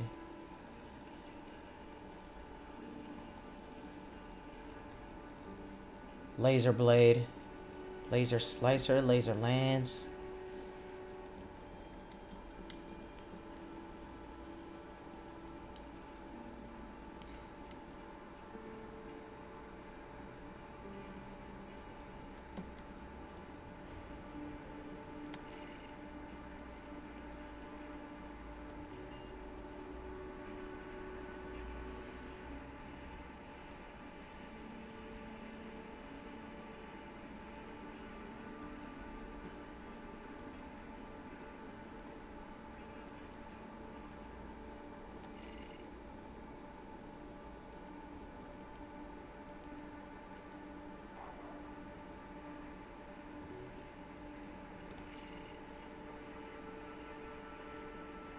Oh.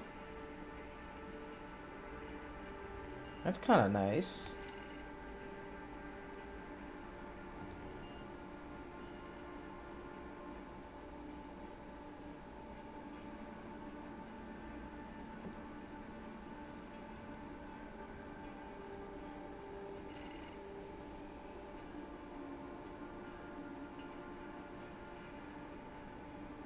Holy shit, that looks nuts.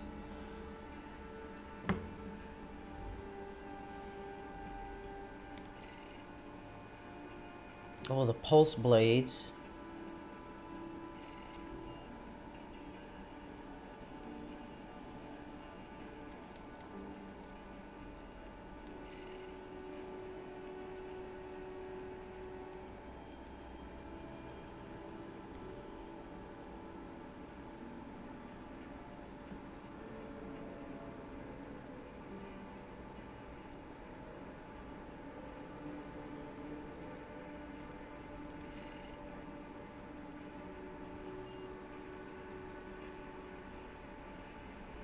I'll go with the laser blade.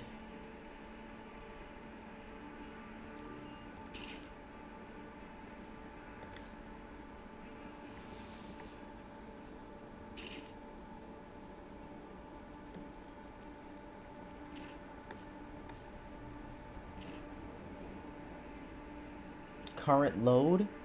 Oh, I'm already too heavy. Fuck. Oh, I didn't even set a body. Or arms. Arms load limit. We need that. Nope, that's not gonna help. Oh, it did.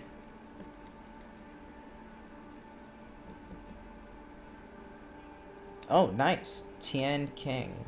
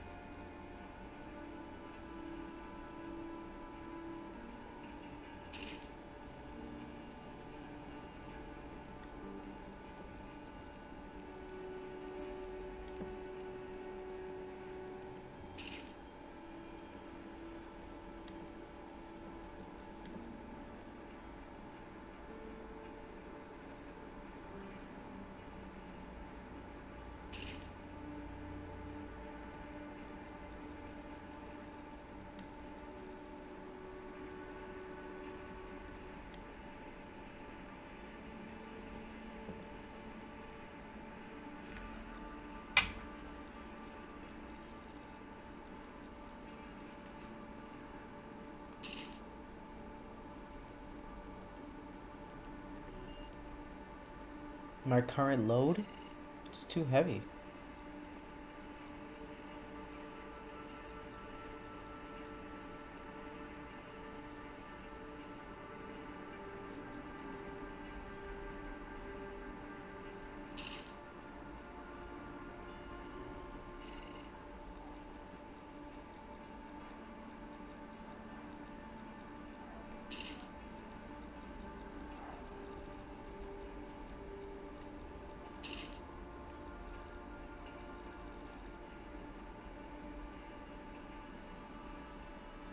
Total load 63,000. Total limit 47.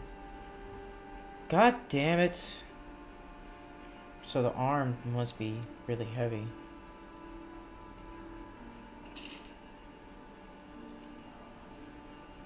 Okay, these. Tool arm. Okay, that should be okay, right?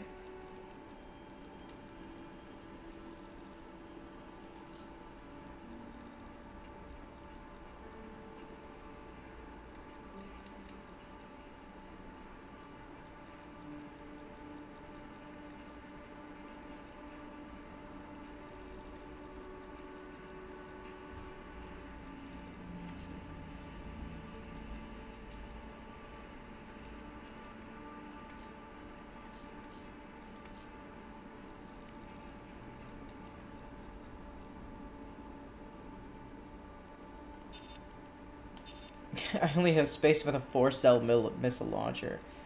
Let's get some weak weapons on here. How about that? Burst handgun.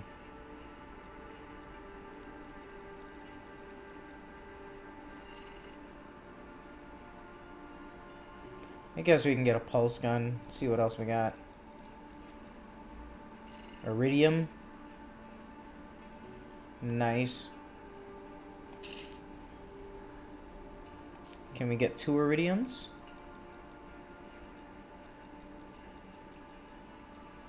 We can't put anything. Oh. Where's iridium?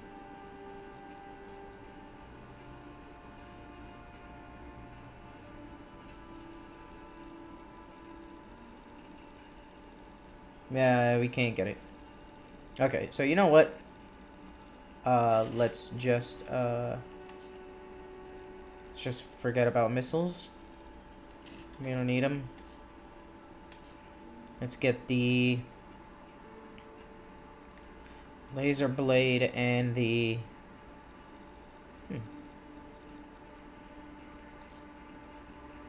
left arm the laser blade, right arm. Maybe we can get a little sniper action going. Coral rifle.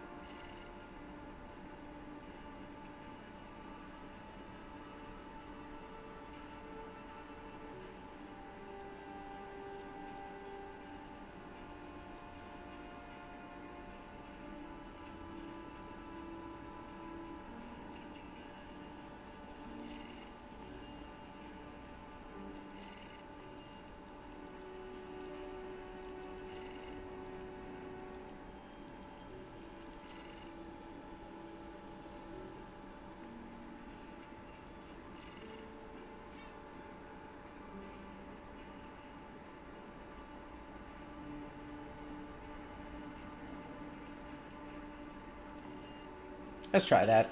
Fuck it.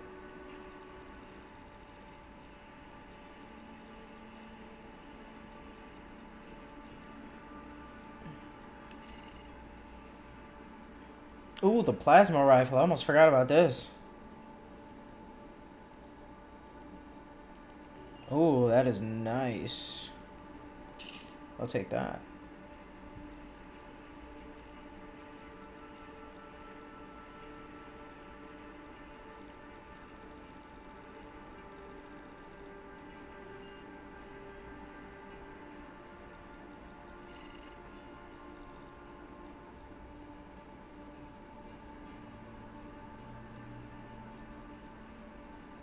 I have no fucking health.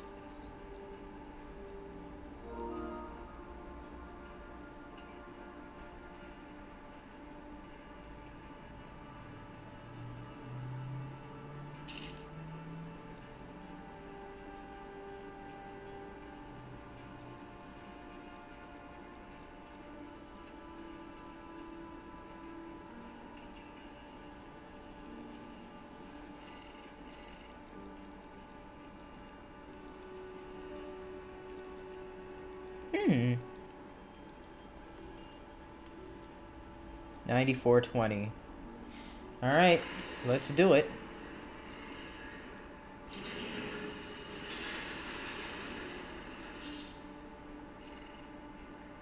I'm a whole new man. Let's practice on this guy.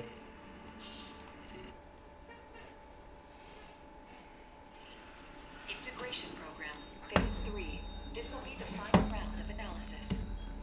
All right, I'm here. Activating combat mode.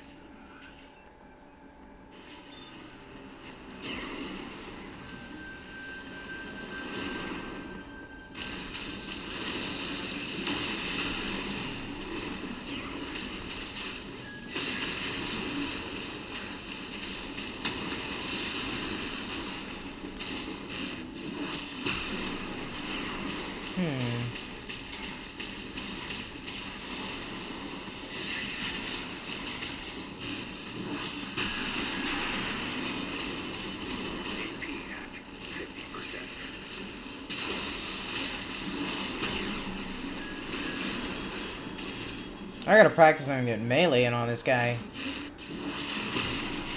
Oh, he just stood there.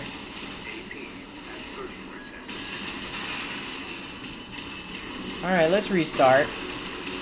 I got you. I gotta practice with my new guns. I never use semi-auto shit.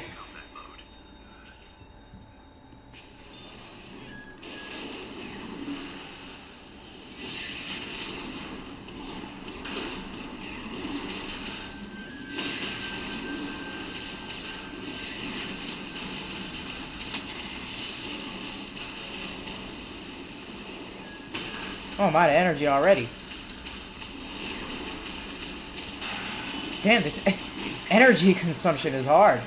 Oh, I forgot about my kick.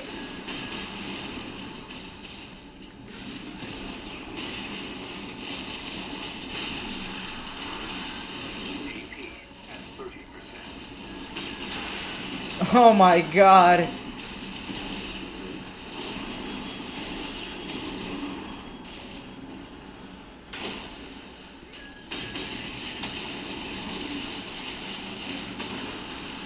I don't know why I started charging up for a melee.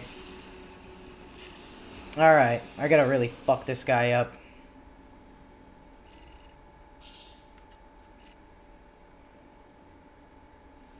Main system activating combat mode. I'm coming.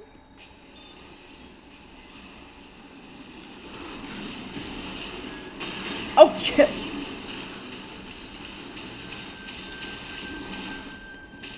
Oh, I keep forgetting my assault boost.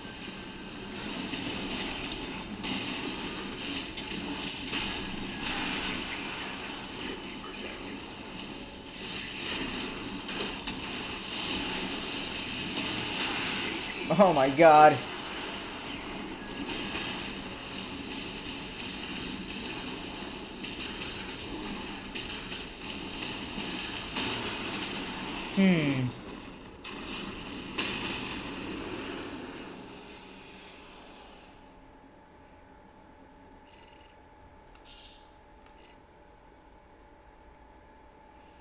I really want to work on the melee. Turn this shit into a fight night. Come on.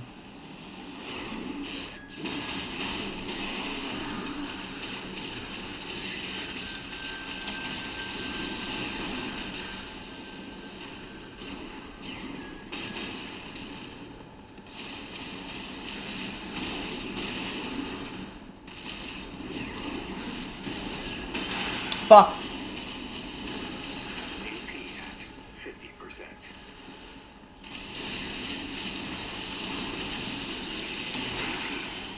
Fuck me. Ah. Main system activating combat mode.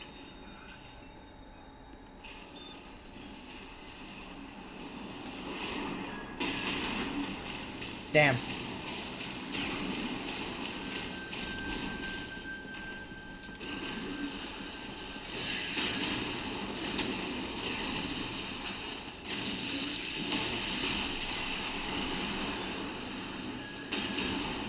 I keep forgetting about my assault kick. Oh shit!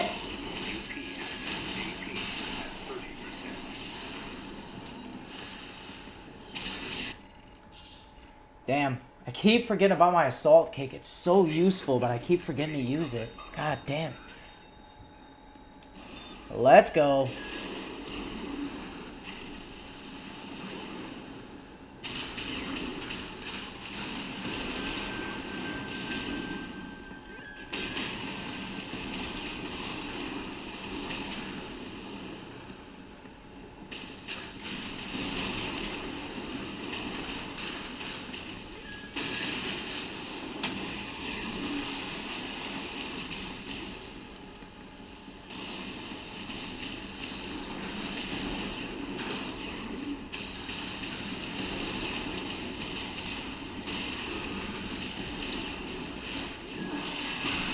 Oh, got him a little something. No, no, not that good.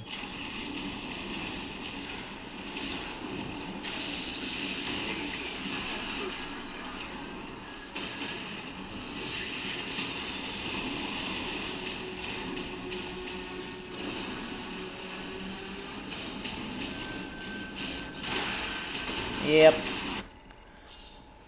Damn, I fucking suck at the melee shit. Or at least in this game. It's so fucking hard.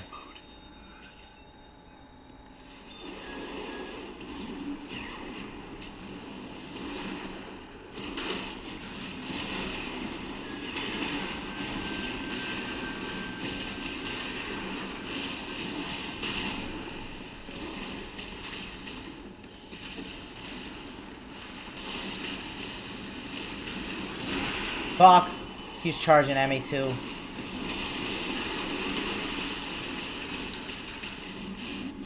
I don't know why the fuck I used that. God damn it.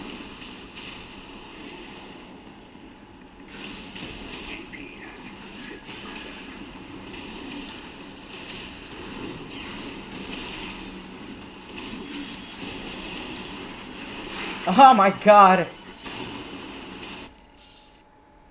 Man. Main system activating combat mode.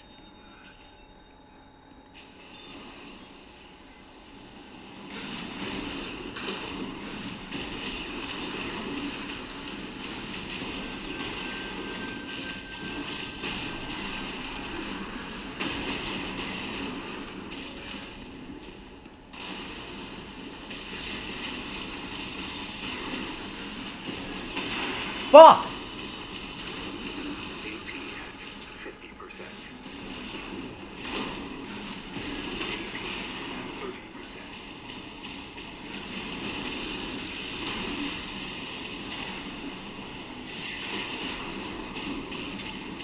I don't know why I did that.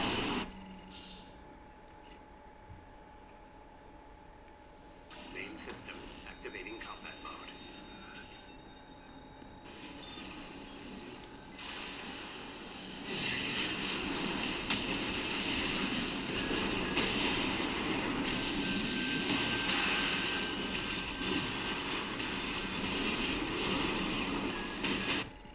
What a messy start.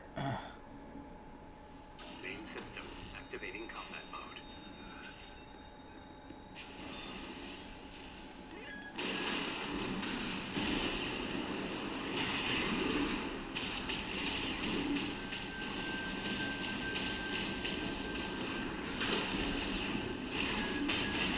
Fuck. Fuck!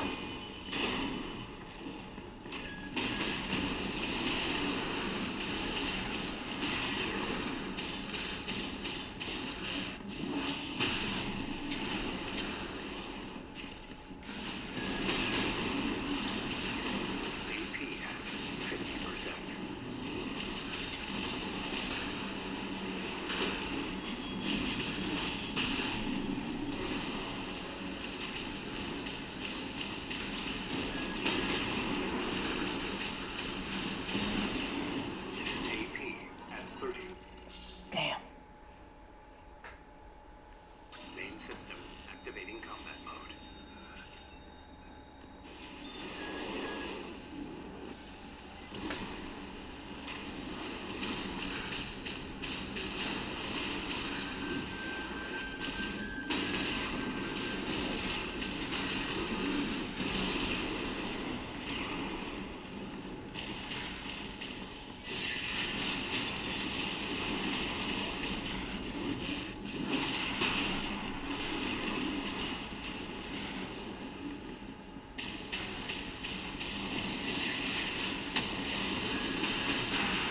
Fuck, man.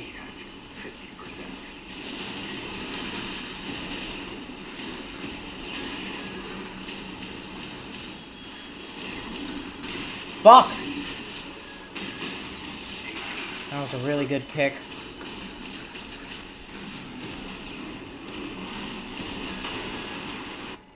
God damn. Main system activating combat mode.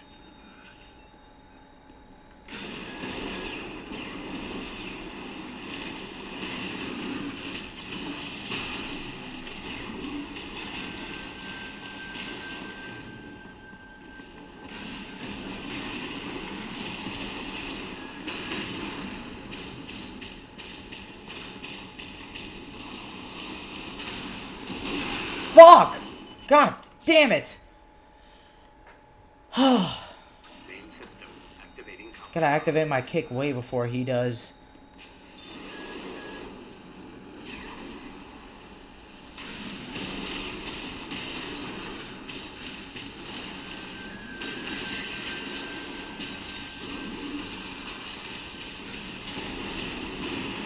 Fuck! God damn!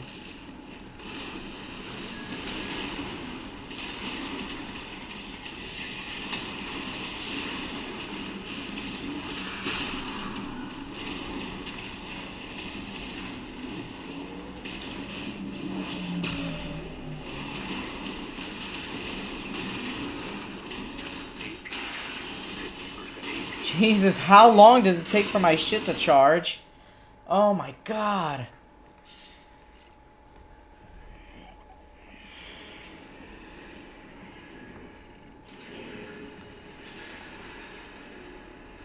Alright. Legs.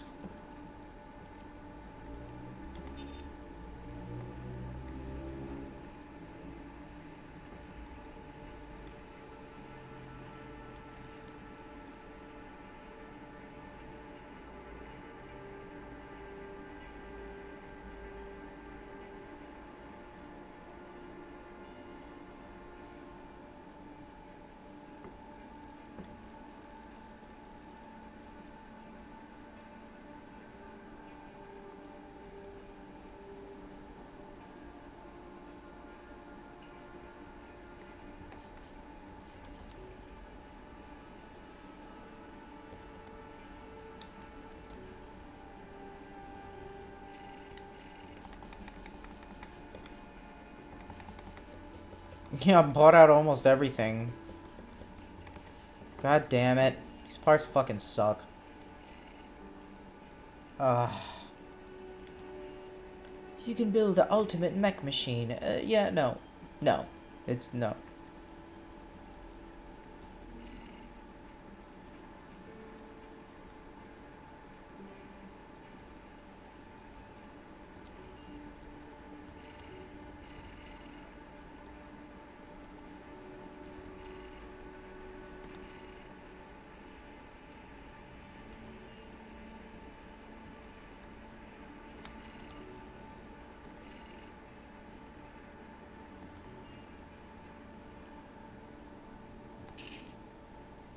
The fucking lance is too heavy for me.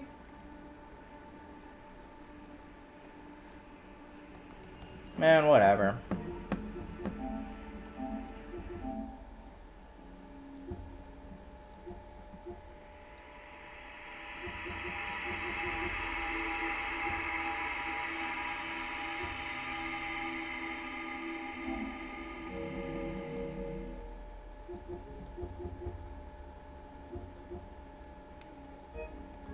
Yeah, the robot customization is too annoying. It's not that fun.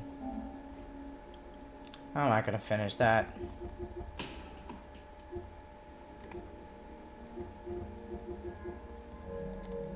Man.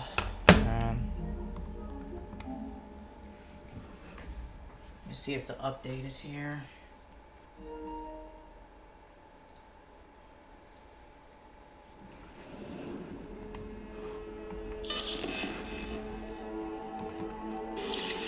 Skip, I don't care.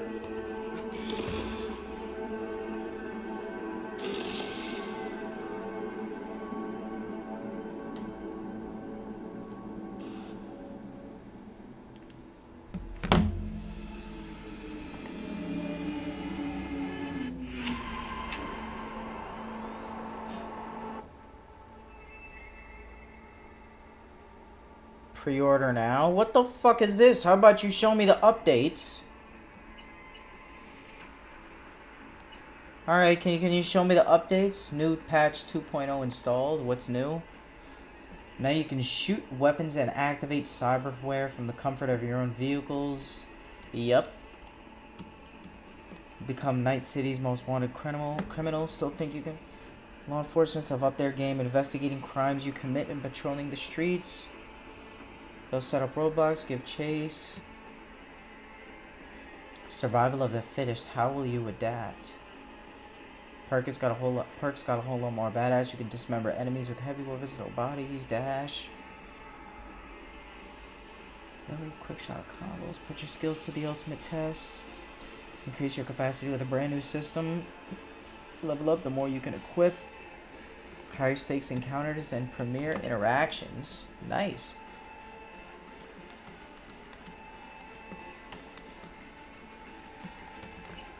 Let's check out load game. Let's delete all my saved games.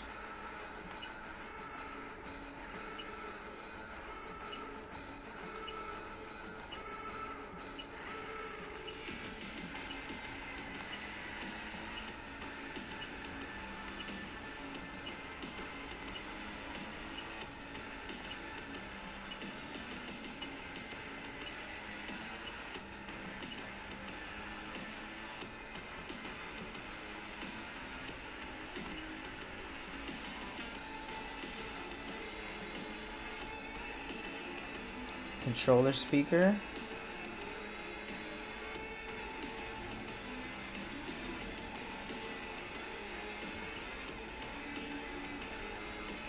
Adaptive triggers. Fuck yeah. Why is that off?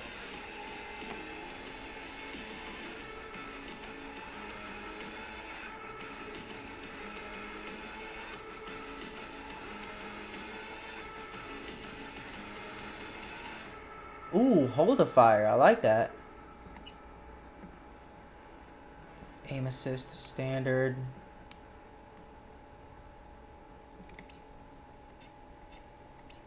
Standard. Snap to target on aim assist melee standard. Added camera motions.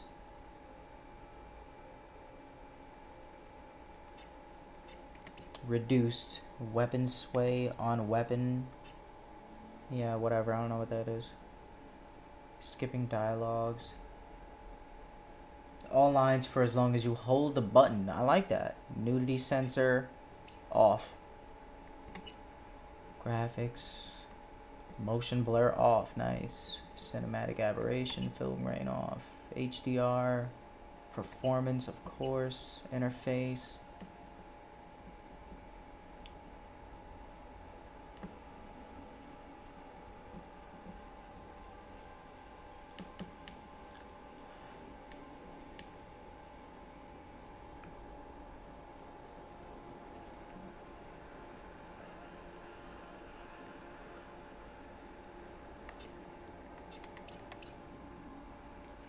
Overhead damage numbers.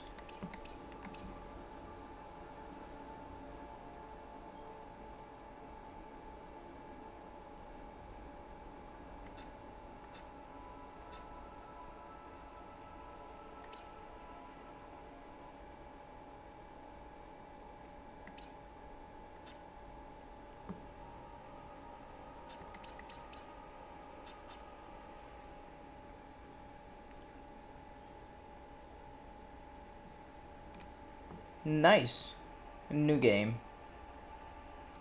Normal.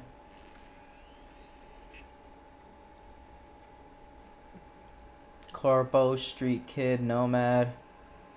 Looting scrapyards. I'll be a Street Kid. My man here with a fat cock.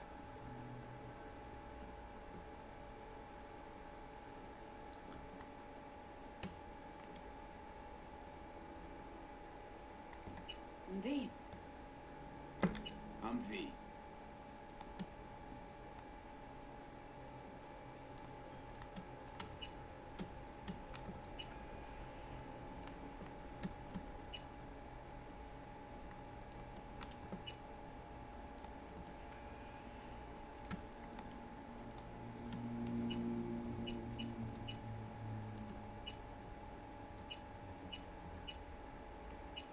Damn, the hair looks nice.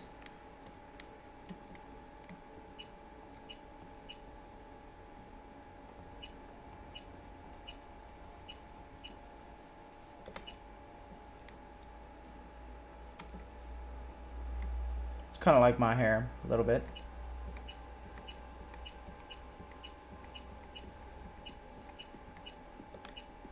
This is more like it.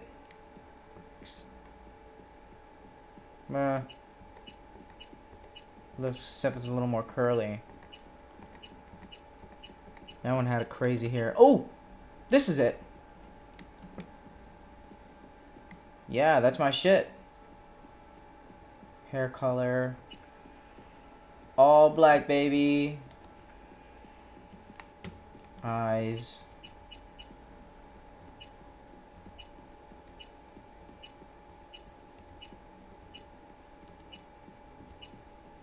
Oh. Give me some big kawaii eyes.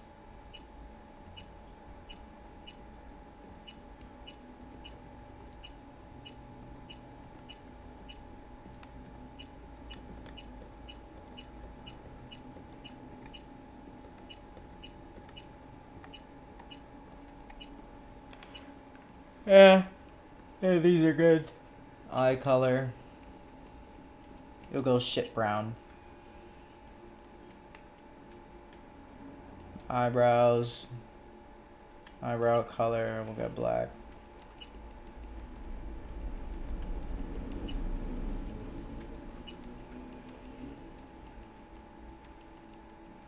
Eyelash color. Eyebrow color. Eyelash color. I can barely see that one. Nose. I don't know what I look like. Alright, man. We'll try to...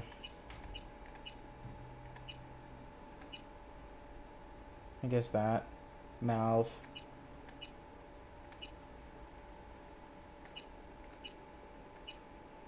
My lips are kind of juicy.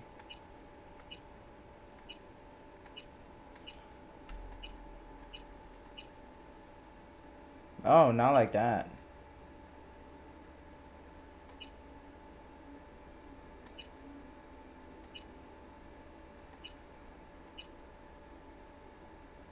I'll do that.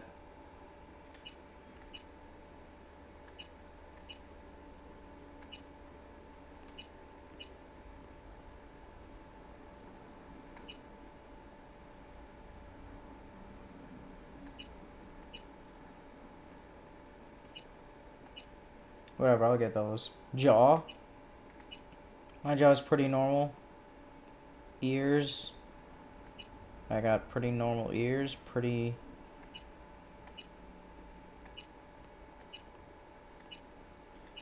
Let's get the big man Afghani beard. Big man Osama.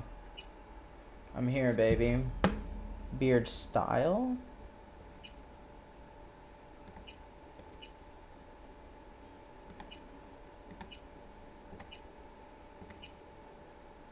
Here.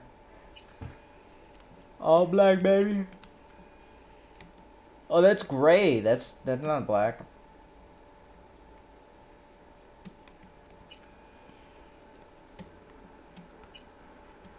There we go. Cyberware.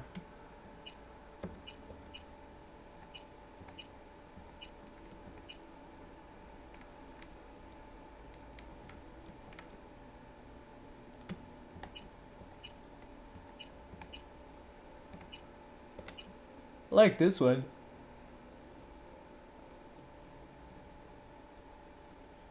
No, I'm a clean boy. Teeth. Look at normal teeth. Nipples. Nipples look pretty normal. Genitals. Penis 1. Can I zoom? Oh! Tip. Circumcised. Vagina. Vagina. Oh, there's no two different kind of pussies. There's not like a fat pussy and a small one. Or like an... Or like a aged and experienced pussy versus young college pussy. Whatever. Penis 2. Penis size. Oh, big. Big penis. Oh. Oh, very small. Pet the penis. So cute. No, we'll go small. Little default average. Pubic.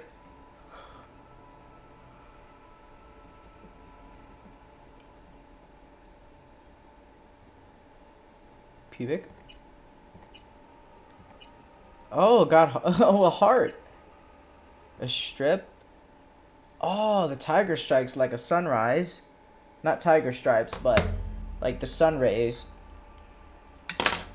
Wake up. It's a fresh morning dick.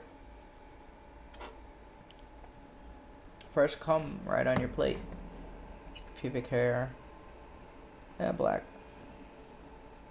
And next. So we gotta upgrade. Intimidating solo train dialogue, intelligence. I'm really dumb. I don't know if I want to put it all.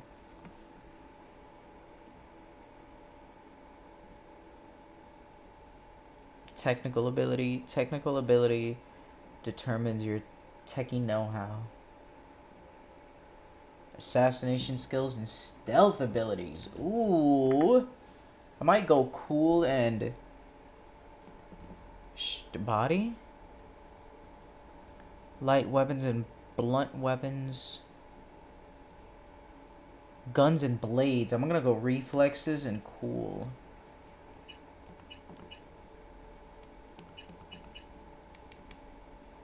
And maybe one to my body. Proficiency with shotguns. Yeah.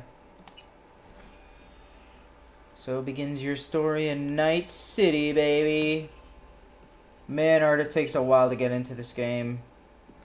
I'm gonna go smoke a... I'm gonna go make some dinner.